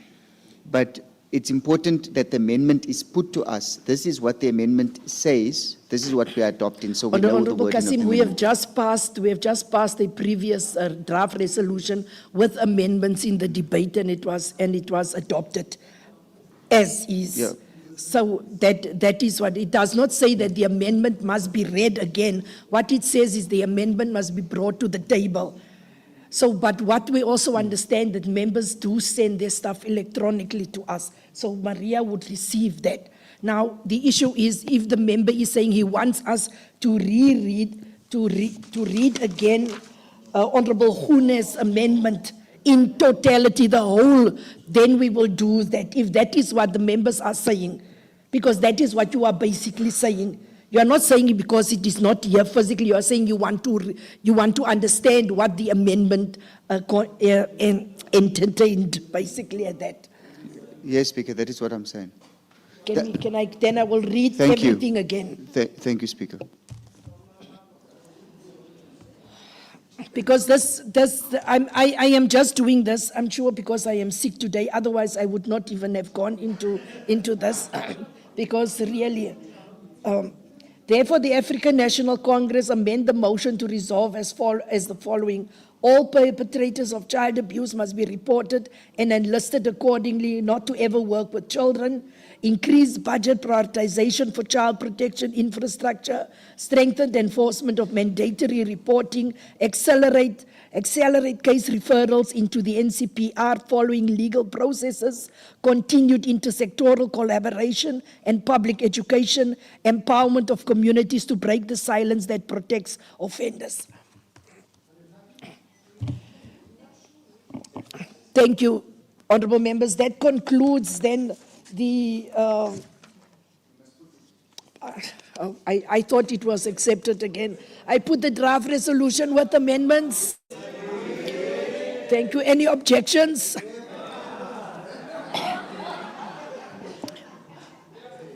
Just for Honorable Kasim's understanding, already the members had adopted it. He just wanted clarification. Like I'm saying, yeah, sometimes you must just go slowly because sometimes people are not au fait with how the processes unfolds in the House. Honorable members, it is 13:03. We will break for lunch for 45 minutes. That means we will be back in 45 minutes where the Deputy Speaker will then take over. Thank you so much.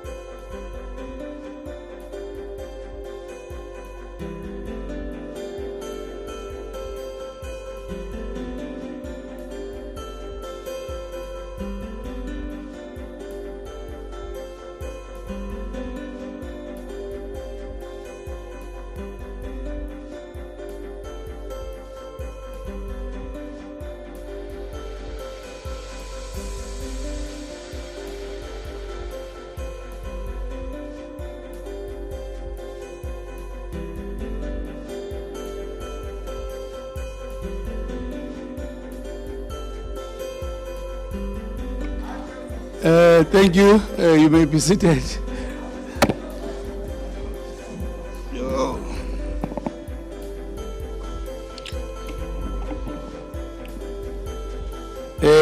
We are now proceeding with the business of the day.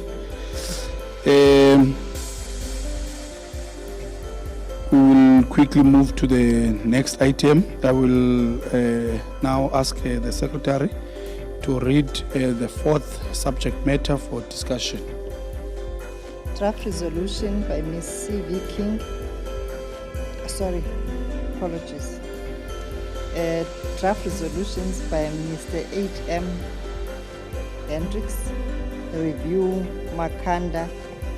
Honorable Presiding Officer, I apologize. I must read. I think you were right D. with the I first must one. read D. Apologies to the House. Draft resolution, Ms. C.V. King, establishment of a provincial blacklisting registry.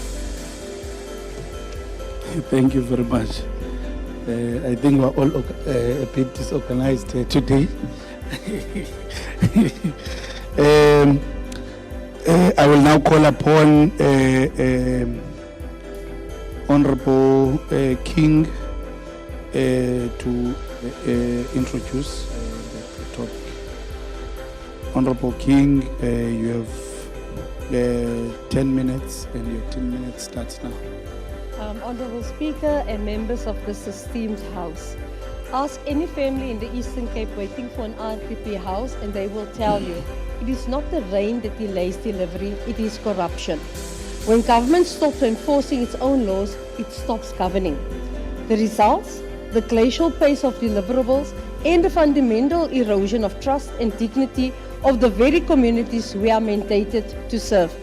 Honourable Speaker, the Department of Human Settlements relies on the blacklisting framework set out by National Treasury, Section 13 of the 2011 Preferential Procurement Regulations, read with Treasury Practice Note 5 of 2006.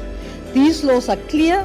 When a contractor fails to meet the terms of a contract, the state must act.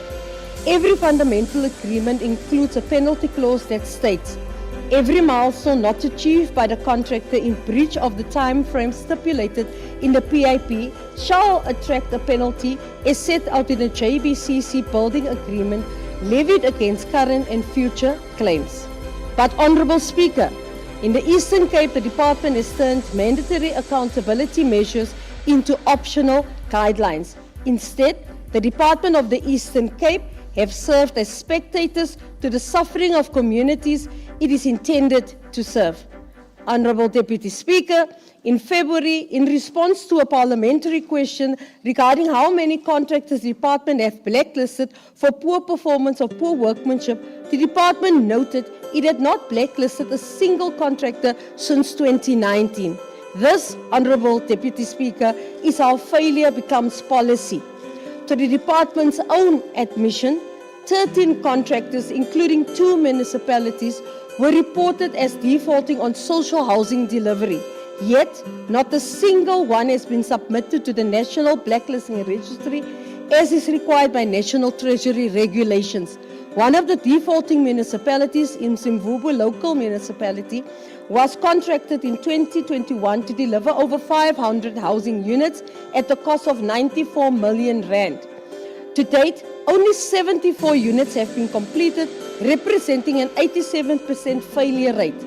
The department has since terminated 6 non-performing contractors within Zimbabwe local municipalities and have stated that new contractors will only be appointed in the 2027-2028 financial year. The department admitted that 436 beneficiaries of these 6 projects have been adversely affected as a result of this failure of incompetence. Unsurprisingly, no performance or forensic audits were conducted in relation to these failures. This serves as yet another indictment of a system that has normalized failure and betrayed the very people it is meant to serve.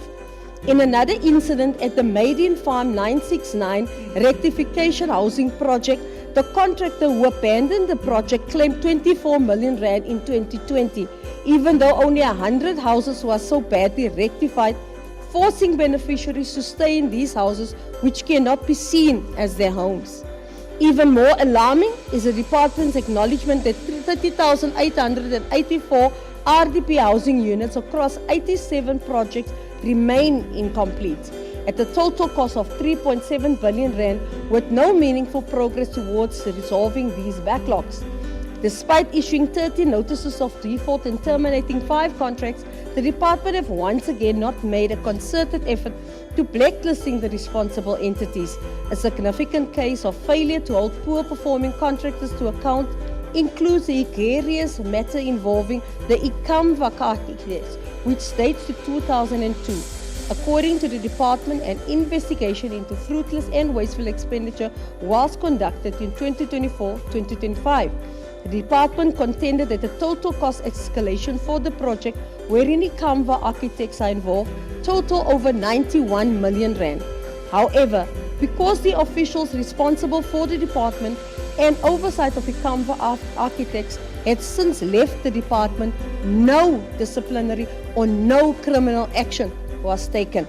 This is a direct affront of the rights of citizens who still live without proper housing.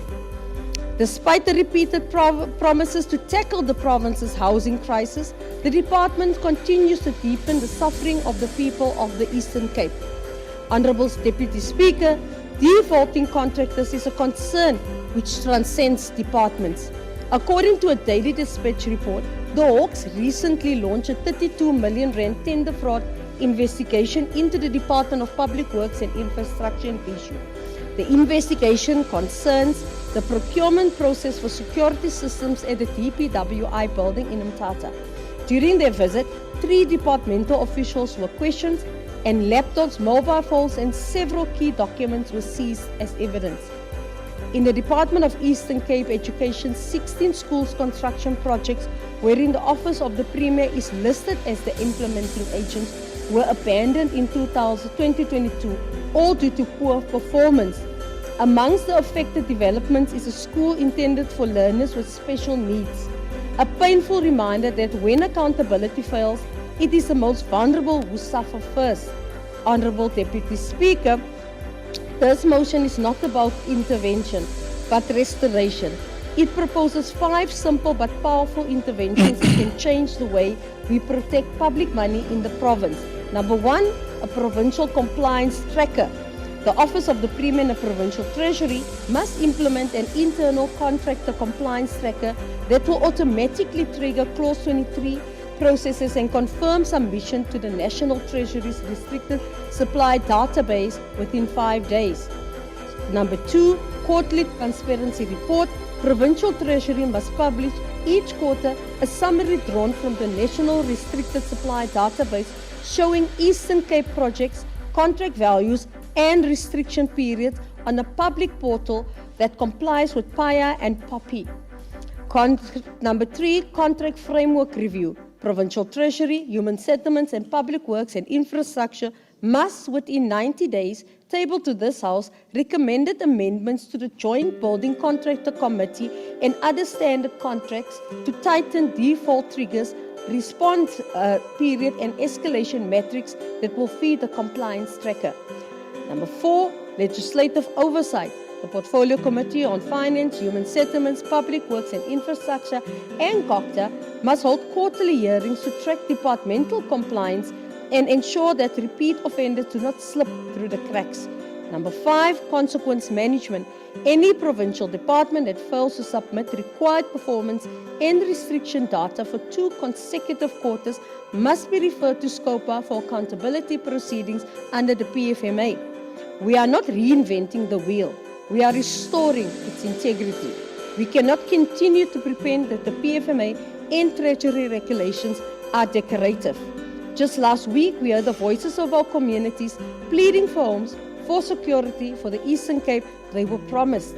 Rejecting this motion will be rejecting every one of those pleas. Honourable Deputy Speaker, this House faces a simple choice today: to uphold its own laws or to admit to complicity in theft of public trust and public money. 2 minutes. If we want to rebuild public confidence, we must first rebuild integrity in the procurement process. Let us prove that this legislature still believes in good governance, in justice, and in the simple truth that the public deserves to see their money at work, not at waste. Clean governance is not a political choice, it is a constitutional obligation. I so move. Thank you, Honorable.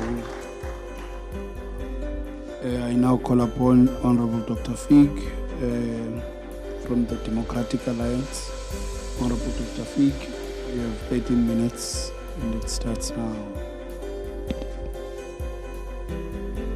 Honorable Deputy Speaker, honorable members and the people of the Eastern Cape, I rise to second the motion by Honorable Chantal King and to speak in strong support of the call for a provincial blacklisting registry.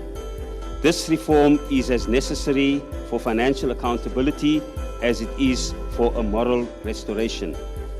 For too long, the Eastern Cape has been a province where failure carries no consequence, where defaulting contractors are rewarded with new tenders, and where oversight reports gather dust while projects gather weeds. Today, we draw a line. Drive through this province and you will see the story written in concrete and rust. Half-built schools, abandoned housing sites, broken bridges, and incomplete clinics. Each one represents not just administrative failure, but human loss. Section 217 of the Constitution requires that state contracting be fair, equitable, transparent, competitive, and cost-effective.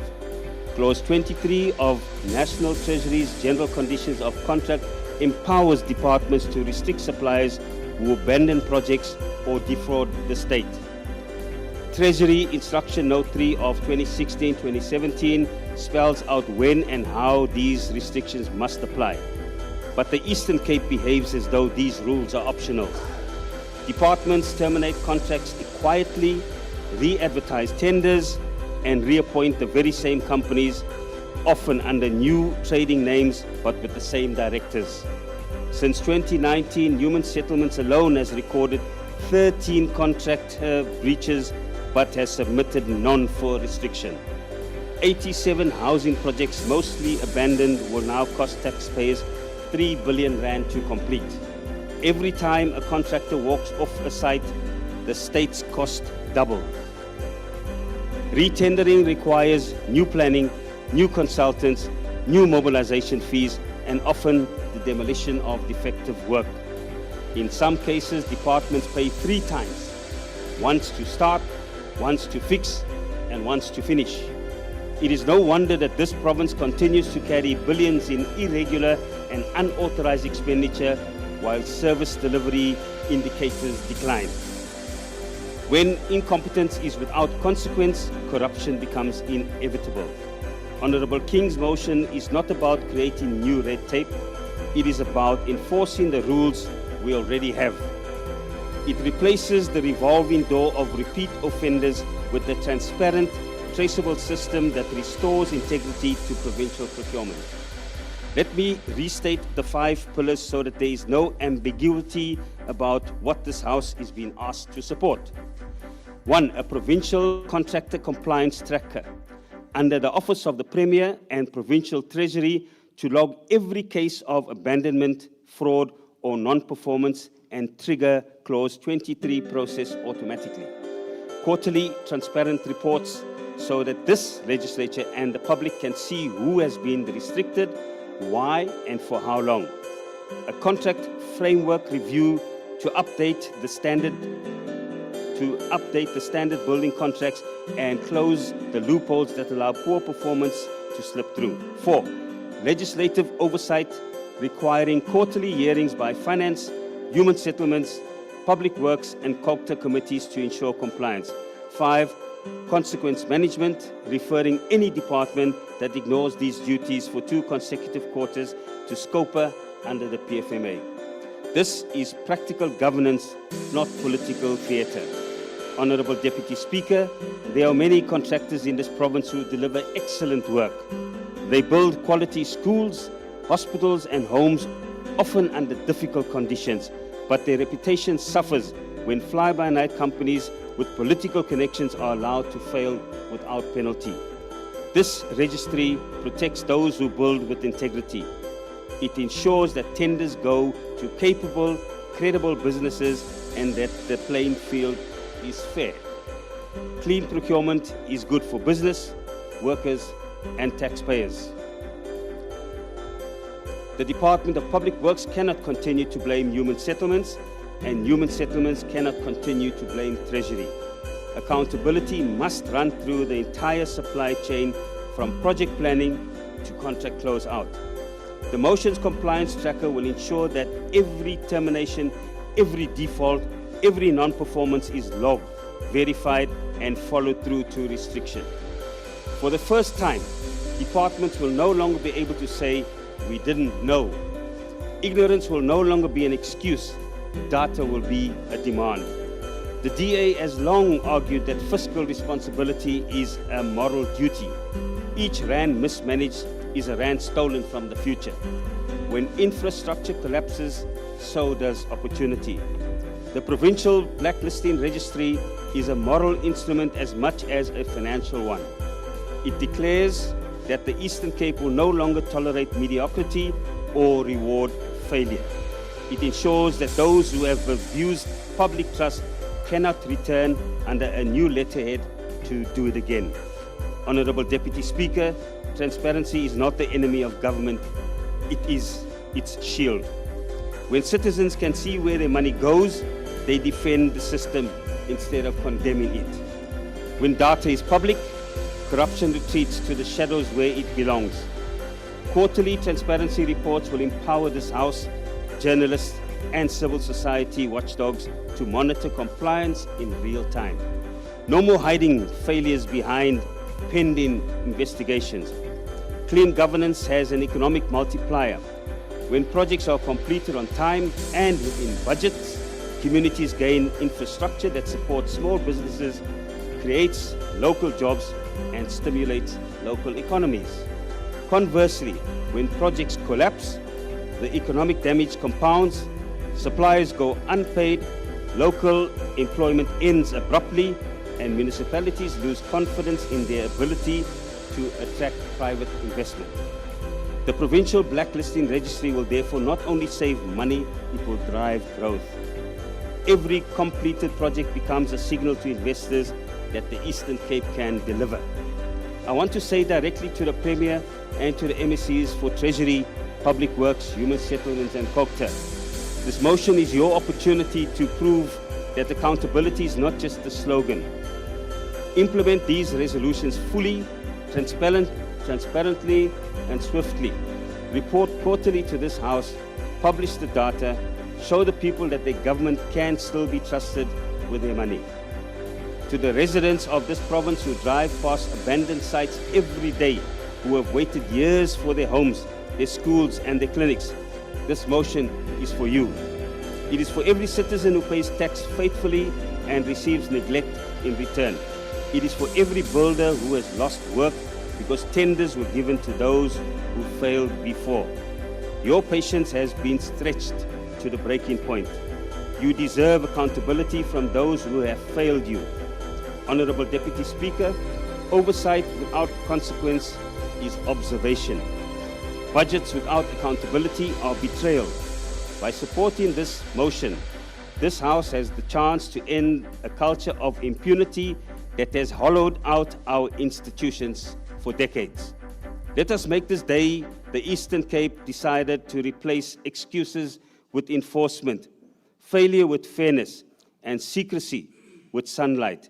Because when we blacklist corruption, we unlock competence. When we demand transparency, we restore trust. And when we insist on governance, we give this province a fighting chance. I proudly second this motion. I thank you. Thank you very much, Honorable Dr. Fig. I now call upon the EFF, Honorable Mlokoti. Honorable Mlokoti, you have 9 minutes. Thank you, Deputy Speaker. Honorable members, I hope Ikasha Chama is on port for this time around. The Economic Freedom Fighters welcomes the spirit of this motion, which the pursuit of accountability where public procurement has failed our people. We would like to expand on it, however, and make amendments, as the Eastern Cape does not need another layer of bureaucracy. It needs enforcement of existing laws, transparency, and consequence. The motion documented before this House already shows the damages. 87 blocked housing projects and an estimated 3 billion required to finish them. Now imagine how much has been lost in the process. These are not abstract numbers, Honorable Deputy Speaker. They represent homes not built, families left in the cold, and money that should be properly used. The law to deal with the defaulting suppliers already exists. Clause 23 of the National Treasury General Conditions of Contract allows purchasers to terminate contracts and impose restrictions.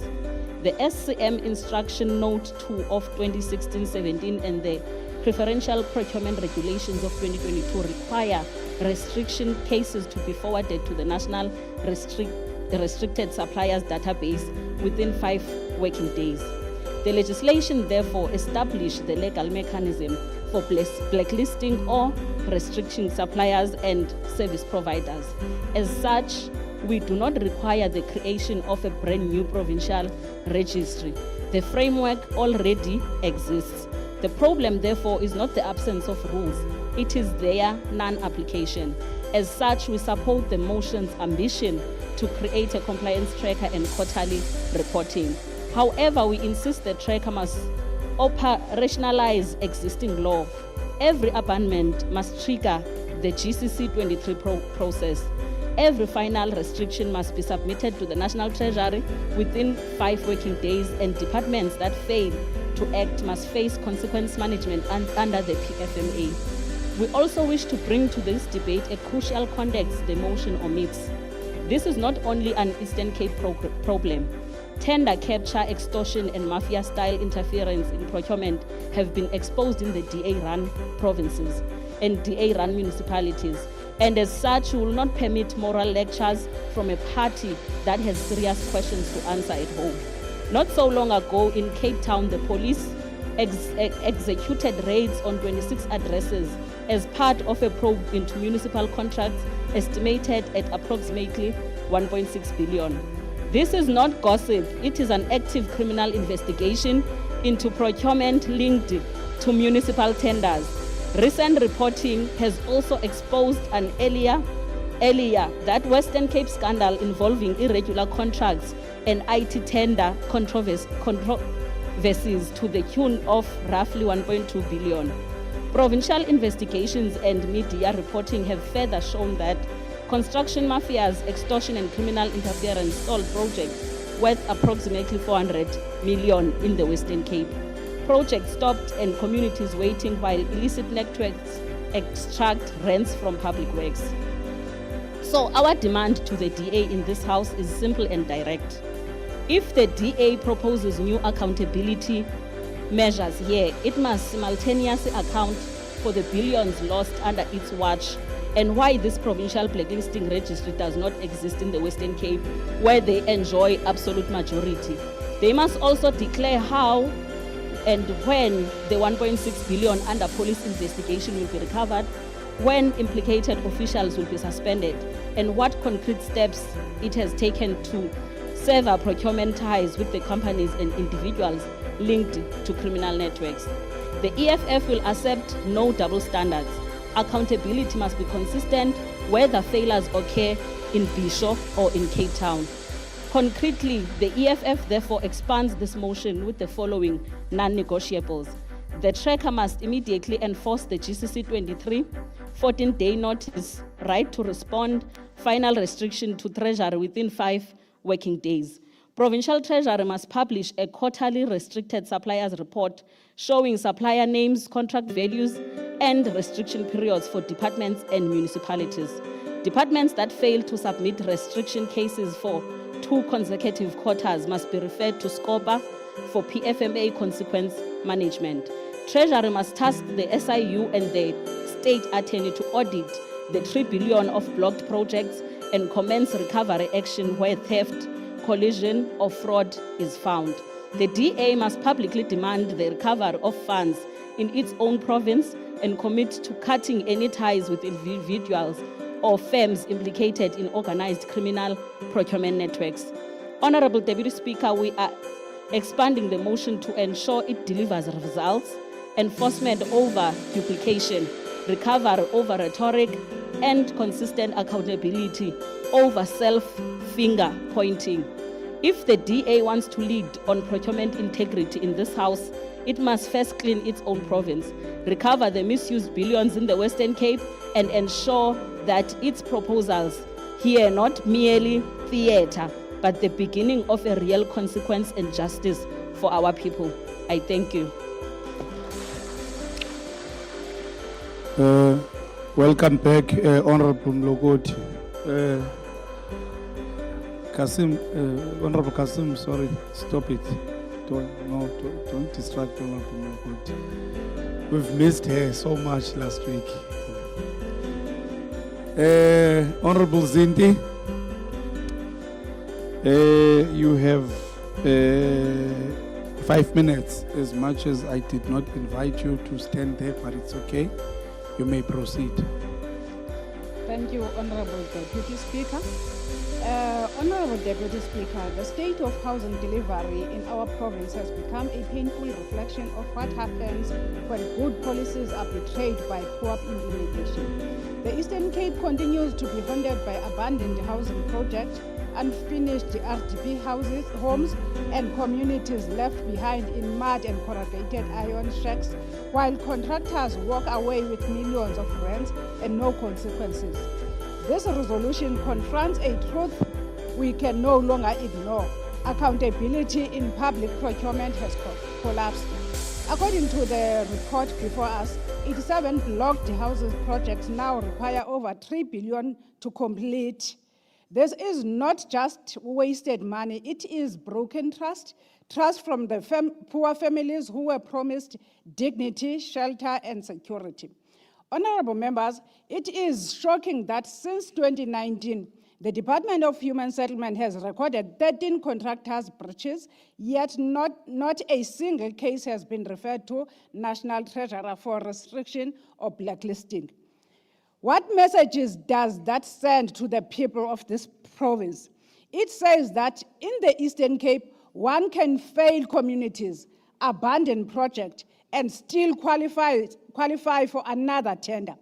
The UDM stands firmly behind this resolution because it brings real and measurable solutions. The contractor compliance tracker proposed here is not just administrative housekeeping. It is a mechanism to bring back integrity. It ensures that every case of fraud, abandonment, or non-performance is logged, acted upon, and reported transparently. The UDM also supports the call for quarterly public reports from the provincial treasury. The people have the right to know which companies are delivering and which are defaulting. This is how democracy breeds, through transparency and consequence.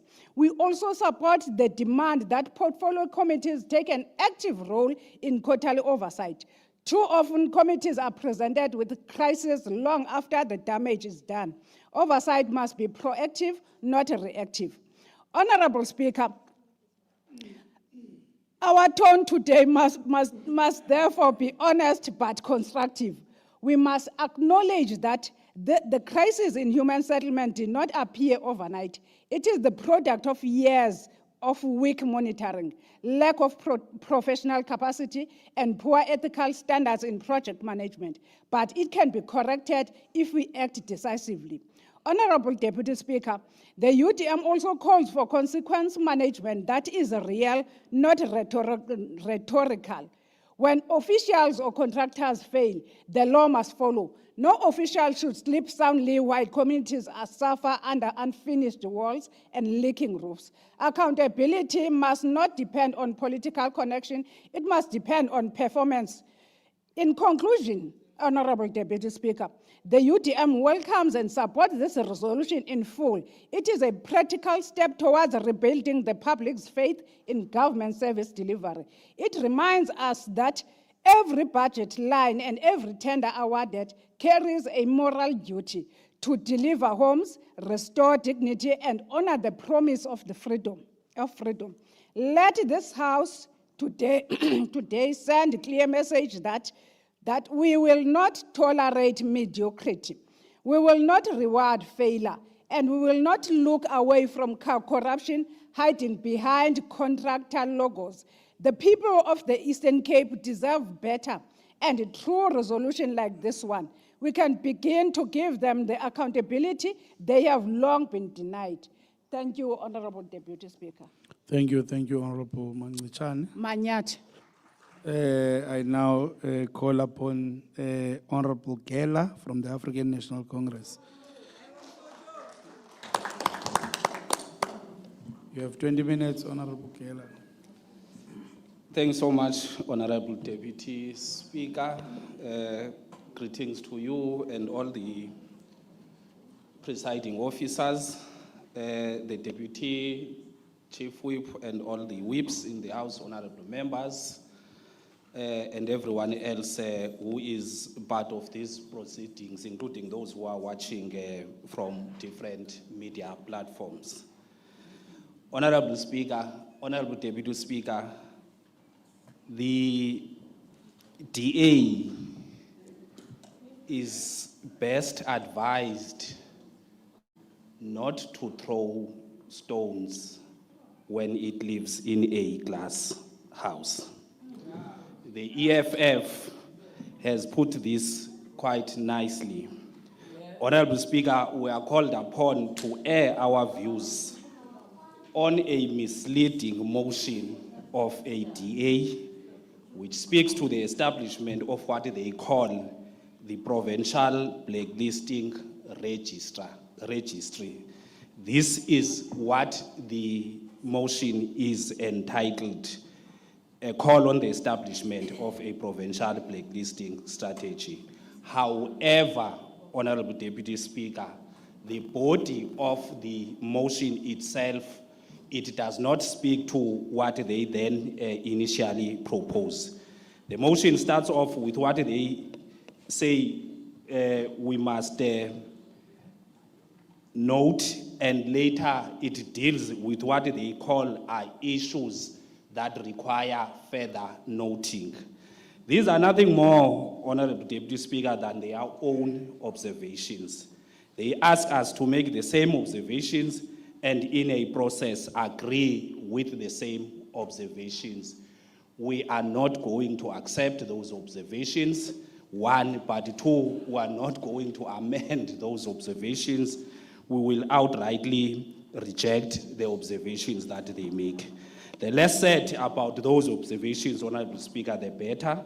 Some of these observations, as said, are a mere rehashing of what we already know, and in some instances, those are observations that are downright figment of their own imagination. But allow me, Honorable Deputy Speaker, to just deal with their proposed resolutions, because the motion itself then lands on what they are then proposing to be done. But what is important, Honorable Deputy Speaker, is how then you must align what they are proposing as proposed resolutions to what they initially proposed when they then started with the motion.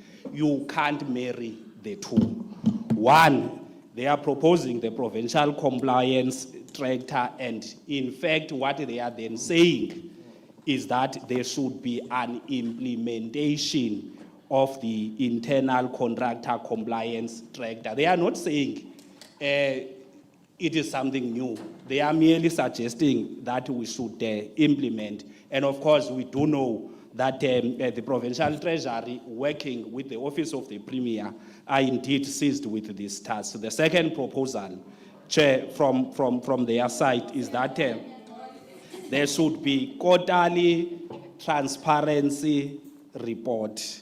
Now, we all know, again, this is not a new thing that they are sponsoring. The PFMA already prescribes that financial and non-financial performance report be submitted to Provincial Treasury by all departments and entities.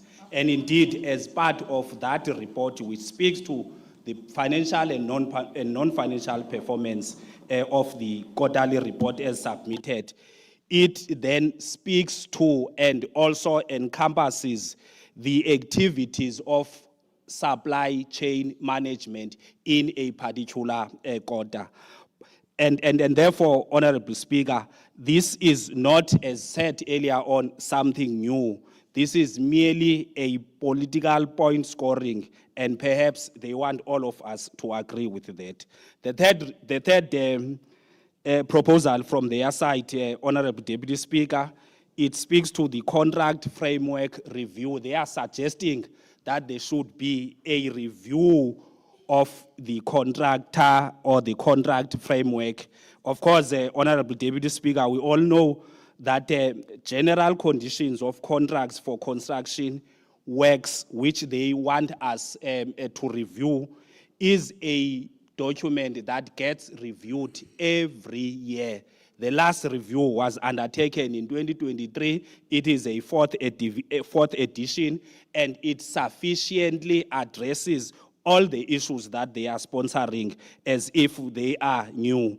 The fourth one, Honorable Deputy Speaker, speaks to the legislative oversight. The DA in this section calls on relevant portfolio committees to do their oversight work. Now, are they not part of these portfolio committees? Are they indirectly passing a vote of no confidence against their own members? Admittedly, Honorable Deputy Speaker, the current oversight and accountability model does from time to time require some improvement, but we think that it is working and it is effective moving forward. The last proposal from their side, it speaks to the consequence management. Over and above what is provided for in terms of the responsibility of the accounting officer of a particular department or entity, amongst others, that responsibility requires the accounting officer to initiate the process of blacklisting and inclusion of the said company into the register of defaulters and blacklisted companies, which it is happening. It is not initiated at the level of the provincial treasury. Each accounting officer of a department is required to initiate that particular process. And I'm saying, Honorable Deputy Speaker, this is happening. The DA further calls on SCOPA to initiate accountability proceedings. I mean, really. Do we not understand and are part of the SCOPA proceedings and the mandate the committee is focused on? Even with the findings that SCOPA continues to agree on, this responsibility of consequence management rests with the accounting officers and the executive authorities, and they are required to discharge and dispense of this important, as they call it, consequence management. This responsibility cannot be that of SCOPA, as the DA wants all and sundry to believe. As I am nearing to conclusion, Honorable Speaker, please let the DA know that we have better things to do with our time than to come here and entertain frivolous motions. This motion ought to be rejected with the contempt it deserves. Now, Honorable Deputy Speaker, as said, their initial proposal is that there should be an establishment of a provincial blacklisting registry, and yet all their proposed resolutions speak nothing in support of that initial proposal. Even if there was substance, Honorable Speaker, provided to the initial proposal, we're still going to reject it. Because we're going to still reject it because the National Register, as created and managed by National Treasury, is sufficient.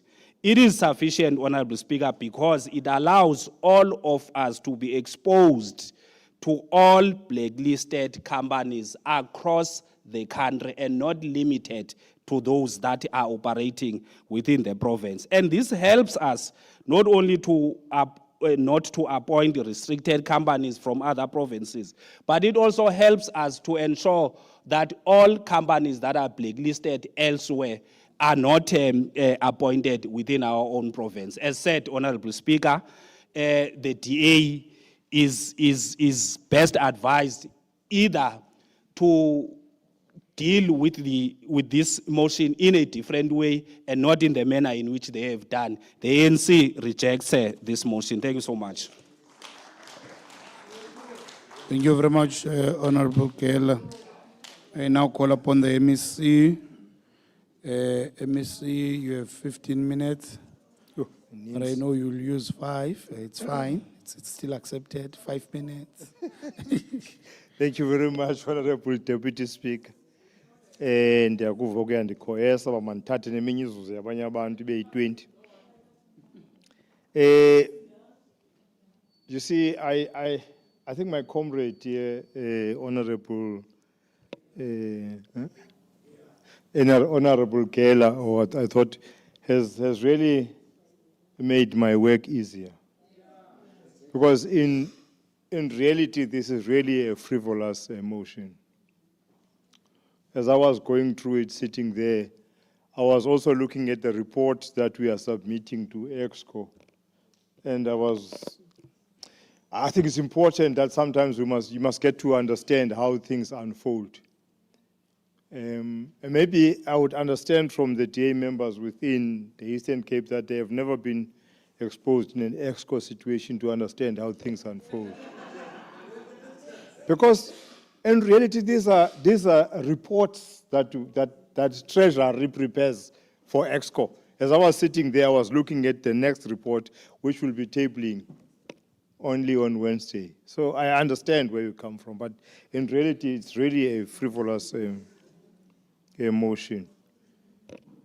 The matter of debate before us is not merely administrative or procedural, because the topic goes to the very heart of governance.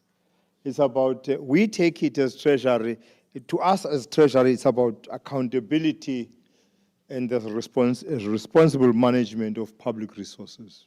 Understanding that we are a province that receives less than 100 billion, and there are so many things that we are in front of us that we should be doing. And we still have to find and scratch for some funds elsewhere to try and balance the budget, because we always emerge with a deficit. So this is also, it touches on the trust that our people place us as public representatives. The integrity of our procurement system and our collective determination to ensure that every rand spent delivers value to the citizens of the Eastern Cape. Now, allow me to begin by providing some context. The issues raised today are not new. They are part of a national and a broader national and provincial effort to strengthen the integrity of public procurement and to root out abuse, fraud, and corruption in the supply chain system. I was very happy to listen to speakers quoting, the general conditions of contract and the PFMA. So it tells me that they know that all of this exists. But however, we must repeat it here for some to understand that the general conditions of contract of July 2010, particularly paragraphs 21 to 23, provide clear guidance on how departments must deal with delays, defaults, and poor performance by contractors.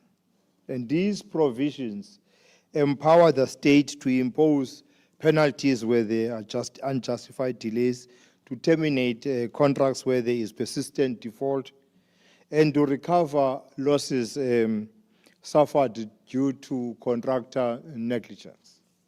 Now, in addition, National Treasury Instruction Number 3 of 2021-22, I think it was quoted here, issued under the PFMA, sets out the national procedure for restricting suppliers and persons from doing business with government. It ensures that when we act against a supplier, we do so fairly, consistently, and transparently, so that our actions stand the test of administrative justice. Standard items as well in our EXCO meeting would be an item submitted by Treasury on persons doing business with government, and a report on what the departments have done, so the HODs will talk about how they have acted, if there are any, and that has yielded results. And this one, on the restricting of suppliers, as I was saying to you, I was looking at the report that we're going to. So we are a constitutional democracy. Even when we act against wrongdoers, we must do so within the parameters of law. Again, the promotion of Justice Act, Section 3(2)(b), lays down the golden rule that administrative decisions must be procedurally fair. So this means before restricting a supplier, government must give adequate notice of the intended action, allow a reasonable opportunity for representation, provide a clear statement of the decision, inform the affected party of their right to review or appeal, and offer reasons upon request. Now, this process is not red tape. It is a constitutional due process. It protects both government and the supplier from arbitrary actions and ensures that our procurement system is guided by fairness, justice, and accountability. Now, it became evident, Honorable Deputy Speaker, over time, that while these national frameworks existed, compliance was inconsistent.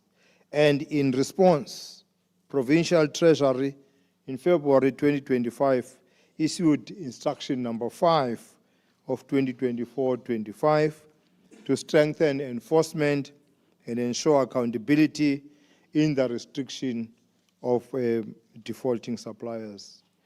This instruction note directs accounting officers and accounting authorities to restrict defaulting contractors and their directors or shareholders from doing business with government. This is because in many cases, the same individuals may register new companies and continue to secure contracts despite a history of poor performance or corruption. I think what was raised by Honorable Geller then comes into play as well. As he noticed, I was saying to Honorable Williams, if you read on the motion, it talks about this provincial register. So what Honorable Geller is bringing through you, Deputy Speaker, to Honorable King, is that once you start having your own provincial register, you are somehow influencing or creating an opportunity for your departments to look at that register and say, according to this register, this service provider, this company is not restricted. But if you don't create that and let all departments know there's only one register, they will go to that register and they will see that this company was actually restricted by Mpumalanga. And this is a point that Honorable Geller is bringing. So that you are not restricted to it, because you're creating an opportunity now for people to do wrong things. I know we've got our register, it's not restricted yet. And I think that point is very important. We shouldn't be doing that in the province. We should force all departments to go to the national register. Before a company is awarded, go and check in the national register if that company is not restricted, rather than us doing our own thing. Otherwise, we are going to create a situation where our officials or administration is going to do something. I know. So the instruction further provides that if a subcontractor is the cause of default, the same restrictions must apply to them. This ensures that accountability runs through the value chain, not just at the main contractor level. So, Honorable Deputy Speaker, with effect from the 1st of April 2025, all departments are now required to submit quarterly reports to Provincial Treasury on supplier restrictions. That is from the 1st of April 2025. Now, the Provincial Treasury will consolidate this information or these reports. It will present them to the sub-CBC. From there, it will go to the Cabinet Budget Committee, the CBC, and ultimately to EXCO. Now, this is the flow of that information. And this reporting process ensures that there is a single provincial view of compliance and that the Executive Council can act on any patterns of neglect or non-compliance by departments. I think it's important that we explain this because it also comes out that this is something we must do. We are already doing it.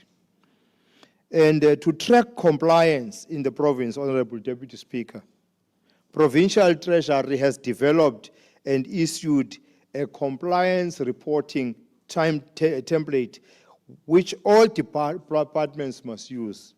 This tool standardizes how information is captured, reported, and verified. It will help us monitor compliance levels across departments and identifies those that are lagging behind. Treasury will not only collect these reports, but will analyze them and take action where persistent non-compliance is observed. The Public Finance Management Act is very clear. Accounting officers must take full responsibility for financial management and compliance. There can be no tolerance for negligence, indifference, or willful disregard of the rules. Now, Honorable Deputy Speaker, these interventions must be viewed within the broader context of our fiscal consolidation efforts and the drive towards clean, efficient, and ethical governance. As the Provincial Treasury, we have been clear, we cannot continue to lose scarce public resources through poor contract management, repeat defaulters, or unethical practices. Now, in an environment of constrained fiscal space, every cent counts. Every contract must deliver real value, whether it is building a school or a house, repairing a road, or providing essential services to our communities. That is why we are strengthening procurement system, enforcing transparency, and working with the law enforcement agencies and oversight bodies to eliminate corruption from our value chain. We must draw a line in the sand, and those who betray public trust will not find refuge in bureaucracy or legal technicalities. That's why we have introduced all of these circulars.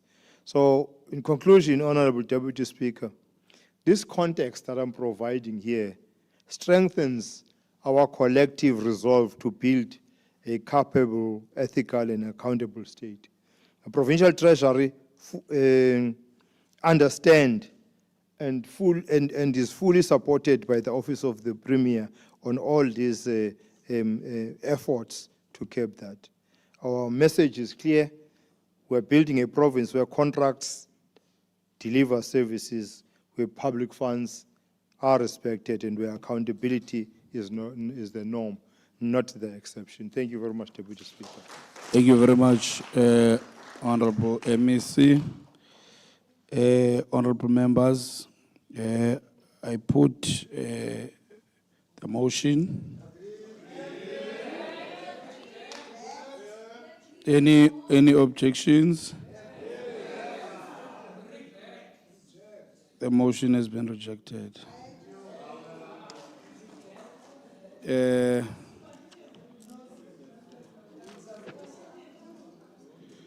All right, thank you. I will now ask the secretary to read the fifth subject matter for discussion.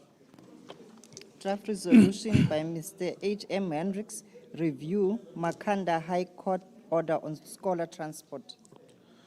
Thank you. I now call upon Mr. H.M. Hendricks. You have 10 minutes. Thank you, Honorable Speaker. Allow me to greet every one of these esteemed members, also our Honorable Premier, aka Absentia, and the people, our employers in the Eastern Cape, the people of the Eastern Cape. Honorable Speaker, every day in the Eastern Cape, the children of this province have to face risking between getting to school and risking their lives or foregoing their educational future. Former President Thabo Mbeki said, "The children of Africa are the most vulnerable to our failures and the greatest beneficiaries to our successes." Today we confront a government that has failed them, particularly a program called Scholar Transport. For thousands of learners, particularly in the most disadvantaged communities, Scholar Transport is a particular lifeline. Today, this vital service is collapsing under the weight of misguided rationalization, a severe shortage of hostels, and chronic underfunding of the program. We all know on 17 December 2024, the Makanda High Court affirmed that scholar transport is a legal obligation and that its provision is integral to Section 29 of the Constitution, and that guarantees the right to education. However, despite this judgment, we have not seen any significant progress reported to this House. Since July 2011, the scholar transport system was moved to the Department of Transport, and I think this was one of the worst and deeply flawed decisions of this House. According to the department's own figures, there's 104,000 learners that was planned for during the 2024-25 academic year, but more than 60,000 qualifying deserving learners was left behind.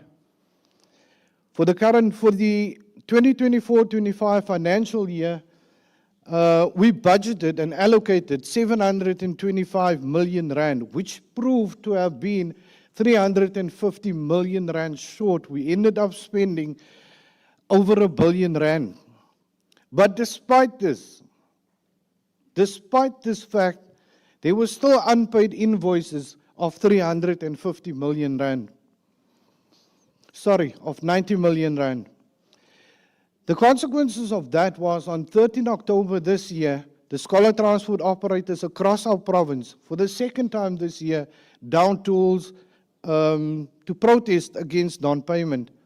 From Lusikisiki to Butterworth, services ground to a halt as operators refused to continue risking their own individual livelihoods to subsidize a collapsing system. The crisis was neither unforeseen nor unavoidable. It was predicted and warned against. As it unfolded as a direct result of financial mismanagement and political inaction. In April of 2025, this year, the DA tabled a motion in this House requesting the Department of Transport to engage with National Treasury to make the necessary budget adjustments to enable all deserving learners to be ferried. This motion was subsequently actually adopted. The truth is, Honourable Speaker, Honourable Deputy Speaker, is that the operators did not cause this crisis. It was caused by years of administrative failure interdepartmental confusion, and a complete lack of political accountability. To mitigate against these mounting concerns regarding operators, in 2023, the AG recommended a digitized system to improve oversight and compliance. While 34 million rand was spent developing the Scholar Transport Learner System, it has reportedly been stalled due to the resistance from the taxi industry. Honorable Deputy Speaker, learners in Mkanduli, amen, walk through rivers to reach classrooms. In Kala, children are loaded onto open buckies without seat belts, and their lives are literally hanging by a thread. In Mount Freya, parents wake up at the crack of dawn to walk their children to school, being promised a promise of a bus never arriving. No child, Honorable Deputy Speaker, should risk their life to claim their right to education. The department points fingers instead of solutions. Transport says it handles contracts, not payments. Education says it handles beneficiaries, not operations. Honorable Speaker, I acknowledge the enormity of the funding crisis and other logistical and management challenges the MEC must deal with, including the historical shortfalls, the current shortfalls, the denied funding request to the Premier and to Treasury, delays in payments to service providers, and even fraudulent claims. To resolve this matter will take a multi-year turnaround strategy and billions of rands and a joint effort from Treasury, Transport, and Education. But as the adage goes, the only way to eat an elephant is one bite at a time. Maybe I must say the only way to effect this change. No, let me rather not say that. Accordingly, the intention of this motion is to have the Department of Transport reconsider the current trajectory and act in the best interest of learners. Honorable Deputy Speaker, it shouldn't take a court order for us to comply with the Bill of Rights. This mandate at its crux is about dignity and opportunity. It belongs within the department already tasked with the supporting of learner welfare and equitable access to schooling. Honorable Speaker, education is the single most powerful tool to break the cycle of poverty, as opposed to blaming apartheid. But without safe, reliable transport, education becomes a privilege instead of a right. Every day that child is left waiting at the roadside, this government erodes the dignity of its own citizens. And I want to say to this House, the next time we drive around in our air-conditioned vehicles and we see these learners in rural Eastern Cape standing there and hiking and asking for a lift, I want you to remember when you see them how you voted here today, because all we are asking for is accountability. Let us remember that our Constitution does not speak of convenience, it speaks of rights. And rights demand action. I so move. Thank you. Honorable Mkhatosi, you have 2 minutes. You have 13 minutes. 13 and 13. Thank you very much, Honorable Deputy. 30 minutes you need to be voted for. You get it through a vote, that thing. Thank you. Thank you very much, Honorable Deputy Speaker. Honorable Deputy Speaker, honorable members, to the people of the Eastern Cape who continue to place faith in this legislature, Dumelang. I rise today in support of the motion brought by my colleague, Honorable Hendricks, because Scholar Transport is a program that this province has ceased to service. This debate is not theoretical. It is about real children who walk through rivers, past crime-ridden paths, along highways where their protection is hope. It is about operators who drive without pay on tires they cannot afford to replace because somewhere in Bisho, a payment file remains under review. It is about the children who wake before dawn still without the guaranteed seat to school 11 months after a high court compelled this government to act. On the 17th of December 2024, the Makanda High Court affirmed that scholar transport is a mandatory and integral component of the right of basic education under Section 29, subsection 1A.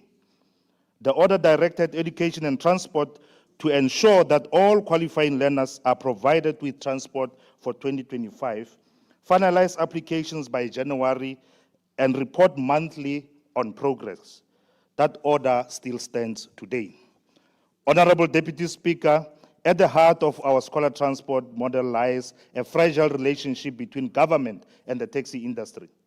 It is an industry that for decades has filled gaps left by the public policy failures, yet it remains one of the most unstable partners in our service delivery chain. When operators are unpaid for months, services collapse. From the 12th to the 15th of October 2025, operators across the province suspended scholar transport due to non-payment, stranding thousands of learners across the province. The government then promised that they will pay all compliant invoices. This is a repeating pattern that undermines trust and interrupts learning. Every strike we have seen in this sector, from Lisukisiki to Tuwa, from Kanduli to Tofimvamba, has not only paralyzed scholar transport, it has also exposed the absence of a functioning dispute resolution mechanism between the state and service providers. This instability ripples outwards. Schools close early, parents lose income when they stay home to ensure their children get to school safely, local economies stall. We are witnessing the economic cost of administrative chaos. Deputy Speaker, payment inconsistencies cascade into safety risk and service withdrawals. Contemporary analysis note that late or irregular payment forces operators to cut corners, which directly compromises the reliability and the safety of our learners. No private contractor can function when invoices take months to process. Roads, unfortunately, amplify the crisis. The South African Human Rights Commission's 2024 Roads Inquiry found that the province's unpaved network to be one of in the most poor conditions, with only a small fraction of provincial roads surfaced. The department's own documents and public summaries place roughly 90% of provincial roads as unpaved, with extensive re-gravel and blading backlogs.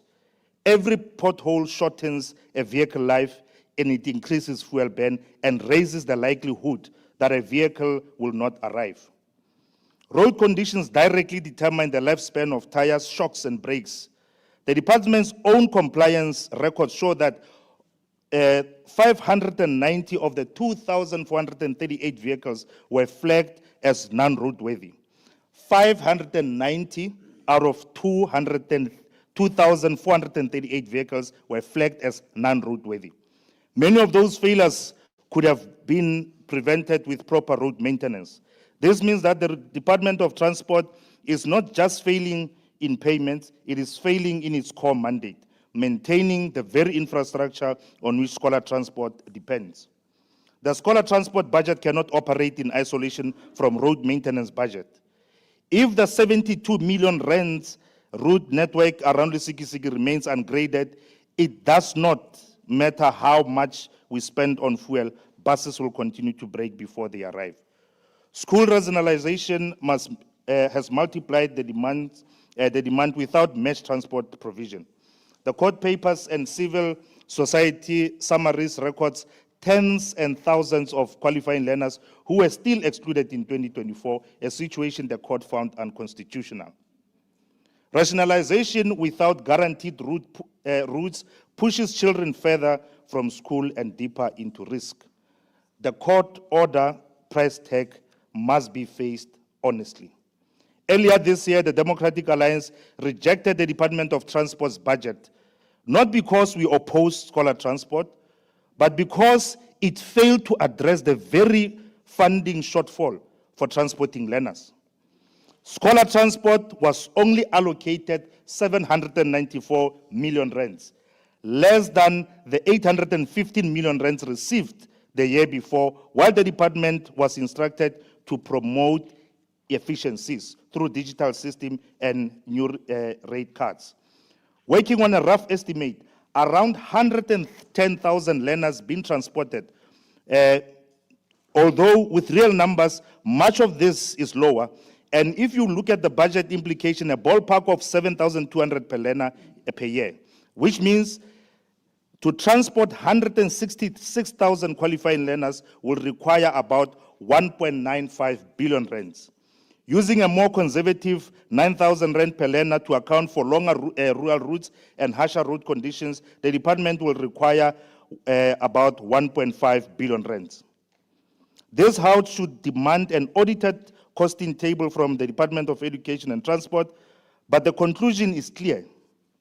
Full compliance is measurable, budgetable, and achievable within a fraction of the provincial envelope if prioritized. Deputy Speaker, we will have a clearer picture of the need if the department adhered to the Auditor General's warnings in 2023, that without a digitized payment and tracking system, these delays will persist. Digitization is not a luxury. It is the only way to ensure transparency and accountability. Real-time tracking of invoices and routes payments must become standard with dashboards that can be accessed by both departments as well as the oversight committees.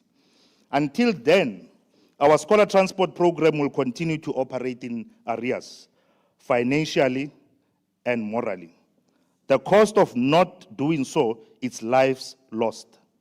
Deputy Speaker, in March 2022, 2 high school boys in Solo drowned whilst crossing a flooded river after school, where a bridge had collapsed.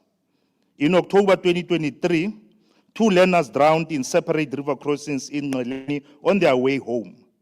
In November 2023, a grade 12 learner in Nqeleni was raped and murdered while returning from school from a study session. These events prove the risk to our children is real and ongoing. We must fix the system. The way forward is the motion before us. It compels documents, compliance checks, and consequence management. Number 1, within the next 10 days, working days, Education and Transport must table every record they have filed in compliance with the Makanda order. Learner applications, approvals and rejections, route allocations, monthly progress, appeals, and financial disbursements for 2024, 2025, and 25-26. The court already required monthly reporting, so this House requires that too. Number 2, the portfolio committees on education and transport must sit jointly to verify compliance, identify failures, and report back in 30 days. Because fragmented oversight mirrors fragmented delivery, and joint work is non-negotiable. Number 3, the Office of the Premier must account for the remedial step taken to enforce the court's judgment and to end the exclusion of qualifying learners. This is an interdepartmental duty. Oversight without enforcement, it is just theater. Because in government, if you cannot measure it, you will not deliver it. In simple terms, compliance is unavoidable. What is unavoidable, what is unaffordable is continued non-compliance. For every year that the Eastern Cape government fails to meet its legal duty, it not only violates children's rights, it invites litigation, interest penalties, and reputational damage that far exceed the cost of doing the job properly the first time. The people of the Eastern Cape have waited long enough for dignity to be restored to their children's daily commute. Scholar transport is not a privilege. It is a constitutional obligation which we are failing to deliver. Ladies and gentlemen, honorable members, let us pass this motion, as Honorable Anil Kumar said earlier. Let us forget our narrow political views. Let us look at the issues at hand. Let us look at the impact it has on society, which is our children. And let us listen to the essence of the proposals that are being brought forward. Because if we don't do that, honorable members, these young children that we're excluding to get opportunities are going to be young children who are without opportunities later on, without the essential tools to actually drag themselves out of the unfortunate situations that we find themselves. Let us support this motion so that we do not have any learner left behind, that every young child gets that access, fair access to those opportunities. In the same spirit as Honorable Anil Kumar, let us support this motion, but I know that my honorable member who's going to speak for the ANC is also going to guide the ANC caucus to ensure that we are all in the same route. Thank you very much. Thank you very much, Honorable Mokhatosi. Honorable Njoli. That's what is written here. Honorable Church. Balwe Njoli, Honorable Chocho, but Chocho ngokubiza ngonjoli. You have 9 minutes and your 9 minutes starts now. Nkosi, Deputy Speaker, I rise on behalf of the EFF in agreement with this motion and to stress the urgency of enforcing the Makhanda High Court ruling on school transport. In the same breath, I call for us to also confront the deeper systemic failure that continue to endanger learners and undermine education in this province. According to the department's own data, in the 2024-2025 financial year, 104,000 learners were planned for transport, yet 62,000 qualifying learners were excluded. This is almost 60% of approved learners. Abalahle kwesinomhlwa. Meanwhile, over 90 million rand in unpaid invoices have left hundreds of school transport operators unable to service routes, maintain vehicles, and meet legal compliances. Over 590 vehicles were flashed and non-roadworthy or non-compliant. According to Auditor General recommended the digitization of the school transport system, allocating 34 million rand for this purpose, yet years later, this remains unimplemented. Small business owners are financially crippled and officials are unable to meet legal obligation. This is compounded by the mismanagement and corruption that pledge basic education. Over the past 5 years, the department has lost billions to irregular expenditure. In the 2023-2024 financial year alone, the Department of Transport reported 1.7 billion in irregular expenditure, while the Department of Education has reported 973 million. We also have a pandemic in this province where a large portion of allocated funds returned to National Treasury unspent, while school transport and other urgent basic education needs remain underfunded. Celebrating clean audit while school collapse, millions are sent back to a National Treasury and operators go unpaid is a bitter sarcasm. Small business owners providing school transport are being overwhelmed and penalized for this government's failure. They can't pay staff, maintain vehicles, or stay compliant, yet the department continues to delay payment. Deputy Speaker, the DA raising this matter today is one of the parties in this House that supported budget that cut school transport, and their deployee now preside over basic education as the Minister of Basic Education. As such, they must take full accountability for these consequences. We would like to take the opportunity to call on the House and the MEC to urgently clarify whether education assistant and general assistant were paid their salaries and whether there is commitment to end these delays immediately. This may not fall directly under this debate, this today debate, but it is a crisis requiring immediate clarity and intervention.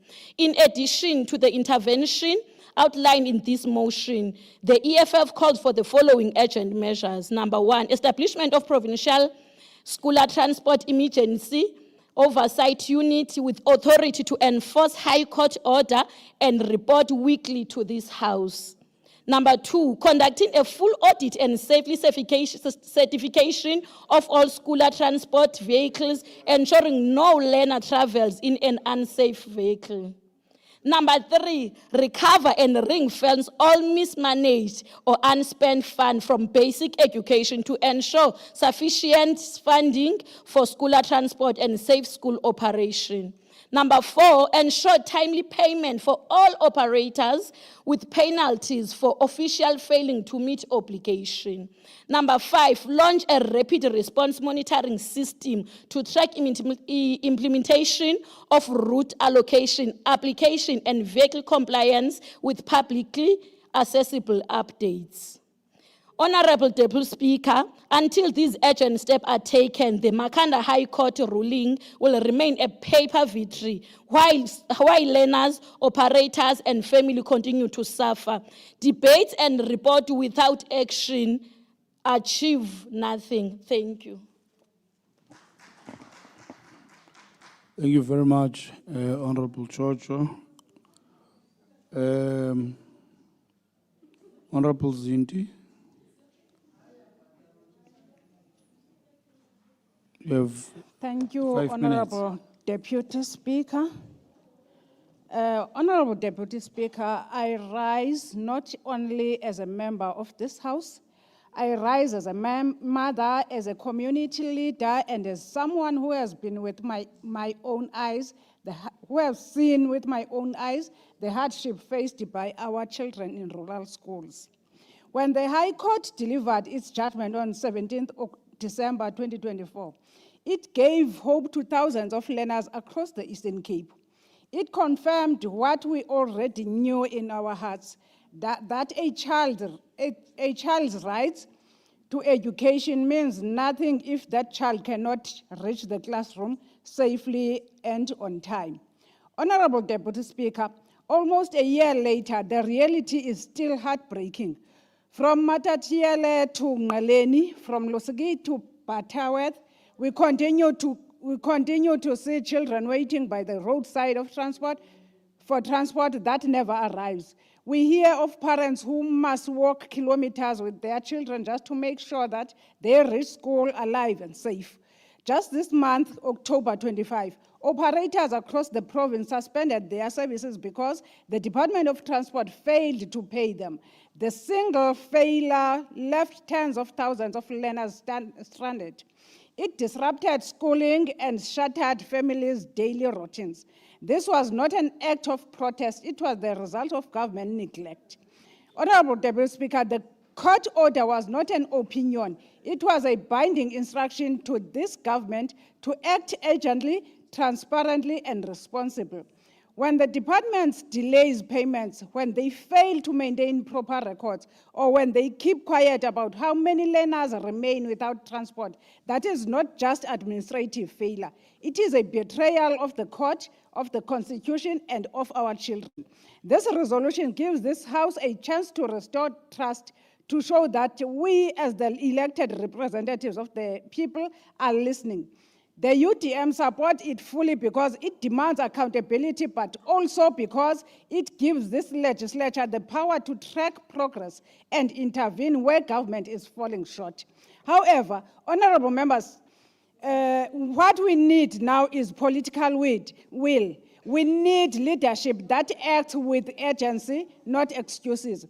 We need communication between departments, operators, and communities so that no learner is left waiting uncertainty. Honorable Speaker, the Makanda the Makhanda High Court spoke for the voiceless.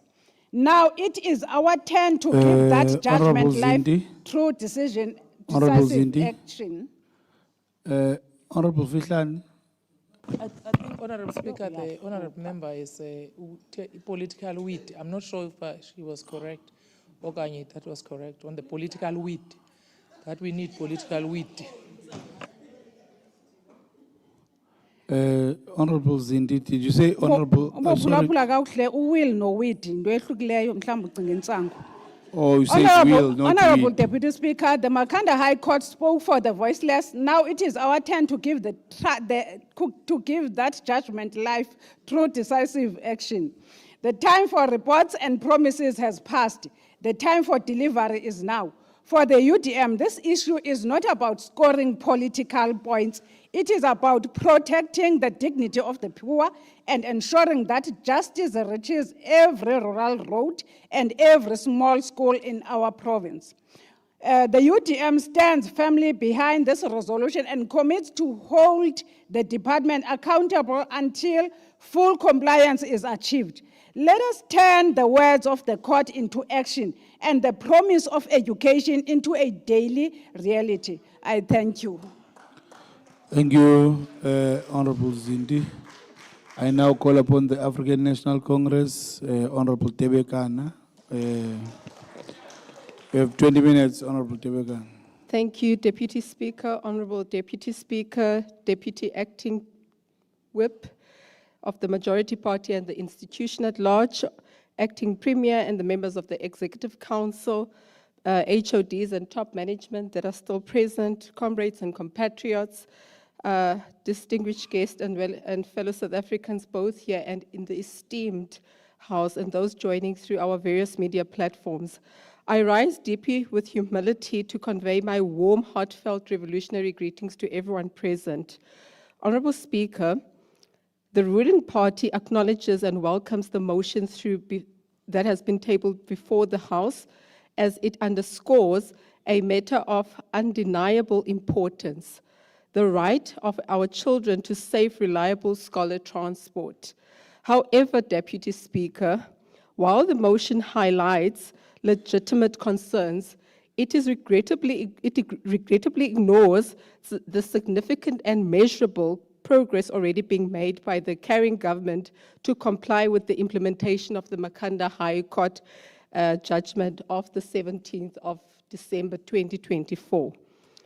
The Department of Education and the Department of Transport, under the leadership of the African National Congress, have already commenced with the implementation of the court's order.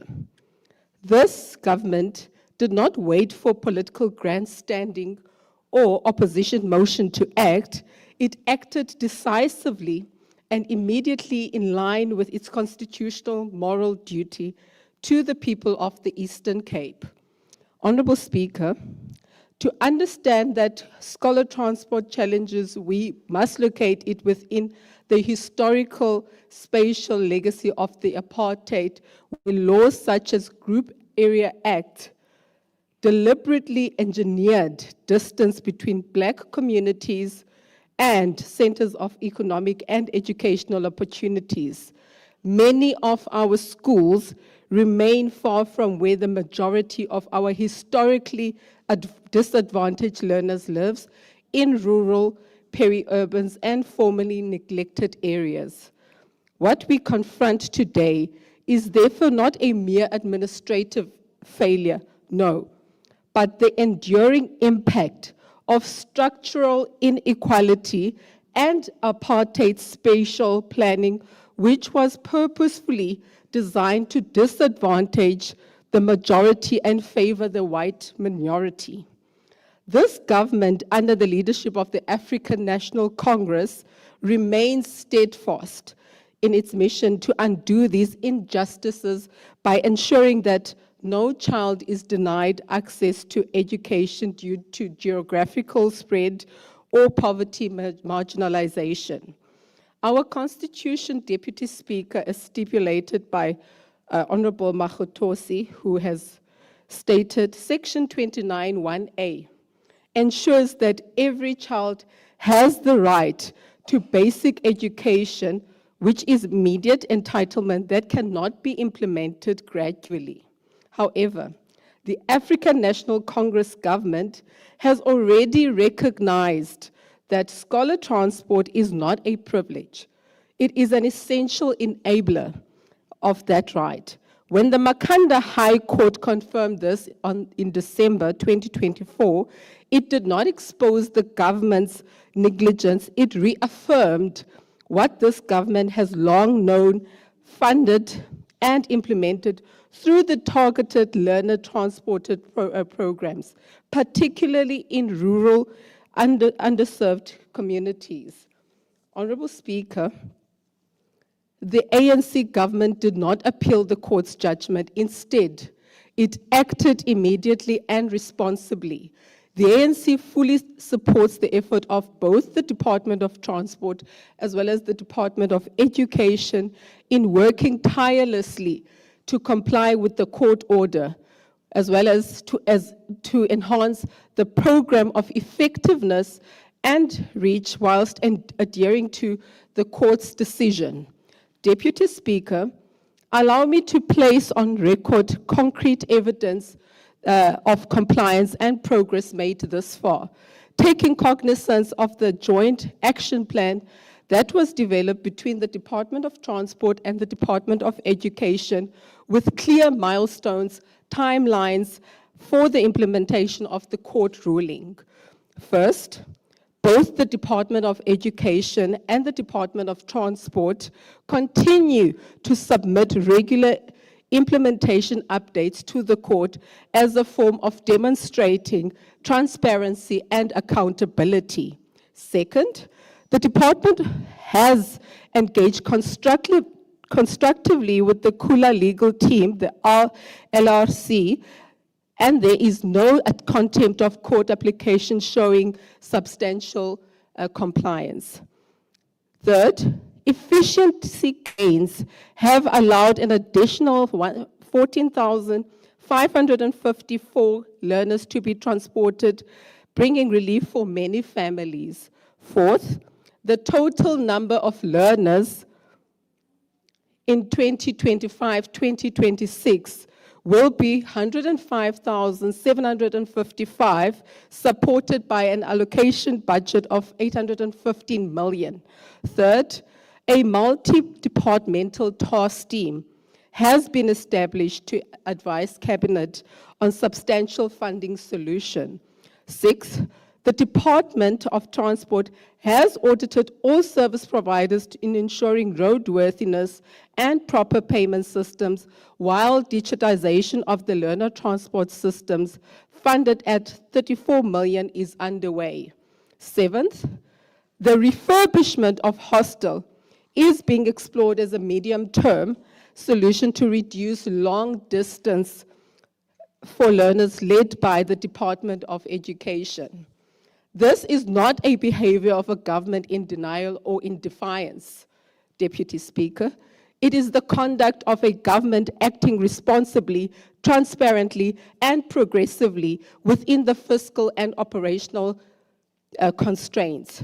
Deputy Speaker, yes, we are taking cognizance that the issue of unpaid invoices, non-roadworthy vehicles, and administrative backlogs has been raised, and rightly so, but these challenges have not been ignored. The Department of Transport has initiated a comprehensive audit of service providers, enforced compliance check on all contracted operators, and strengthened the internal payments verification systems to prevent recurrence. Furthermore, the Auditor General's recommendation in digitization the scholar transport learner systems with 34 million allocation has been accepted and incorporated in the department's digitalization as well as transformation roadmap for the 2025-2026 financial year. Implementation is underway, guided by the National Treasury regulation and proper procurement protocols. This, Deputy Speaker, does not need a new resolution to perform what is already mandated by law and our internal oversight procedure. What it requires is collaboration, not duplication, progress, not politicking, nor grandstanding, nor political posturing, nor people expressing how hurtful they are, but rather than bringing forth tangible solutions to the table. In conclusion, Honorable Speaker, this motion, while well-intentioned, the surface is unnecessary and opportunistic Honorable in framing Tebekana. the ANC-led government has Honorable already Tebekana. taken. Take a seat. On Honorable- what rule? 92(1), just because it might establish a precedent, Honorable Deputy Speaker, can you rule is hurtful parliamentary language in the House? I'm just asking, can we make a ruling? No, Because no, it might I establish a- did make a ruling. Remember, in the TLTTP? Yeah, hurtful was used by Honorable Arams, and I did make a ruling. So it's fine. Yeah, it's fine, it was explained. I am hurtful of this one. So it's okay, don't worry. Proceed, Honorable Tebekana. Thank you, Deputy Speaker. Let me rephrase. This motion, while well-intentioned on surface, is unnecessary and opportunistic in its framing. The ANC-led government has already taken a decisive step to comply with the Makhanda High Court judgment and continues to do so transparently, accountably, and with full compassion for our learners. As I land, Deputy Speaker, the ANC stands firm in its commitment to ensuring that every child, no matter where they're from, no matter where they live, no matter what kind of school they are attending, has access to safe, reliable, and dignified scholar transport. We therefore reject with a capital R, Deputy Speaker, that this motion, not because we reject oversight, not because we reject oversight, but rather because oversight is already happening. Not because we reject accountability, but because accountability has been enforced. I thank you. Thank you, Honorable Tebekana. I now call upon Honorable MEC Konsiwe. Honorable Konsiwe, you have 15 minutes. Thank you so much, Deputy Speaker. Greetings to you, greetings to the Acting Premier, the Chief Whip, and the honorable members of this august House. It is my singular honor to stand before this esteemed House once again to discuss a matter that is fundamental to the future of our children, scholar transport. Honorable Deputy Speaker and members, the issue of scholar transport is a critical concern that significantly affects the children of our province, particularly those from impoverished families. We are gathered here today to engage in a debate aimed at addressing the challenges faced by these children. Let us be clear, this is not a matter of political grandstanding, nor scoring cheap points. We will not allow the pain and suffering of our people to be exploited. The Eastern Cape Department remains committed to finding effective and lasting solutions that will ensure this program operates smoothly and serves our communities as well. The Scholar Transport Program is an initiative of the African National Congress designed to transport deserving learners to school, thus ensuring they access education as mandated by the Constitution of this country. As a country, we must acknowledge the visionary leadership of the late former President, Nelson Rolihlahla Mandela, who always believed in the power of education. His strong belief in education is encapsulated in his quote, open quotes, "It is through education that the daughter of a peasant can be a doctor, that a son of a mine worker can become the head of a mine, that a child of a farm worker can be the president of a great nation, close quote. The government chose not to appeal the Makanda High Court judgment regarding scholar transport for several reasons.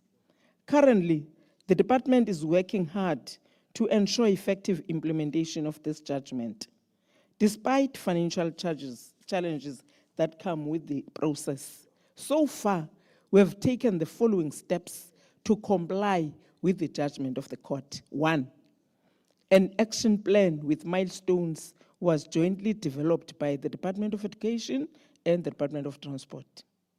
The plan had been revised on an ongoing basis to adopt the changing situation in both departments. 2, the legal team that was appointed to represent both departments is assisting in terms of filing monthly reporting affidavits to the court from the date the court judgment directed the department to do so. 3, both departments have complied with the judgment by submitting monthly reporting affidavits to the court to provide progress in terms of the implementation of the court order. The department, that's number 4, the department has met with the legal team of Kula to deal with the areas of mutual concerns regarding the implementation of the court, and correspondence had to be addressed to the Kula legal team to provide them with clarities on the areas of concerns they had about the order of implementation. 4, 5.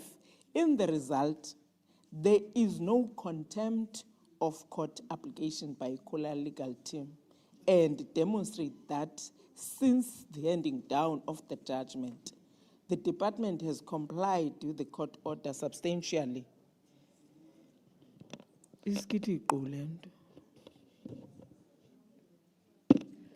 As part of the implementation, the Department of Transport has submitted a formal request to the Provincial Treasury through the Cabinet to be allocated additional funding for further to comply with the court order. Number 7, in the intervening period, the department had conducted an internal audit exercise to ensure that the current transportation capacity is used optimally to ferry more learners. And that exercise has been concluded, and it had yielded positive results. And an extra 14,554 learners are transported to school as a result thereof. Number 8, should it become necessary, the department will put in place contingency plans to ensure that no deserving learner is not transported to school. The plans, including the use of current transportation capacity to ensure that all qualifying learners are transported to school. Number 9, an additional funding is being considered by the provincial government. A task team has been considered by the Office of the Premier, Provincial Treasury, Department of Education, and Department of Transport to advise the Cabinet on the matter. And number 10, the department undertakes to furnish as annexures as evidence in the form of action plan on the implementation of the court order and the monthly reporting affidavits that have been filed in court as progress regarding the implementation of the Kula court order. These will be made available when requested. As I conclude, Honorable Deputy Speaker and members, I would like to express our sincere gratitude to the Department of Transport and Education for their dedication in ensuring our compliance with the court order. It is vital that we do not let the citizens of this province down, as the Scholar Transport Program represents the hopes and aspirations of the citizens of this province. We are committed to keeping this august house updated on the implementation of this court order. I thank you. Ke a leboha. Msotho. Thank you very much, Honorable MEC. Ke a leboha. Honorable members, I put the motion.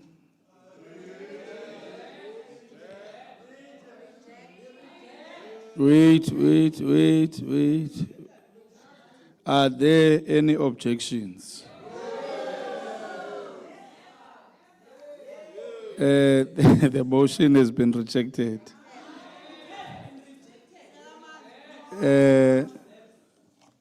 Honorable members, we are now moving to the very last one.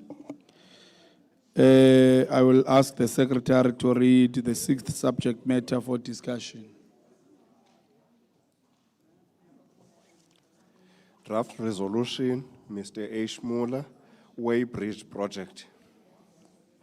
Thank you very much, Mr. Sops. Honorable Molla, you have 10 minutes, and your 10 minutes starts now. Thank you, Honorable Deputy Speaker, honorable members, and of course, in this case, the residents of Middelburg. This motion is about a promise meant to lift a town and create a corridor of opportunity.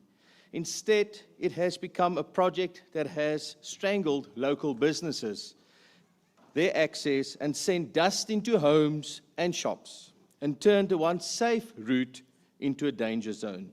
The Middelburg Integrated Traffic Control Center, or as we know it as the Weybridge Project, was conceived to protect the roads, grow the trade, and keep overloaded trucks from destroying the R56, R9, and the N10. The reality of Upper Mainkie Street has remained closed since April 2024. Businesses have lost passing trade through 2 Easter periods, a December holiday, and June holidays. Families have lost income. This is not the future that were promised when the barricades went in Mainkies Road. Ons staan hier vandag omdat die gemeenskap hulle geduld verloor het. Hulle vra nie vir voorkeur nie. Hulle vra net vir die basiese geregtigheid. Maak die projek klaar en maak die pad oop. Dis al wat gevra word. Honorable Speaker, this House is not short of facts. Through internal question papers, correspondence, site reports, and community messages, we have a detailed record as to what has happened and, sadly, what has not. From the MEC's reply on the 17th of April, we know that the department issued a 14-day termination notice that ended on the 26th of April. We know that the department had no timeline to reopen Mainkie Street, and admitted that the road will not even open for temporary measures during the Easter holidays. We know that there was no support planned for the affected businesses. We know that the department's stated plan was to retender or draw from the framework database. These are the department's words, not mine or of the Democratic Alliance. We also know that months after the apology offered in this House, 4-5 months ago, the procurement still lagged. In August, the department finally set a schedule, drawing quotations from a framework database. Those closed on the 29th of September.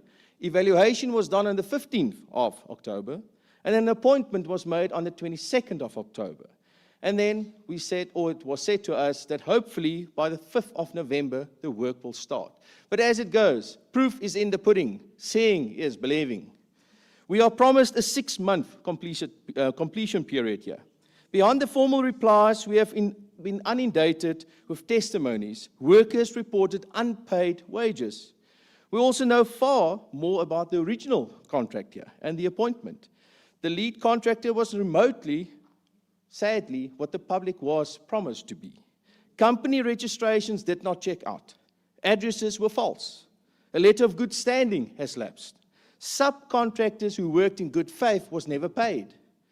All of this was catalogued in an evidence file, and everything was brought to the department's attention. Honorable Deputy Speaker, the procurement is careless when due diligence is paper thin and projects do not merely stall, but they poison a town's competence or confidence in government. They disabled emergency plans and they push the cargo trucks back onto the local roads, those that are damaging the main roads, especially the N9 and the N10, as we've seen.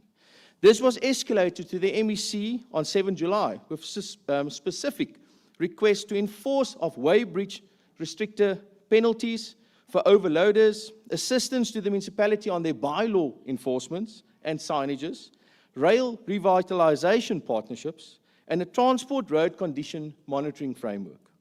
Honourable Deputy Speaker, the legislatures must deal with both accountability and hope.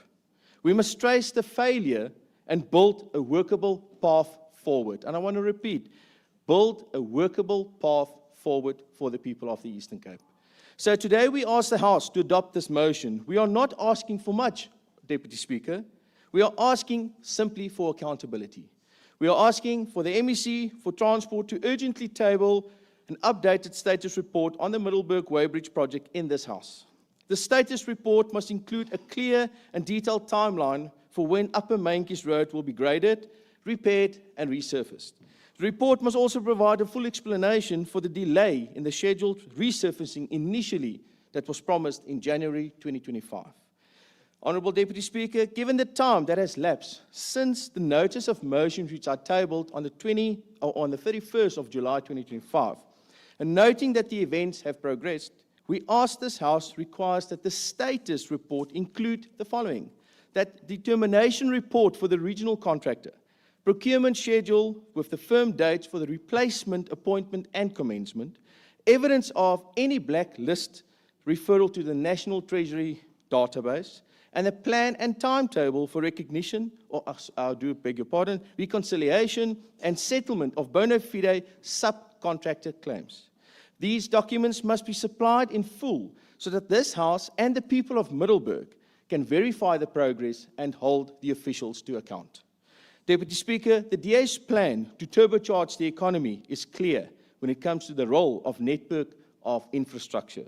It says a country cannot grow without efficient transport routes, working logistics, and good quality delivered projects. That is why we link this motion to those reforms. The weighbridge is a real world-class example of what happens when procurement fails and when logistic oversight is treated as an afterthought. Honourable Deputy Speaker, aan die mense van Middelburg wil ek sê, dit is Tannie Daphne, oom Cupido, meneer Venter, oom Kobie en soveel ander. Julle het lank gewag. Vandag is julle dag. Julle het die hospitaalmaskers uit die pandemie laai al gaan haal om julle monde toe te maak sodat die stof nie in julle longe ingaan nie. En julle het al die briewe gelees, julle het alles gesien wat in hierdie huis gebeur het. En ons vra vandag en hopelik sal hierdie regering vir julle kan antwoorde gee. En hopelik sal ons 'n positiewe resultaat hier kry. To the MEC, I say that the department cannot fix this by circulating letters. You need to be on the ground. Weekly coordination with the local municipality and a communication plan with the residents to treat them as partners in this project. You will also need to connect this project to the corridor strategy that your own letters and briefings have acknowledged that was sent to us. You will need enforcement against overloaders during construction months and a rapid support for the municipal bylaws and the enforcement of these bylaws. In closing, Honourable Deputy Speaker, let us make a different kind of promise to the people of Middelburg. A promise that the barricades will come down, that the dust will settle, and that the businesses and the business itself will come back to the local shops and the factories, and that the trucks will be weighed properly so that law-abiding operators can compete fairly. A promise that when a government apologizes in this House, action follows. Let us vote for a timeline today, honourable members. Let us vote for transparency, honourable members, and for discipline to finish work that we started. Let us choose to work of rebuilding trust in this House and in the Eastern Cape. Laat ons wys dat die Oos-Kaap kan doen wat reg is en wat vir die mense beteken. Baie dankie. Thank you. I'll now call upon the Democratic Alliance, Honorable Mokhatosi.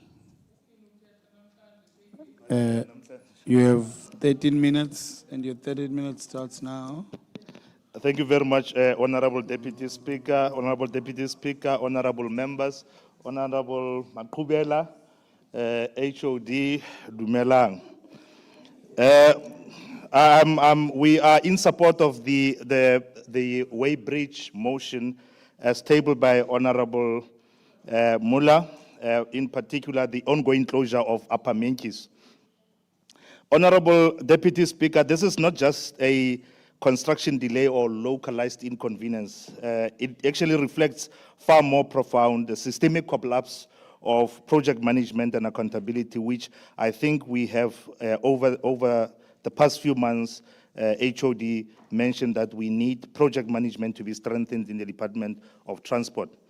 The department has turned what was meant to be a protective intervention for road safety and trade into an ongoing symbol of administrative failure and community neglect. The Middleburg Integrated Transport Control Center was conceived to improve compliance, protect our road network, and enhance logistic efficiency along the R56, N9, and 10 corridor. The vision was sound, the intent was right, but the execution has been catastrophic. Since April 2024, Upper Menkes Street, a vital commercial artery into Middleburg, has remained closed. Businesses that once relied on passing trade have been cut off. 2 Easter periods, the June holidays, and multiple long weekends have come and gone, yet barricades remain in place. For families who depend on those businesses, this has not been a project delay. It has been an economic suffocation. Shops have closed, jobs have vanished. One business alone reported that 30 families had lost income. Meanwhile, residents live in cloud of dust so thick that they can cause respiratory distress. Elderly citizens have developed chronic coughs, dust suppression that was promised but never delivered. The roadbed has deteriorated into an impassable track, unsafe for both pedestrians as well as vehicles. This is not temporary inconvenience, Honorable Deputy Speaker. It is an erosion of economic dignity and community stability caused by the department that cannot deliver the basic services. From the department's own replies, the picture is crystal clear that a termination notice was issued, which we are grateful for, to the initial contractor on the 12th of April, giving them 14 days to vacate the site. Then the site remained abandoned for months thereafter. During that time, there was no interim grading, no temporary Easter opening, no relief for businesses, and no communication plan for residents. The department admitted on record that it could not even temporarily open the road. It also confirmed that there was no support plan for affected businesses, not a single rent on mitigation. Honorable Deputy Speaker, this failure does not end in Middleburg, it extends across the province's key economic arteries. The R56 and the N10 are not local roads. They are national roads that connect freight, agriculture, and manufacturing. And what has happened is that overloaded trucks now operating without adequate weighbridge oversight are now diverting through towns and municipal roads which are ill-equipped for such volumes. The consequences are visible. Broken caps, cracked intersection, and the road shoulders collapsing under the weight that they were never designed to bear. This raises transport costs, damages to municipal infrastructure, and undermines the competitiveness of the Eastern Cape exports. The impact, when freight routes become unreliable, suppliers actually build that uncertainty into their pricing. It is the farmer, the factory owner, and ultimately the consumer who pays the price for this inefficiency. So, a single failed weighbridge may seem trivial to an untrained eye. In truth, it weakens an entire regional logistics chain. The department's reply confirmed that the original contractor's performance was unsatisfactory. Yet the appointment itself was never properly vetted. The company registration details were false, the letter of good standing had lapsed, site addresses did not exist. The department told this House that the contractors were appointed through transparent processes. Transparency without any verification is meaningless. What is transparent here is the department's failure to perform due diligence. Local subcontractors who worked in good faith have been left unpaid, trapped between a collapsed contract and an indifferent bureaucracy. Their losses are personal, immediate, and devastating. No business, Deputy Speaker, can absorb such losses, and no department should be allowed to walk away from its responsibilities without consequences. The department failed at the very first gate of due diligence. If procurement continues to be treated as a tick-boxing exercise, we will keep recycling failure under the new project names and old habits. Honorable Deputy Speaker, in response to questions on this matter, the department said it will make an assessment post-termination and include lessons learned in future tender documentation. With respect, that is bureaucratic language for we will think about dealing with it later. The people of Middleburg cannot afford another cycle of lessons learned. They need roads reopened, business restored, and confidence rebuilt. If the department had a functional project management systems, it would have invoked its performance guarantee, appointed a framework contractor within weeks, and maintained a safe detour. None of this has happened. Honorable Deputy Speaker, this is where our constitutional duty as legislatures become vital. Oversight cannot end with asking questions. It must result in measurable action.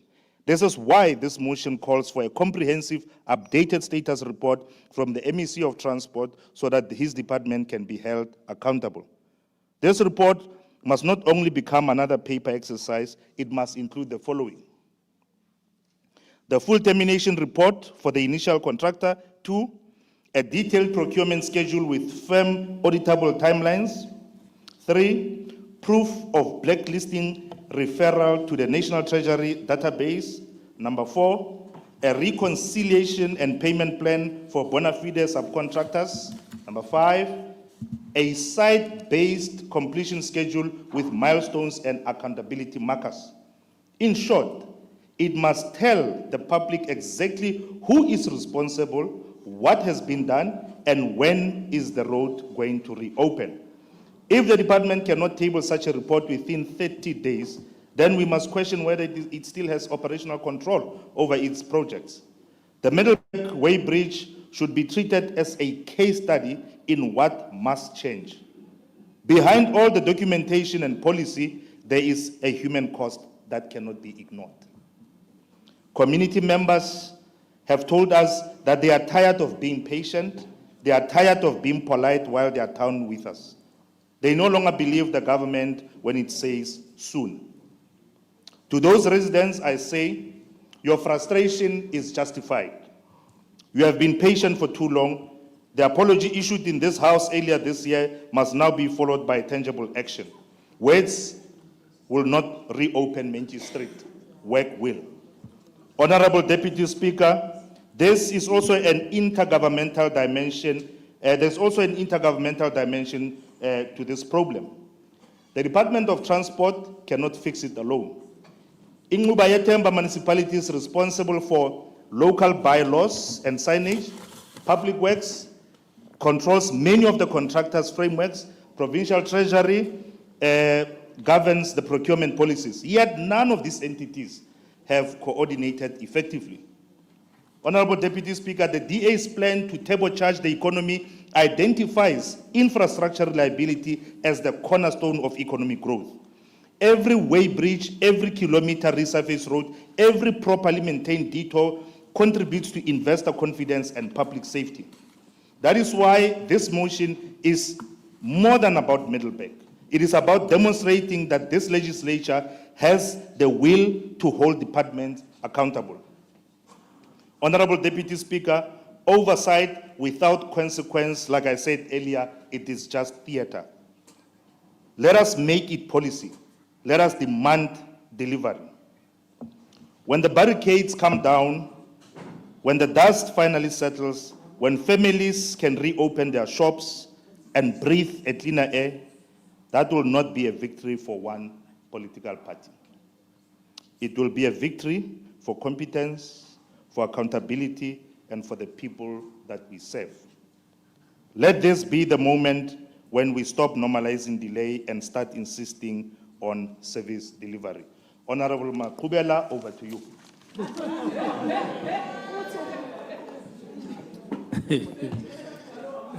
Thank you very much, Honorable Bukhatosi. I will now call upon Honorable Aloni. Honorable Aloni, you have 9 minutes. Greetings, Honorable Deputy Speaker. Let me say again, protocol observed. Honorable Deputy Speaker, I rise on behalf of the economic freedom fighters to respond to this motion and to stress that the crisis in Middelburg is just the tip of the iceberg in a province crippled by roads and infrastructure management. The continued delays in completing the Middelburg Way Bridge are not an administrative hiccup. They are a glaring failure of planning, accountability, and governance. Upper Main Street remains a hazard, with the dust clouds, deteriorating surfaces, and restricted access crippling trade. As such, businesses and communities are suffering. Businesses have lost revenue across multiple peak periods. Families face job and food insecurity, and local economic activity has been suffocated. We must also stress, Honorable Deputy Speaker, that Middelburg is not alone in this mess. There are similar issues in OR Tambo and Alfred Nzo, as we observed in the recent oversight, along with other way bridges across the province where there had been delays for years, despite millions having been spent. Overloaded trucks continue to damage roads and endanger motorists while service providers inflate maintenance costs. Our communities are left to navigate incomplete and unsafe infrastructure while officials celebrate clean audits in offices far from removed from the daily devastation with no clear timelines on the completion of outstanding work, nor consequences for officials and service providers responsible. Provincial roads, including routes like the one to Middelburg, are riddled with potholes, erosion, and dangerous surfaces. Residents and transporters are forced to risk lives daily because the Department of Transport cannot or will not maintain basic infrastructure. And what makes this failure even more unforgivable, Honorable Deputy Speaker, is the mismanagement and corruption that fuel it. In the 2023-24 financial year alone, the Department of Transport has squandered 1.7 billion in irregular expenditure, while millions meant for infrastructure and safety are quietly sent back to Treasury, unused. This according to AG, whose reports, including recommendations, are ignored year in, year out. Instead of acknowledging its failure and complicity, this government will claim a budget constraint and all sorts of other overused excuses. The EFF therefore calls for the Asian province-wide interventions, which include: 1, a comprehensive way bridge audit which will produce a full report for all way bridge projects in the pipeline, their status, reasons for delays, and prioritization of areas most in need within 30 days. Number 2, immediate road rehabilitation and the rapid deployment of crews to repair and resurface priority provincial roads, especially high traffic and rural roads. Number 3, ring-fence infrastructure funding, including the urgent recovery of mismanaged funds and redirect them to critical way bridge and road projects. Number 4, tighten oversight and accountability where officials responsible for delays, mismanagement, or corruption face consequences. Progress reports must be submitted to this House monthly. And lastly, number 5, and promptly, this department must ensure all way bridge and road projects meet safety standards before being commissioned, and this must be done via independent verification. Honorable Deputy Speaker, when we speak of roads and infrastructure, these are not mere political talking point. We are talking about an integral lifeline of our economy and the measure of our government's commitment to its people. Until this administration gets its priorities in order, way bridges, whether in Middelburg, in OR Tambo, in Alfred Nzo, will remain incomplete. Roads will remain dangerous and the people of the Eastern Cape will continue to suffer. I thank you. Thank you, Honorable Aloni. Honorable Makubela, over to you.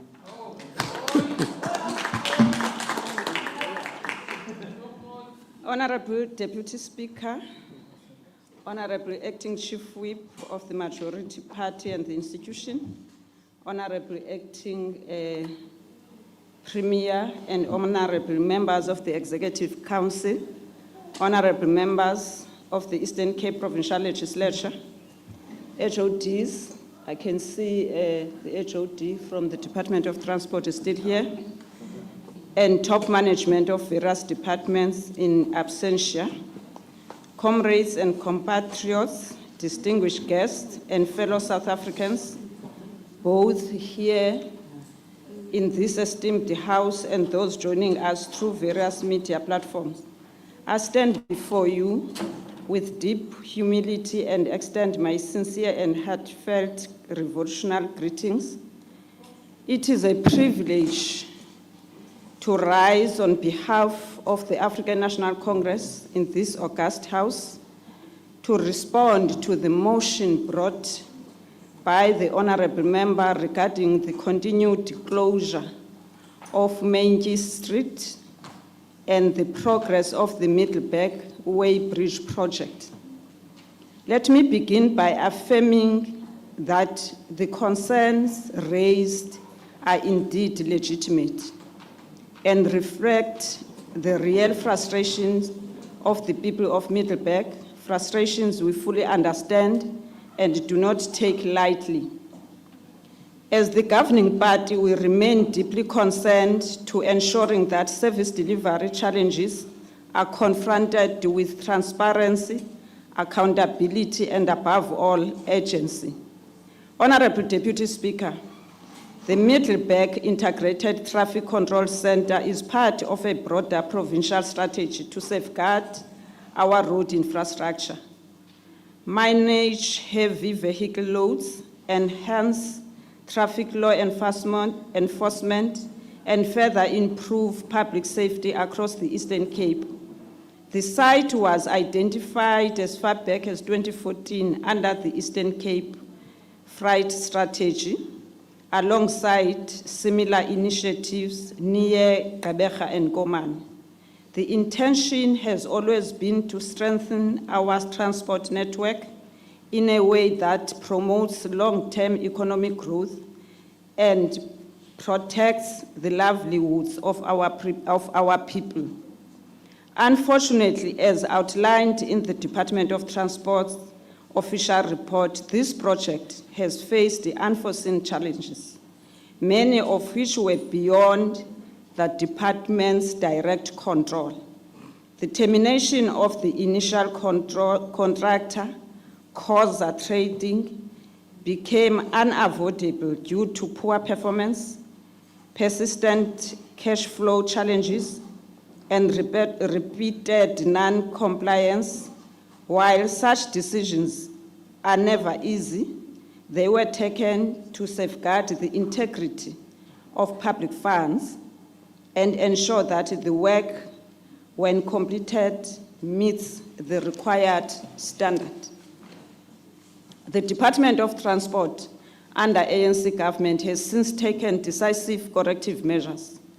Procurement processes were restructured to create 2 dedicated contractor databases, one for surfacing service providers and another for general framework contractors, in order to fast-track future appointments while remaining compliant with all legislative and treasury prescripts.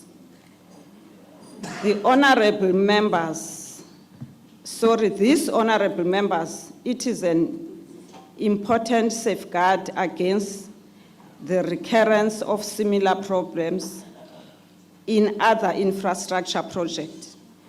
It is true, as the honorable member noted, that these administrative and procurement delays have affected businesses and residents in Middleburg. The governing party does not dispute this reality. However, it must be recognized that proper procedure cannot be sacrificed for the sake of expediency, especially in matters involving public expenditure. A rushed or irregular process could easily result in costly litigation, which would further delay progress and compromise accountability. Asinongena ke kulo trap ke. The good news, Honorable Deputy Speaker, is that there is now a clear and credible plan moving forward.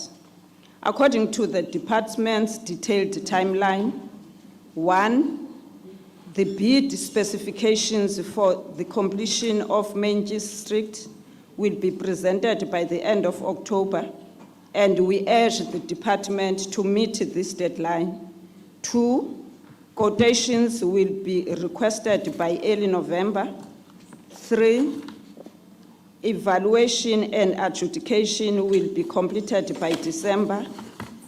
And 4, the appointment of a new contractor will be finalized by 15th December 2025, with site establishment and work commencement during February 2026. This timeline represents tangible progress and a renewed sense of urgency.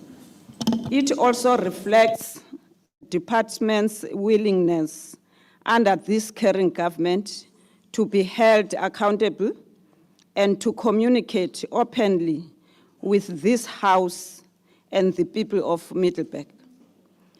In the meantime, honorable members, temporarily dust suppression measures are being implemented with the assistance of the Inxubaya Themba local municipality.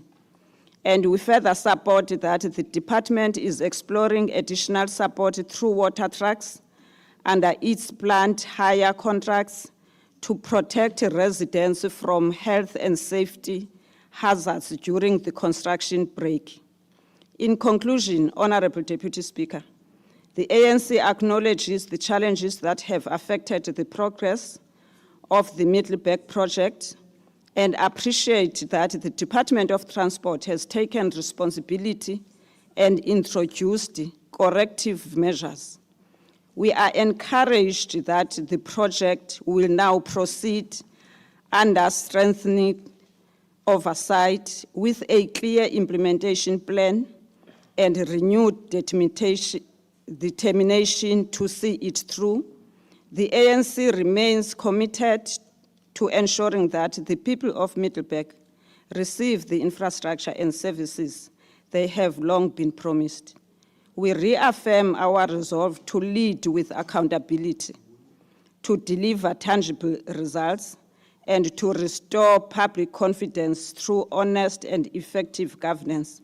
The ANC supports the motion. Siyabulela.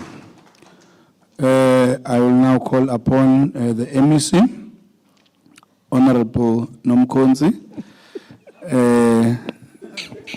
You have 15 minutes, Msutugas. Thank you so much, Deputy Speaker, and to the honorable members. Deputy Speaker and honorable members, I would like to take this opportunity to express our gratitude to all those who contributed positively to today's debate. Your support will help us guide this department in the right direction. First and foremost, on behalf of the Department of Transport, I sincerely apologize for the delays in completing the Middleburg Integrated Traffic Control Center. We had anticipated finishing the project by the original completion date. However, we encountered unforeseen challenges that set us back. We understand the importance of this project, not only to the department, but to the entire community of Middleburg, and the potential impact of the delay to the residents, visitors, and businesses. We take full responsibility, and we are committed to ensuring that the project is completed to the highest standard. To address the situation, we have taken several decisions and outlined corrective actions going forward. We now believe that we will complete the project. The department, as part of the Eastern Cape Freight Strategy of 2014, has set a strategic intervention, the identification of sites and construction of the traffic control centers in the province. The main objectives, amongst others, of these traffic control centers are as follows: the protection of the province's road infrastructure against heavily overloaded trucks. 2, capping the accelerated deterioration of certain routes in the province due to the impact of overloaded heavy vehicles. Serve as a potential revenue-generating measure, though not a primary purpose. And lastly, serve as a central point for government, law enforcement, and disaster management institutions dealing with all aspects thereof. The Middleburg Integrated Traffic Control Center has been identified alongside with 2 other sites, N2 west of Gqeberha and N6 south of Komani. Feasibility studies were conducted on these sites, and the province subsequently decided to proceed with the Middleburg Integrated Traffic Control Center. The site identified for this construction in Middleburg is located on a portion of land to the north of Middleburg, Eastern Cape, west of the uplifting the N9 and N10 national roads. The proposed sites on portion 14 of Farm Grootfontein, number 81, Middleburg, Eastern Cape. It falls under Inqobayethemba local municipality, which is under the jurisdiction of Chris Hani District Municipality, with the proposed Middleburg traffic center located near intersection of N9 Menchus Street. As the department and Eastern Cape government, we are confident that this construction of Middleburg traffic call center will bring benefit to the province and Inqobayethemba local municipality. The completed construction of the traffic control center will include the following: weighbridge, traffic control center, traffic department, disaster management, fire and EMS department, vehicle pound, and solar farm, etc. The current estimate for the completion of this Middleburg Control Center is approximately 450 million. Progress to date is due to the extensive capital costs for the implementation phase and the shortage of required funding to construct this traffic control center all at once. The department decided to separate the implementation in phases.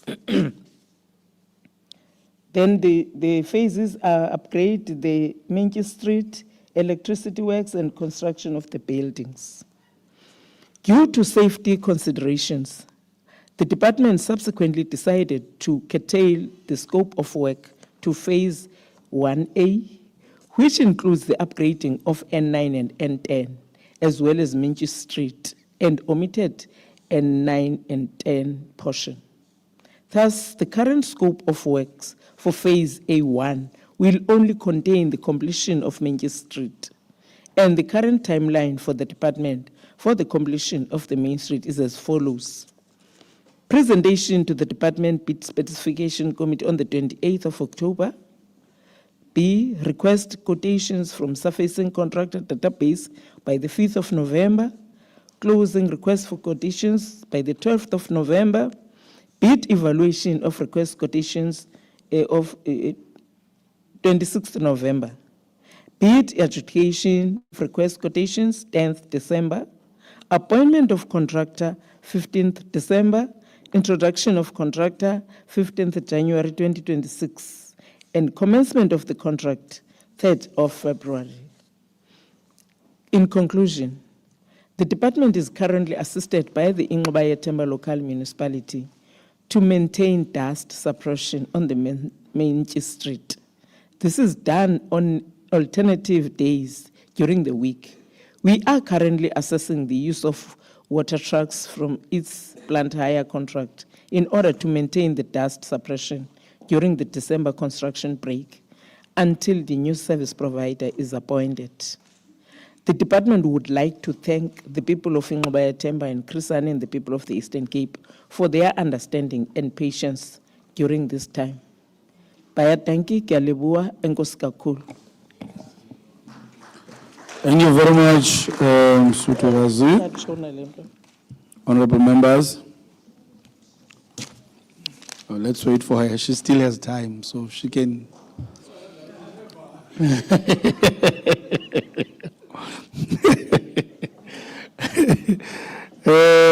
I put the motion. Any objections? All right, thank you. Honorable members, that concludes the discussion on this matter and the business of the day thereof. The House is adjourned until the 30th of October 2025 for the debate of motions. Honorable Kruger, sit down. Yeah. The House is adjourned. You can stand up.